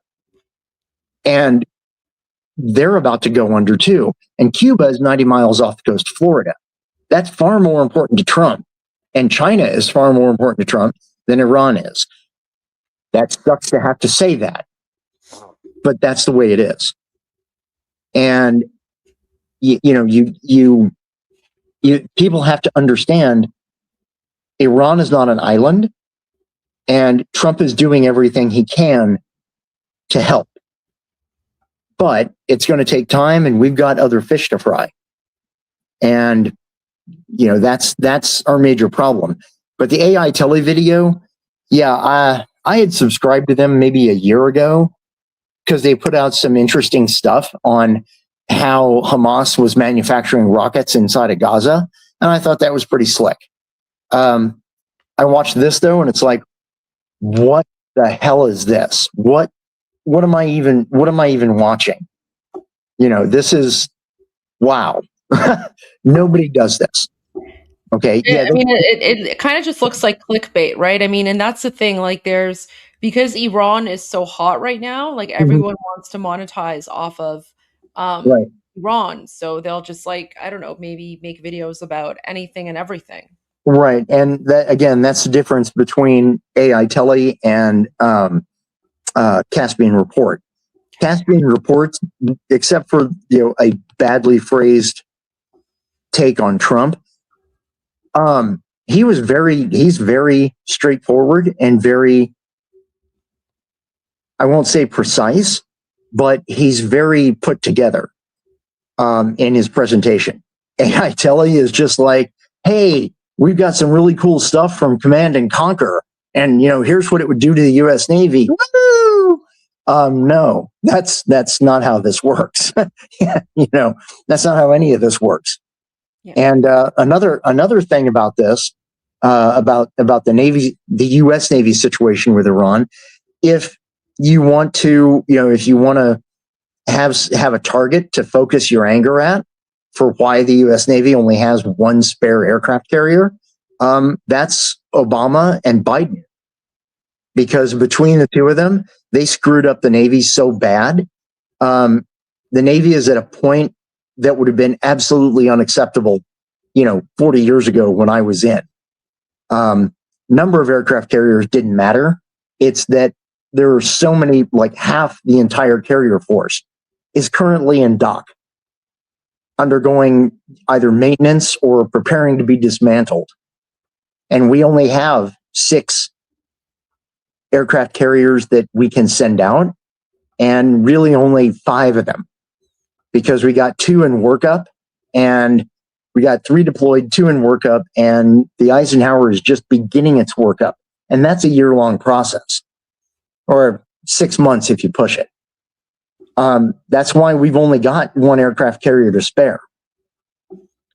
They might scramble the Bush, they might scramble the Roosevelt, but one of those carriers, I guarantee you, is going to the South China Sea to replace the Abraham Lincoln and back up the George Washington because of China. That's why Iran is on the back foot. And again, Trump is doing what he can, but 10 pounds of poop in a 5-pound bag ain't going to work. And that's what we're dealing with. So everybody's just got to hang in. I don't like saying that because I understand what's going on the ground. I get it. I know. But there's just no real way to fix it. Trump is moving forces into position, and he's stalling for time. Like I said a couple of times, the art of diplomacy is the art of saying nice doggy while your snipers get into position. And that's what Trump is doing, because that's really the only option he's got right now. Yeah, no, that's an excellent analysis. And I mean, honestly, like I'm not a military expert, but I know enough about the Islamic regime to know that there's no way that not just Iran, but like the Islamic regime, but like I don't think any country could beat the American military, right? So we basically outgun everybody. Sorry? I say we basically outgun everybody. Well, yeah, absolutely. So it's like even like these analysis videos, it's like it's insane. I mean, and like we've even shown, you've seen that weird Mexican mariachi drone video, right? Okay. Here's the deal with the regime's drones. And I don't know why the Mexican mariachi music, if I was going to do something like that, I would totally rip off Basil Poliodorus. And you've seen Conan the Barbarian, right? The original Conan? Okay. The opening musical sequence, that's Basil Poliodorus. Okay. I would totally steal that and use that instead of Mexican mariachi. Because, I mean, how do you argue with that? Maybe it's an artifact of Muslims think music is haram or something. I don't know. I have no idea. I don't get it. But here's the deal on the drones. Those drones do work in short range on a battlefield where the opposition doesn't really have air defense. Because if the opposition has air defense, they're going to shoot it down fast, quick, and in a hurry. And even as the Ukrainians are finding out in Ukraine, once the Russians realized or remembered that they can hang a 12-gauge shotgun underneath an AK-47 or an AK-74, the little bitty Amazon drones that carry, like RPG warheads, they can shoot those down from the back of a tank. So how good are your drones? I actually have so we have 2 questions from the chat for you, Major. So the first one is here below. So someone is asking, ask about the laser weapon in the U.S. Navy warships. I don't even know what that is. And basically the Navy has been working on an anti-missile laser for anti-missile defense. If this isn't public knowledge, maybe we shouldn't share it. I don't know. No. It is public knowledge. Okay. Yeah, this has been an ongoing program for like 30 years now. When the technology started to get available.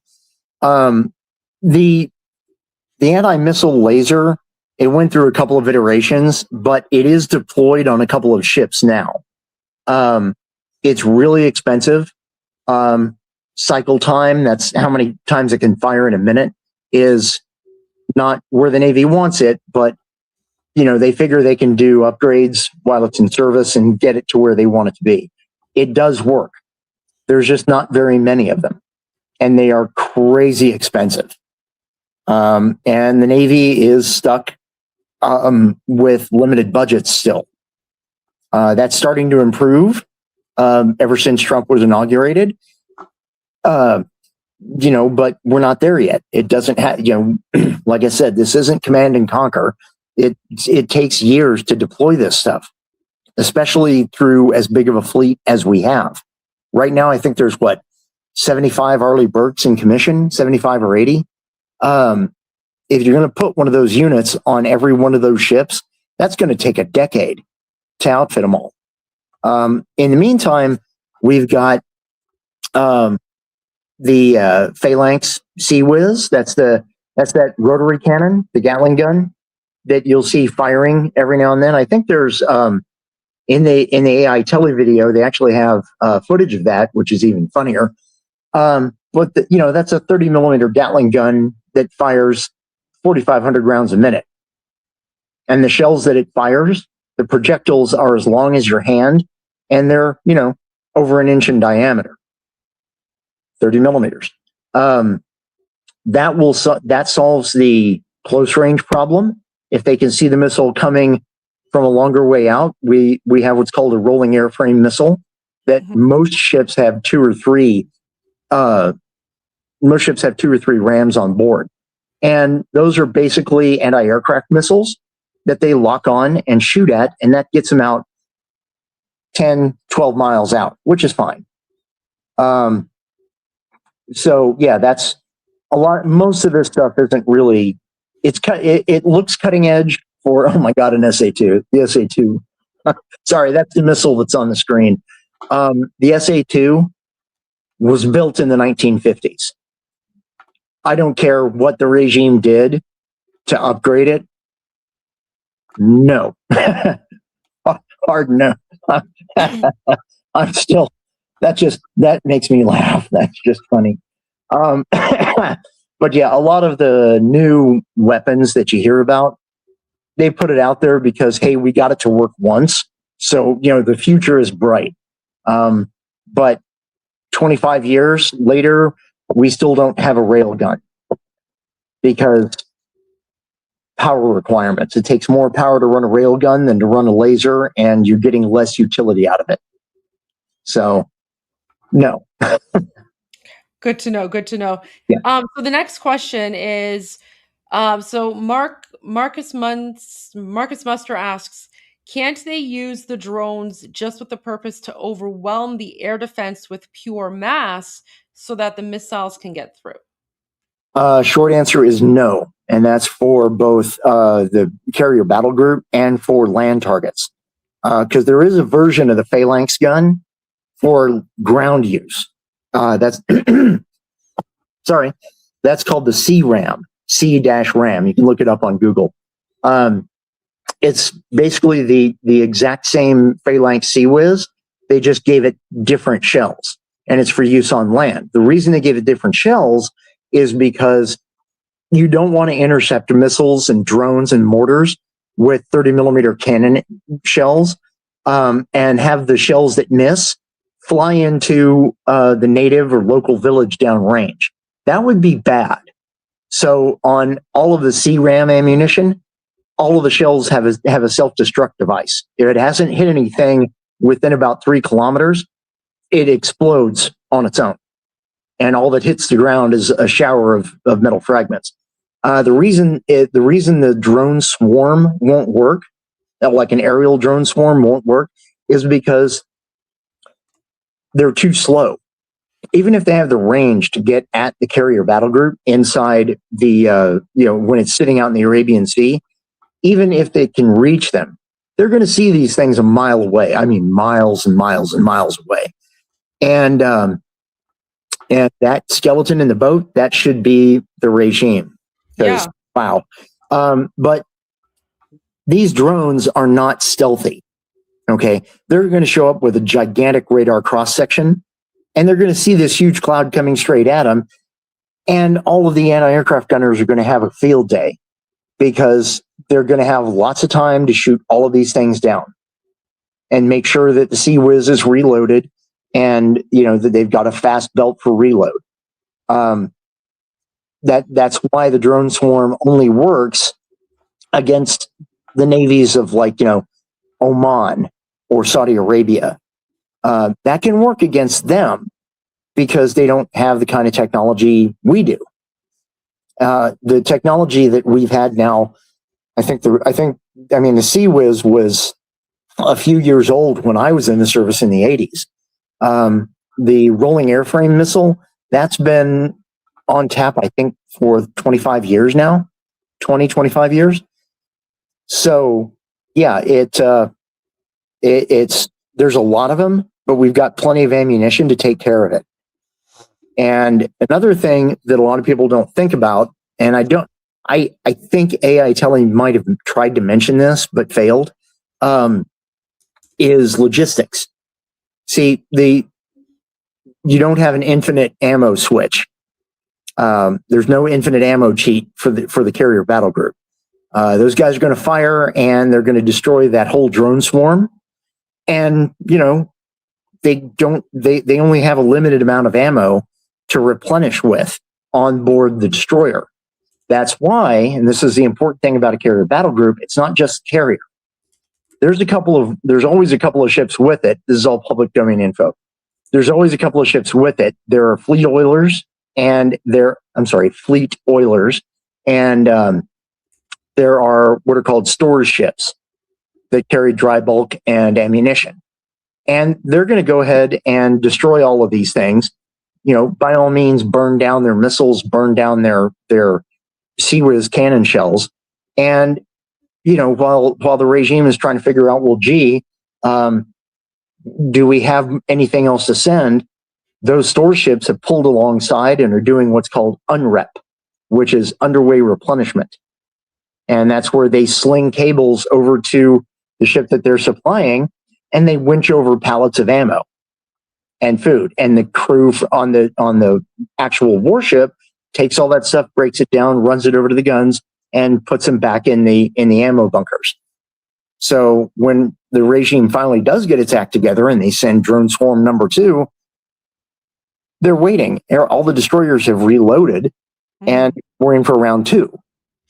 We figured this out a long time ago. The minute the Soviet Union started putting anti-ship missiles on what were basically PT boats, that's when we started development of the Sea Whiz. And when you develop the weapon, you develop how to resupply the weapon. And it's a lot harder for the Navy to do, so they pay attention to this very carefully. So my final tally on this is no, the U.S. Navy is under no threat from Iranian drones. They're under no threat from, regime. Okay. Yeah, I know. Regime drones or regime submarines.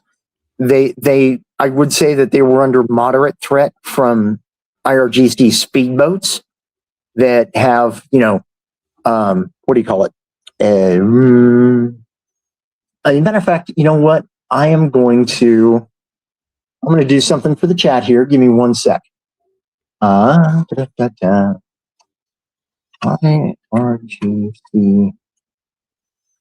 Here we go. Bog hammer rockets. Okay. When we're talking about the IRGC and their rocket boats, open image in new tab.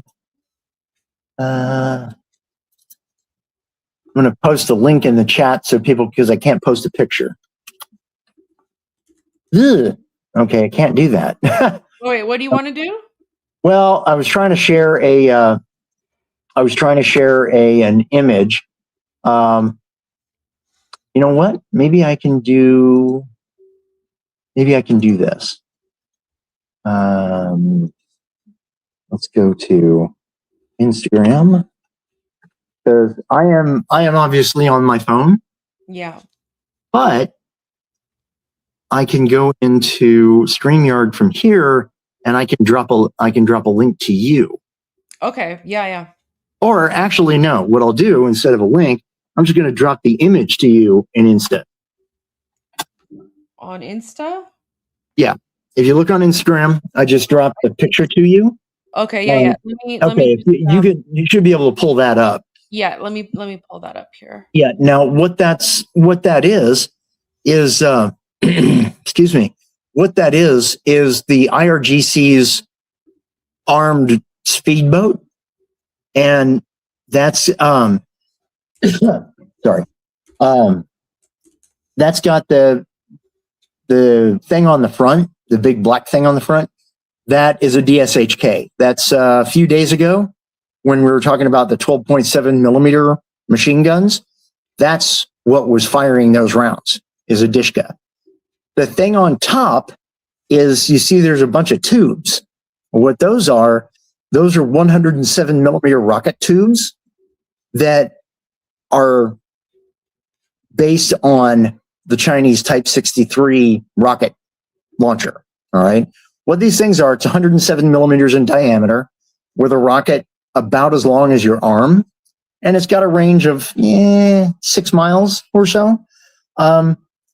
If you have a swarm of 10 or 20 of those boats and they can get close enough to a destroyer, they are a threat if they get in rocket range. They're not going to get that close. The destroyers are going to be too far out at sea, and they're going to see these guys coming because they're running high speed marine racing engines. They're like a big speedboat down at the local marina, with the two big Mercury outboards. Those things are really distinctive, and on sonar, you can hear them from a couple hundred miles away. Everybody's going to know. And those things, while those rockets are reasonably dangerous, they're not going to outrun they don't outrange the actual cannon armament on a destroyer or on a cruiser, which will thump out, to like 10 miles, 10, 12 miles. You're just not going to do that. There's some other boats that they have that are a threat. But that's why they have that. That's why I'm trying not to throw out too many acronyms. The carriers will operate, they'll operate aircraft on patrol way out in front, doing what's called ISR, which is intelligence, surveillance, and reconnaissance. And they look for boats like this and the more dangerous boats, which actually have combat-proven anti-ship missiles aboard. Those are a threat. But again, there's not many of those. They have a really distinctive signature when you're listening for them. And, airplanes are going to see these things from way out. As soon as they leave port, they're going to know, hey, that thing is coming. That's dangerous. We're going to watch that boat. And if it gets within a certain radius, we're going to destroy that boat. And these things, maybe if they tried to get into gun range of, Chabahar or Bandar Abbas, maybe they might be a threat. But practically speaking, no. Okay. Well, thank you so much for that. I appreciate your analysis. It's very helpful for me because I know nothing about military stuff. So it's always good to learn, and I really do appreciate that. Someone asked, to what extent is the U.S. military coordinated with the IDF? I would just say we're not going to know until after the operation because they're not going to say anything. They're not going to give anything away. But I think if we look at what happened during the 12-day conflict, there seemed to be some coordination between the IDF and the United States, especially when the United States went after the nuclear facilities. So, well, I can actually answer that. Oh, all right, go for it. The answer to that question is yes. Coordination does exist. The details of that coordination are up in the air, and nobody's going to talk about that openly. And if you see somebody in chat saying, well, Israel and America are going to do this or they're going to do that. No, they're not. Because that person has no idea what they're talking about. They're just trying to sound important and experienced and edgy. And no, I'll tell you flat out, I don't have any classified material. Because I write, and you've seen a couple of my articles, Goldie, and I've tagged you a couple of times. Oh, I actively do not want classified information. I don't want anybody giving me anything like that because I don't want to be in possession of it because I might use it. And, so I actively avoid that. And if you've got somebody, for anybody in the chat, if you've actually got somebody like a kid, one of your kids sitting on a ship in a carrier battle group, and they're telling you, "Hey, I'm part of the George Bush battle group, and we're passing, Gibraltar right now." First of all, don't put that in the chat. Second of all, tell your kid to shut the hell up before you get both of you. I hate this. I can't talk. Before they get both of you arrested for espionage and or treason. Because no, you don't give coordinates. And if you want to know how seriously the Navy takes this, a couple of years ago, there was a junior enlisted seaman who was working in an intelligence office, and he snapped a selfie of himself, and he tried to angle it so that he wasn't looking at a computer where the camera couldn't see his computer screen, but it did catch his computer screen. He's in jail now. I think they did throw the book at him, and they actually did put him in Leavenworth, but then they let him out and just gave him a dishonorable discharge and booted him just before Trump got into office. I have no sympathy for that kid, because don't bring a damn camera into a secure space. You just don't. Because you're potentially handing critical intelligence to any hostile group. Yeah. And that's actually one of the reasons why, I personally tend to avoid, talking about, okay, where are they? What's the location? The way I see it is we'll know when we're supposed to know. And there's, no need to try and guess where they are or do any of that, because that goes against OPSEC, and it is a very serious thing.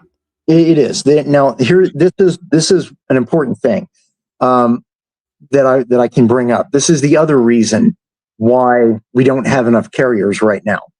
This is public domain information. Okay, publicly posted. Back on the 20th of January from my source. There were 11 aircraft carriers, nuclear aircraft carriers. Right now, when all this started, we only had 3 carriers that were, it's called forward deployed.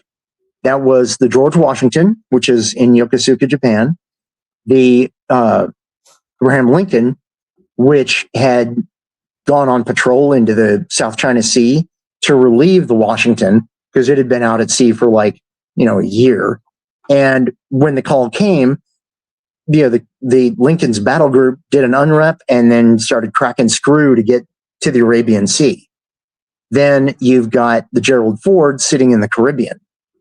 The only other 3 aircraft carriers that we have that are workable right now is the GHW Bush and the Theodore Roosevelt, both of which are undergoing what's called Comp2X.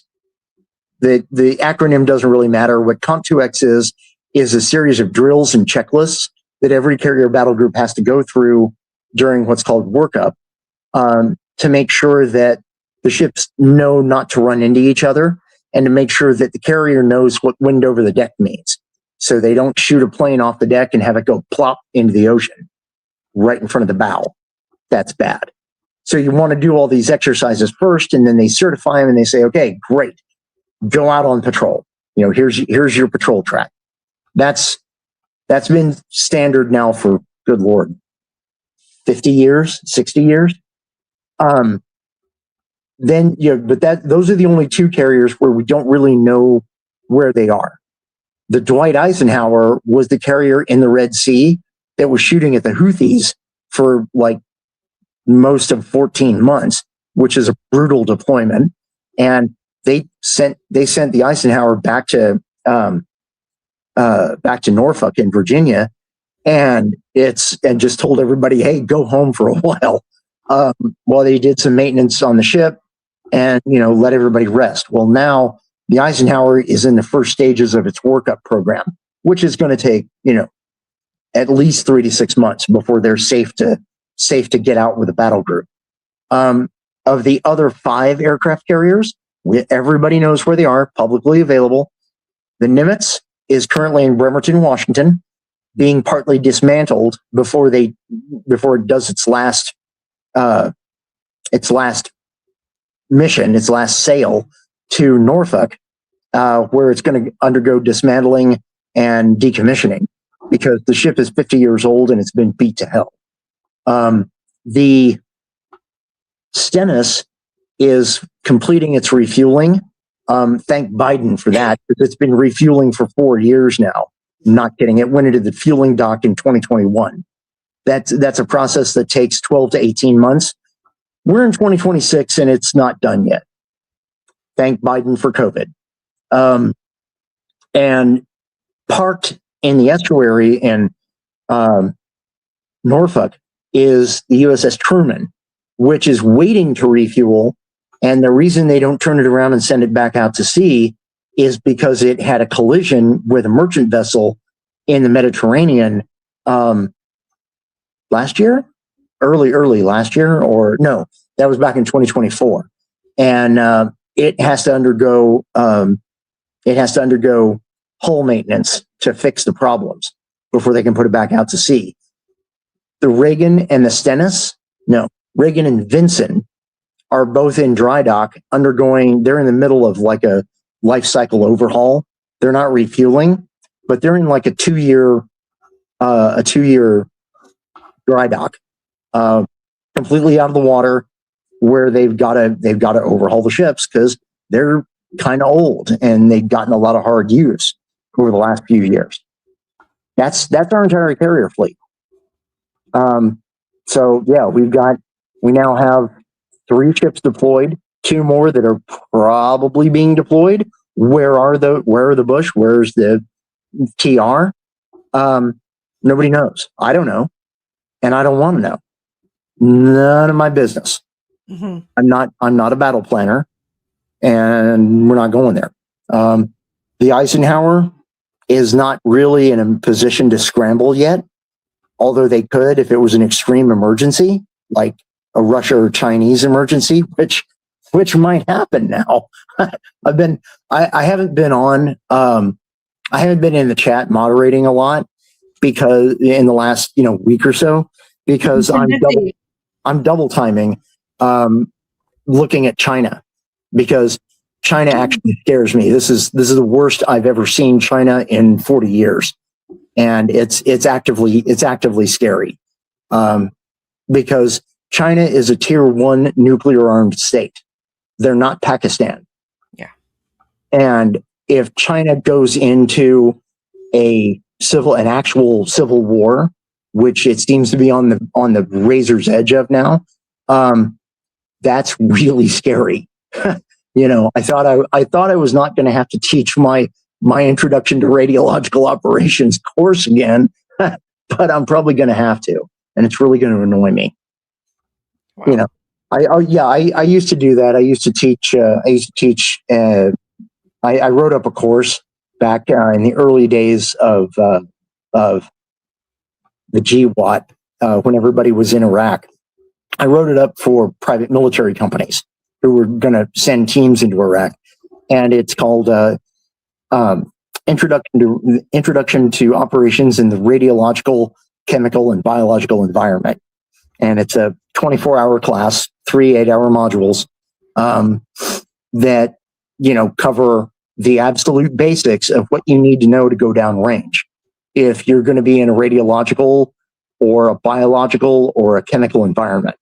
I stopped stopped with that. Things happened. But starting in the early 2010s, mid 2010s, I started teaching that to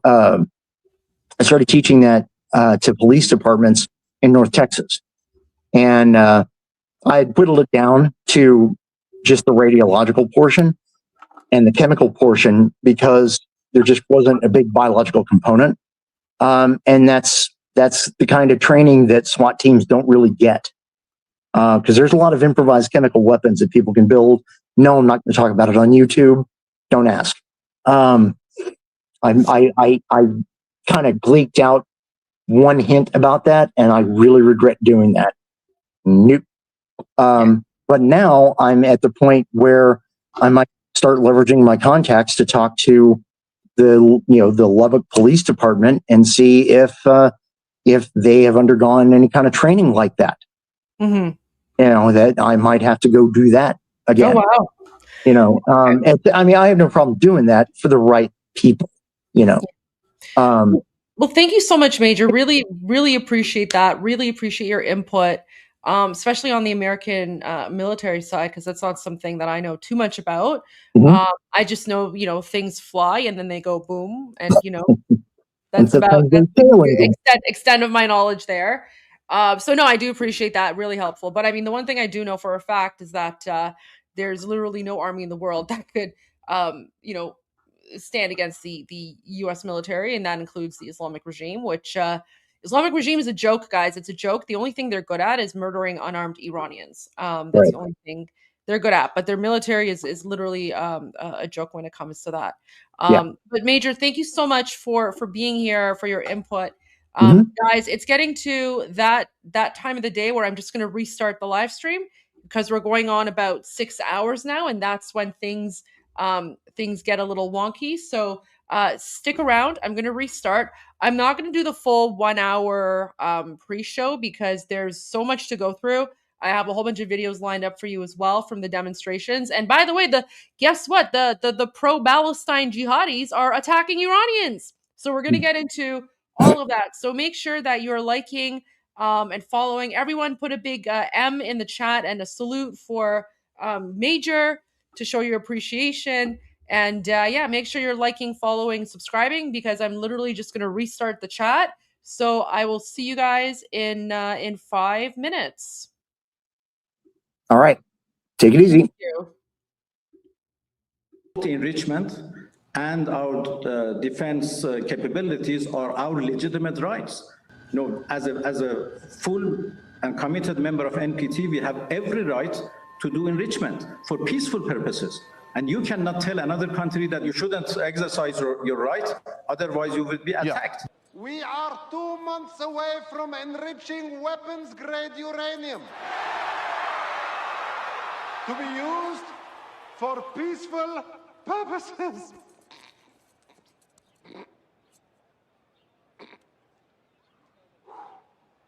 It will be used only for medical research and clean energy. It will, and will certainly never be used to attack oh boy.